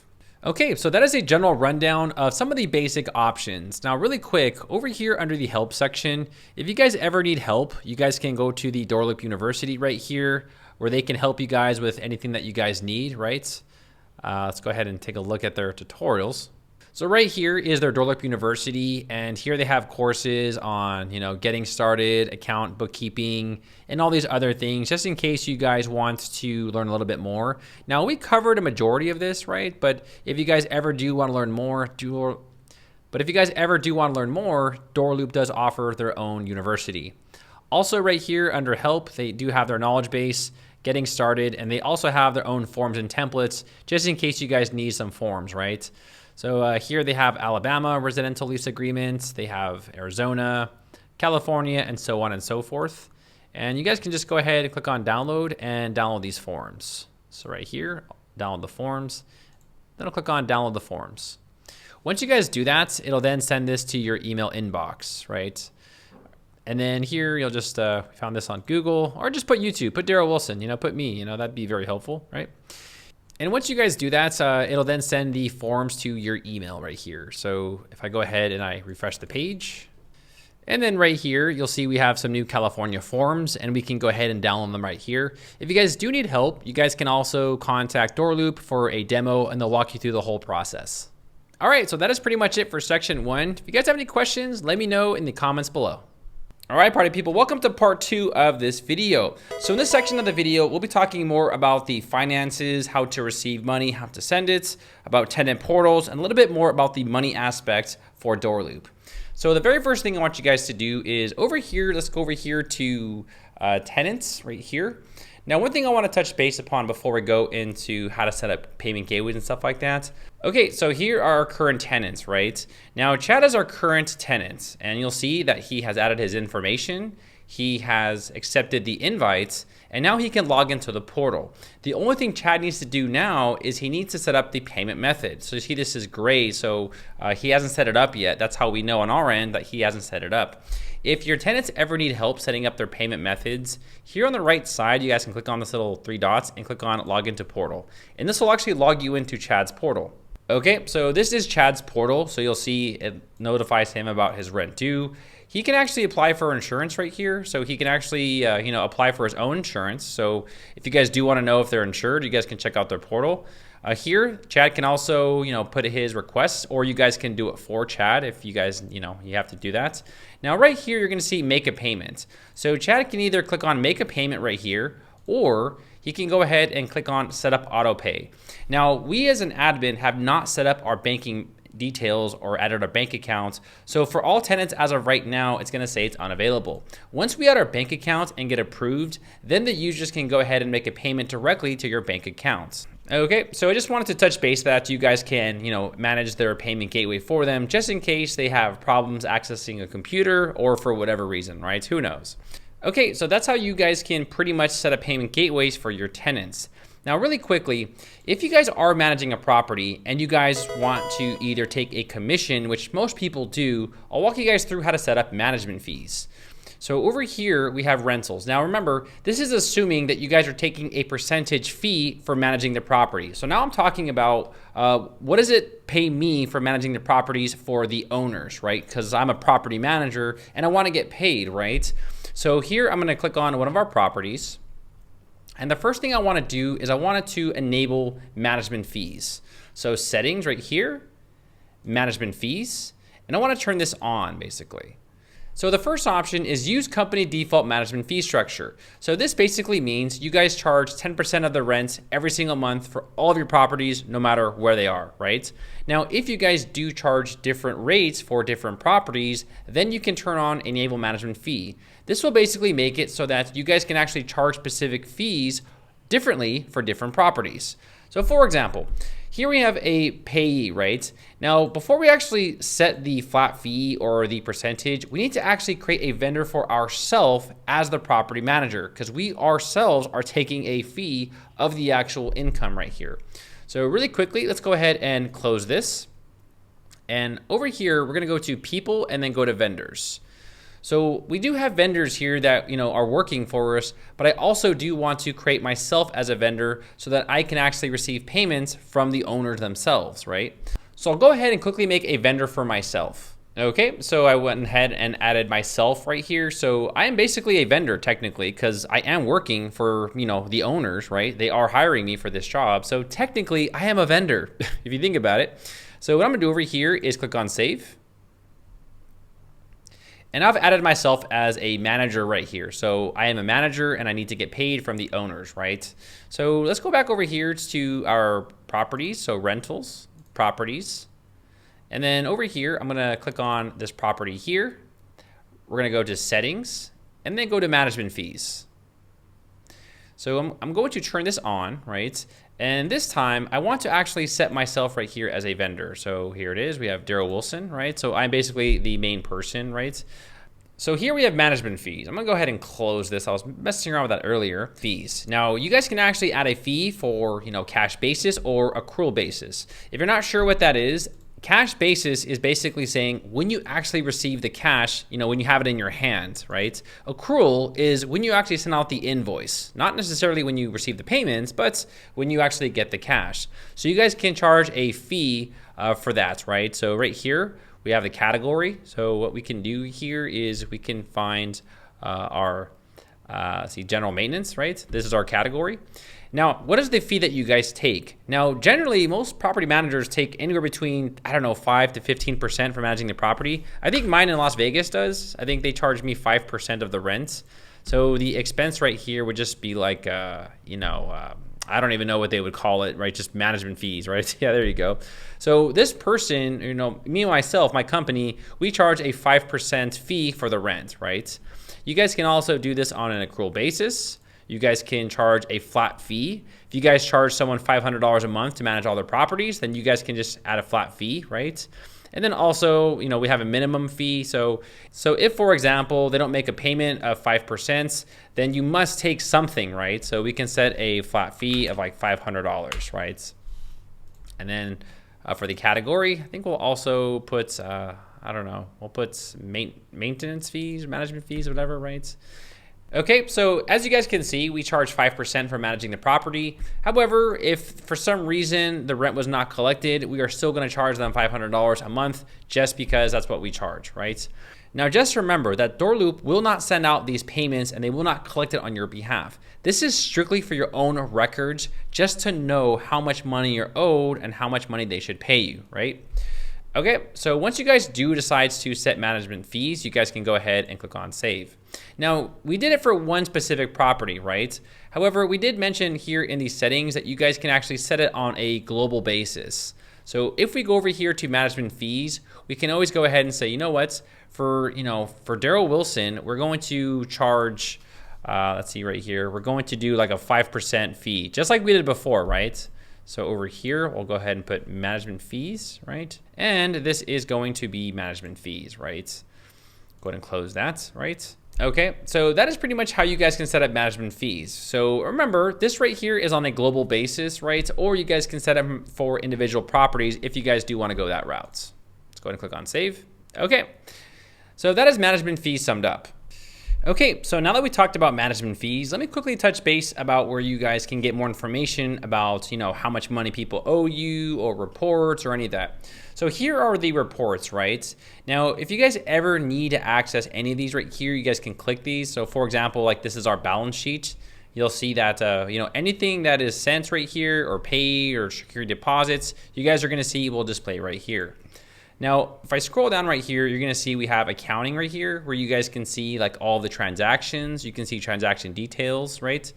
Next, you'll see who owes you, right? So if someone does actually owe you money right here, you'll see under the recurring payments, you guys will see like what they owe based off what you have received. Now, as of right now, we don't have anything, right? But once you guys do start making payments, it'll actually start showing the records.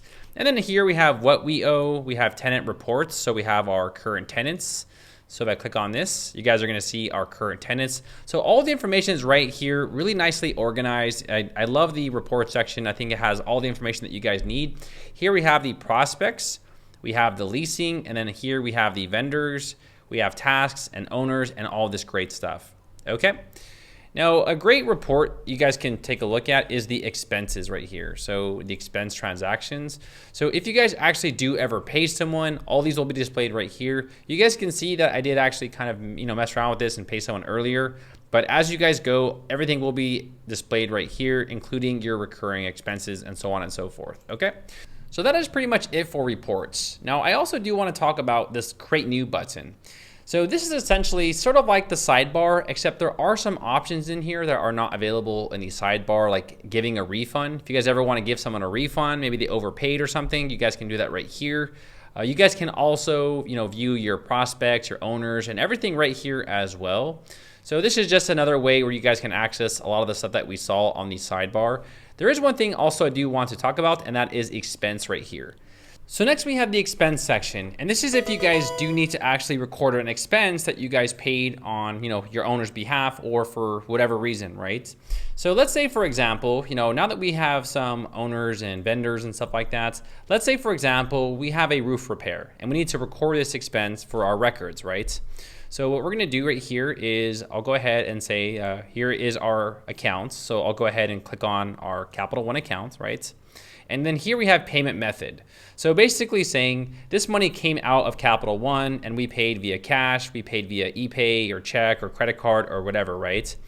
So what we're gonna do here is I'll just select ePay. So I'll just basically say that we digitally sent them this money from our bank directly to their bank. Now, which property was this for? Well, I'll put it was for, the new property that Chad moved in, right? And this was the units. Right, here is the category. We'll just put, we'll just put the name of the bank and then the description and then also the amount right here. So this was for like, $10,000. It was very expensive, or $1,000 bucks, right? Okay. And then here you guys can upload any files that you guys need, just in case, if they sent the invoice, you guys can upload the invoice here, or just for your own personal records. Got that? Okay, let's go ahead and click on save. Okay, so that is how we can record an expense. Hey guys, welcome to the second section of this video. So in this part of the Doorloop tutorial, we're gonna focus more on the money aspect. So we're gonna be showing you guys how to link up your bank accounts. We're also going to walk you guys through how to apply for a merchant account and some other information that you guys are gonna need with Doorloop. So with that said, let's go ahead and jump back to the video.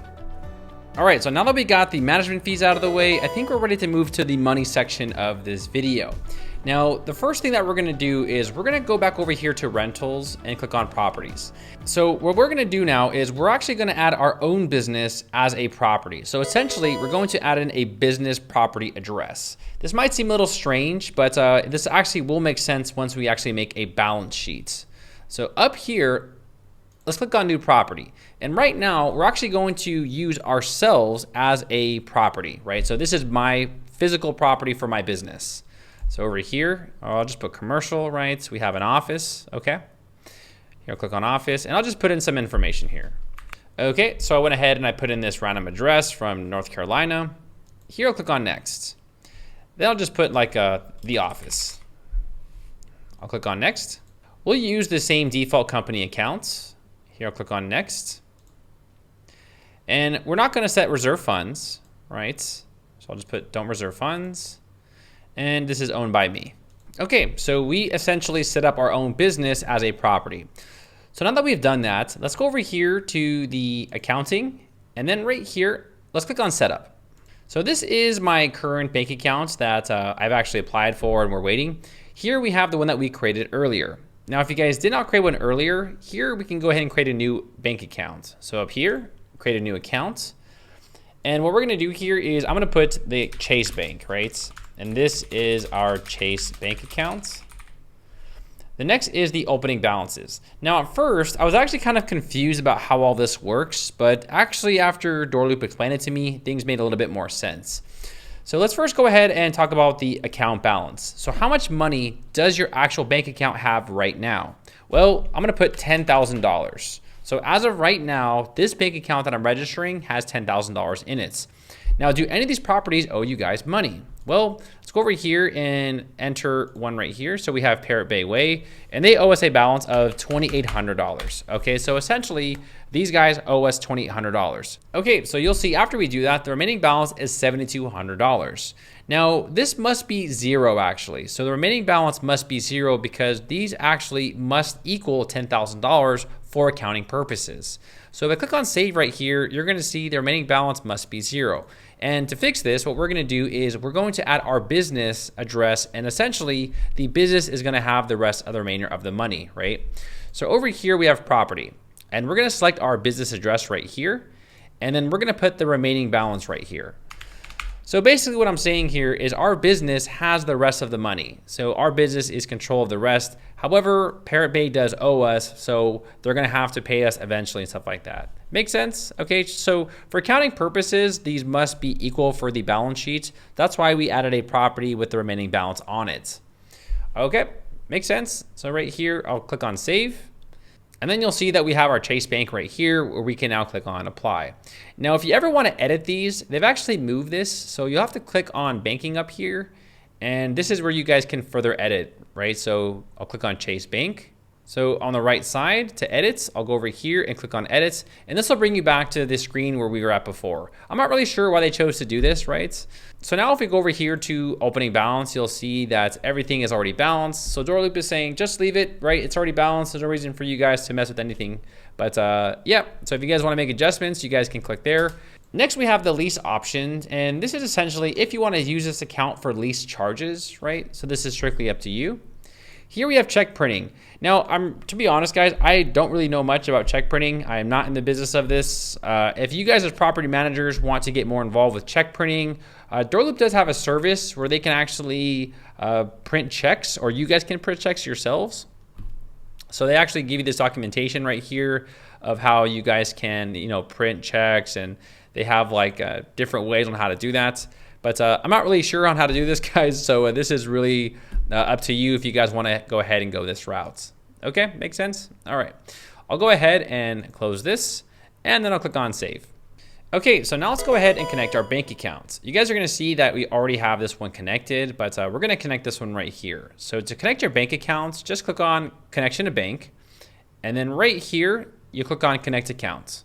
All right, so Doorloop does use Plaid. It's like a service where you guys can actually enter your login details for your bank, and they will sync it with Doorloop. I'll go ahead and click on continue as guest. And here you guys are gonna enter the name of your bank. So, you know, they have pretty much every bank right here. So they have Chase, they have Wells Fargo, right? They have Capital One. They have pretty much every bank in America, at least the ones that are FDIC insured, right? Capital One, and so on and so forth. So what I'll do right here is just, I'll go ahead and click on Chase, and then you'll continue to log in. Now what you're gonna do here is this is gonna redirect you to whatever bank that you guys select, and it's going to connect it with Doorloop. So right here, I'll click on continue to login. Okay, now once you guys go through the login process and you guys log in with your bank, it'll let you guys know that Doorloop wants access to your bank account. So all you'll do right here is click on continue. So next you'll see that you guys can connect specific information. So which information do you want to give Doorloop? For example, if you guys are using various credit cards that are not related to the business or different bank accounts not related, you guys can like uncheck them, right? So for everyone, it'll look different, right? But you guys can choose what you want them to have access to. So I'll go ahead and just click on continue here. All right, and the last step is you'll just click on authorize and authorize the access. And that's it. You guys are gonna see right now the bank has connected. If you guys see updating, that means it's connected. Or if it says connected in green letters, that also means it's connected. Here I'll refresh the page. And there we go. So now the bank account is successfully connected. You guys have any questions about that? Let me know in the comments below. So next we have the online payment setup, and you guys will need to actually create an application and apply for a merchant account with Stripe. If you guys are not familiar with Stripe, Stripe.com is a payment merchant service. They are one of the largest in the United States. And what they're gonna do is they're going to receive the payments on your behalf, and then they're going to send it directly to your bank accounts every single month. Now, I personally have an account with Stripe, guys. They are an amazing merchant service. You're gonna see right here, they deposit money directly into my bank account all the time. They tell me when it's expected, and they let me know about you know, how much I got paid, the money from sales. So this is from one of my e-commerce websites. So we do use this service. You guys will need to go, you know, make an account with Stripe.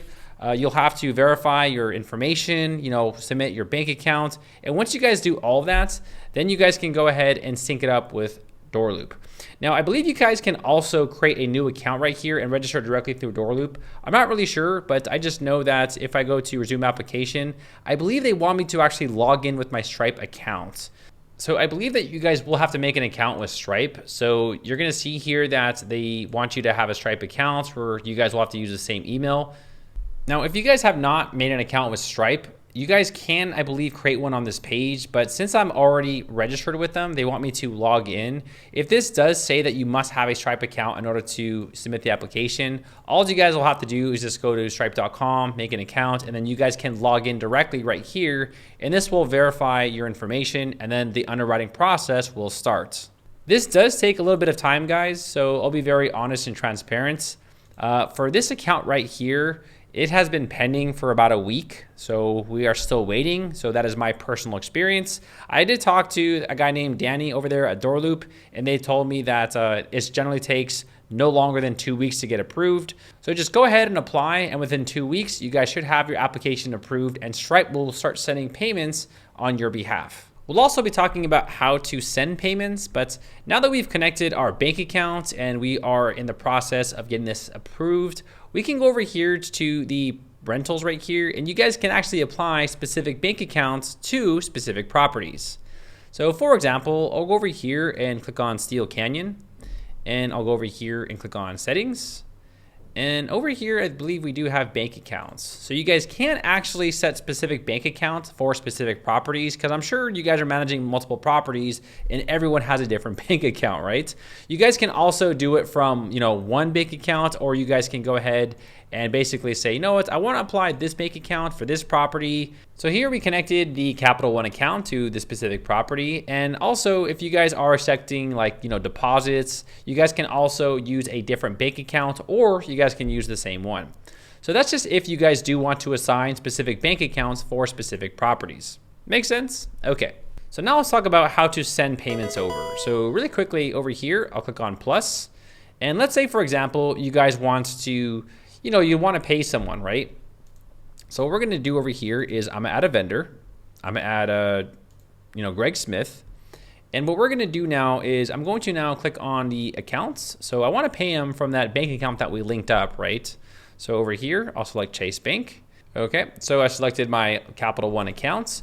You guys can actually pay them through cash, check, credit card or whatever, right? Now remember, this is actually just recording the expense. So remember, you are paying them through credit card. If you guys actually do want to use ePay, there is a specific feature with a website called Checkbook that we can use.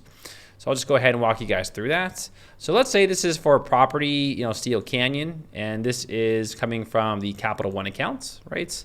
And let's just say this was for like $5. All right, so I'll go ahead and click on save. So basically I created an expense for $5. Now, if you guys did, pay them with a credit card, there's nothing more for you to do. But if you guys do want to use this service, I'll show you guys how to do that. So right here, I'll click on complete ePay. And now we can go ahead and send payments. So over here under online payments, you'll see send payments. Now, if you guys have not registered with Checkbook, you guys can go ahead and go to the registration process and register with Checkbook. I think it's .io or .com. Okay, so this is a website called checkbook.io. Now, checkbook.io will actually send the payments on your behalf. They'll send the payments via check or via ACH, depending on what the customer wants, right? So if you guys are a property manager and you do need to send money to the owner, you guys can use this website in order to send payments. Now, the customers will actually have two options. So they'll have the option to either accept a physical check, which this company will mail out for you guys, or you guys can link their bank account and pay them via ACH. So you'll see in this case right here, Rachel, she said, you know what, I want you guys to pay me via ACH. They don't need to make an account. They'll just enter in their account right here, and the website will deposit the money into their account for you guys automatically. So just to give you guys a verification here, so you'll see that me as the property manager, I sent this person a payment, and then you'll see deposit options. So they will have a few options here, but I have already set up the bank account, so there's nothing further for me to do. Now, I just want to clarify something. So checkbook.io is sending the payments on your behalf, okay? So this website will do all of the sending if you guys are managing properties for owners. Make sense? And Stripe.com is going to receive the money from your tenants and send it directly to your bank account. So just remember, this website sending the payments, this website receiving the payments. Got that? Make sense? There is some confusion between, these two websites, and that's the main difference, is one is sending and one is receiving the payments. All right, so let me just go ahead and give you guys a rundown of how all this works, right? So the first thing that you're gonna do is go to settings, and you're going to link your bank account. So right here, you'll see bank accounts where you guys can link up your accounts. You guys can also add debit cards. So if you click on add debit card, you guys can pay with debit cards as well. Virtual cards, wallet accounts, and even Zelle. So you guys will go through the process here, and you guys can go ahead and also link up your bank account. This actually uses Plate as well. So it is the very same thing that we use with Doorloop as well, right? Once you guys do that, you guys can go ahead and send a payment. So here you'll just put in Daryl Wilson, and you'll see how the check changes right there. You'll put in the email, right? And this is the amount number, right? And then here you can just tell them what it's for. So let's just imagine that we are a property manager and we're paying the owner. So we'll put payments. Now, if you guys do want higher limits, there is a verification process. So what you guys will have to do here is you guys can actually get paid more than $2,000. I'm sorry, send more than $2,000, but you'll need to go through the verification process with this website. And once they approve your accounts for higher limits, then you guys can send, I think it's up to like $15,000 a day or something like that, right? But if you guys are brand new to the website, they will limit you guys to $2,000. If you guys do want more help over here, you guys can go ahead and ask them for higher limits. So you'll see right here, I want to increase my daily sends, and then they'll let you guys know what you have to do, right? But yeah, just letting you guys know that you guys can send way more than $2,000. So now we have the option for the source bank accounts. So we have selected our bank accounts because this is coming out of our accounts. And we have the option to send the payments where the user can actually decide to accept a check, or they can enter their banking information and then this website will deposit it on our behalf. Also right here, if I click on direct deposits, we can also go ahead and add in their account right here and pay them directly via ACH. Okay, so I entered in a routing number, and you guys can also put in their account number right here. So basically, if you guys are owners, you guys can use this to send them payments every single month, right? Makes sense? You guys got that? So remember, you do want to use this website for ACH if you guys do want to send payments to owners, okay? Now, if you guys do want to send checks, all you'll have to do right here is just click on send payments and then click on confirm and send. Okay, so we just sent $1,000, right? So now let's go ahead and check the email that we sent this to. So I'm logged into my mail account right here, and I'm gonna click on this email that we just received. So Daryl Wilson has sent a payment for $1,000. And then right here, you're gonna see that we have this check, and I can click on view deposit options. All right, look at that. So this is pretty cool. So now you'll see that we received a payment for our rental, and the user can actually go ahead and deposit this into his bank account right here, right? Or they can go ahead and print this out and then they can go ahead and cash it, right? So right here, I'll click on deposit.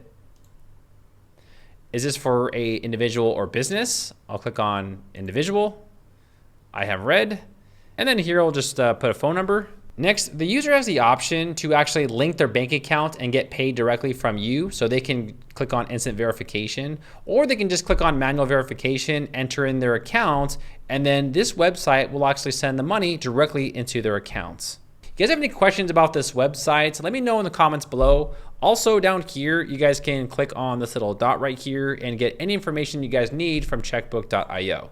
Now, once we actually send the money to the owner, or they actually decide to enter in their account information, you guys are gonna see that it has been paid, right? So this syncs up directly with Checkbook. So you guys don't need to go ahead and log into Checkbook all the time. You guys can view it from right here. So that's where you guys can, view your payments and also how to add expenses for your property management websites. Okay, so now we're gonna talk about one of the more important aspects, and that is the lease agreements and rental applications. So right here, you guys are gonna see that we have some rental applications. Now you guys can go ahead and create your own rental applications here at the top right by clicking on new application.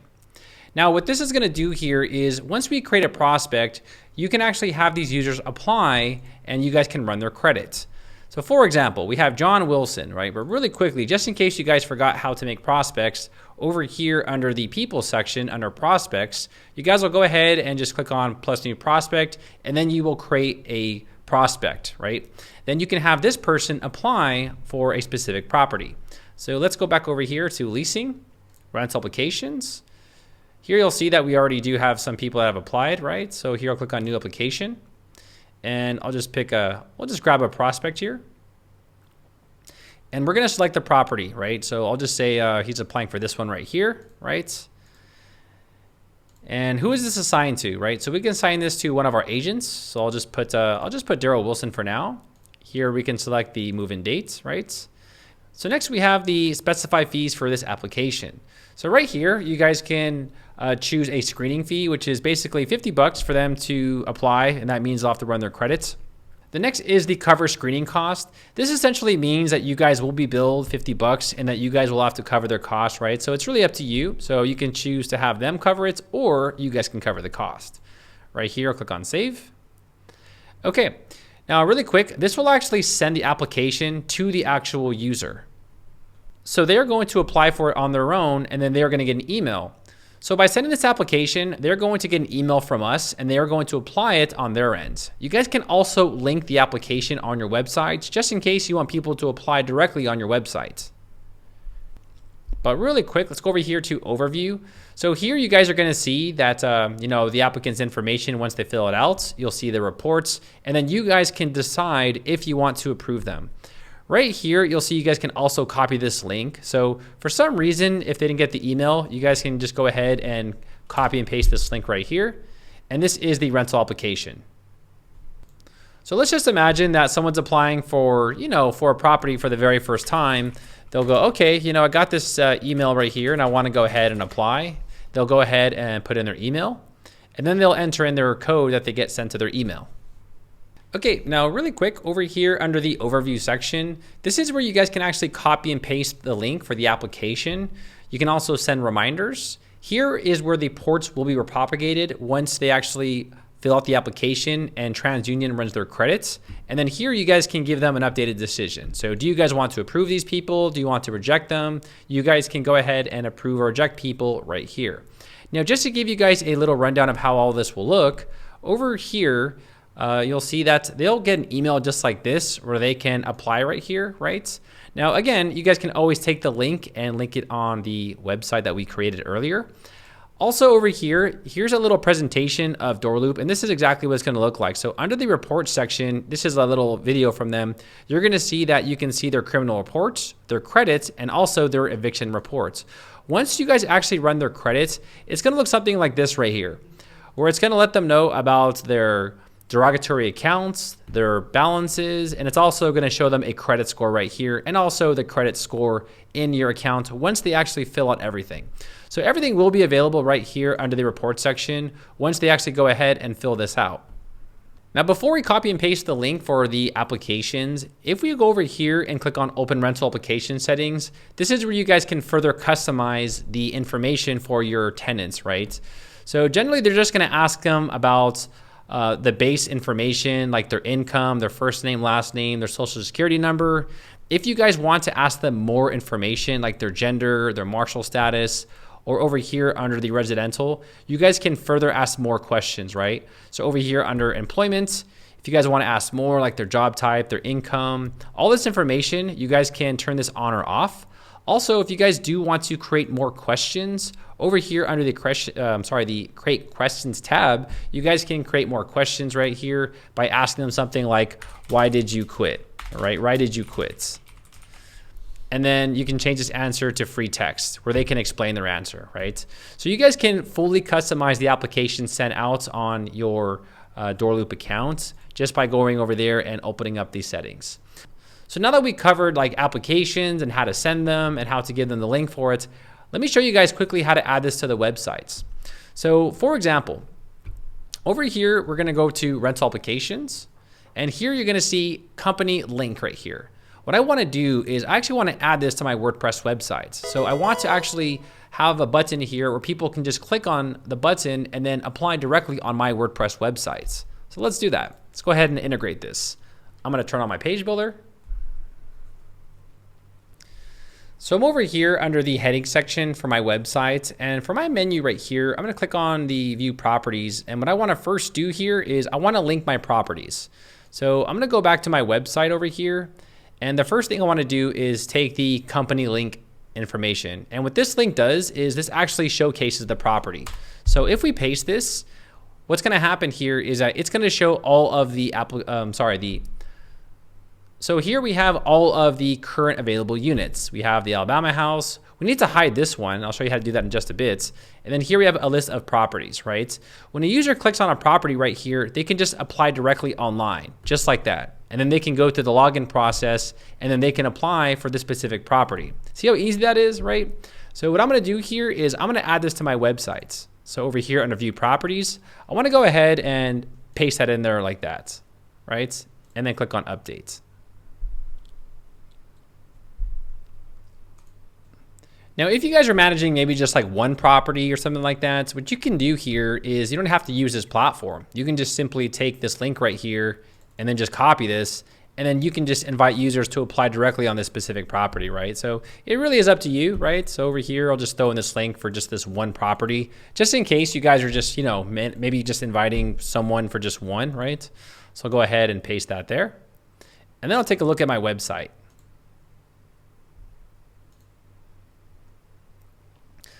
So now my websites, if I go over here and if I click on view properties, what this is gonna do now, it's gonna take them to my Doorloop account where they can go ahead and apply for it, right? Really cool, really convenient. Also, what we can do here is over here under the rental app, I can click on this and it's gonna open this property right here, right? And then they can apply directly online, right? So really cool, right? So that is pretty much how you guys can integrate Doorloop with your WordPress websites. Essentially, all you're doing here is you're just adding the links. And then also when we created properties earlier, you can just go ahead and add a property here and just really go thorough with it. So that's how you guys can pretty much integrate your WordPress website with Doorloop. And then obviously you guys can, obviously update these. So you would click on one of these and then you would have these match up to whatever property you're marketing, because this will actually display it much better than Doorloop. You'll see here that you can, be very descriptive. You can create an address. So you do want to create this website here to really showcase it and then, show them the actual, the agents. And then you guys can use Doorloop right here to actually have people apply and run a successful property management business. Now, the very last thing that I wanted to touch base on was to hide the business property. So this one right here, all you got to do is just click on make inactive right here so that this is no longer shows, right? So we can just go ahead and hide this, and this will no longer show for people that are applying for properties. So right here, all you got to do is make the unit inactive, and then you'll just go over here and click on make inactive, and this will actually make it so it does not display for users to to rent and stuff like that. So that is pretty much how you guys can create a full-on property management website and business. This has been a long video, guys. I hope I covered everything. If you guys have any questions, let me know in the comments below. Thank you guys so much for watching, and I'll see you guys later.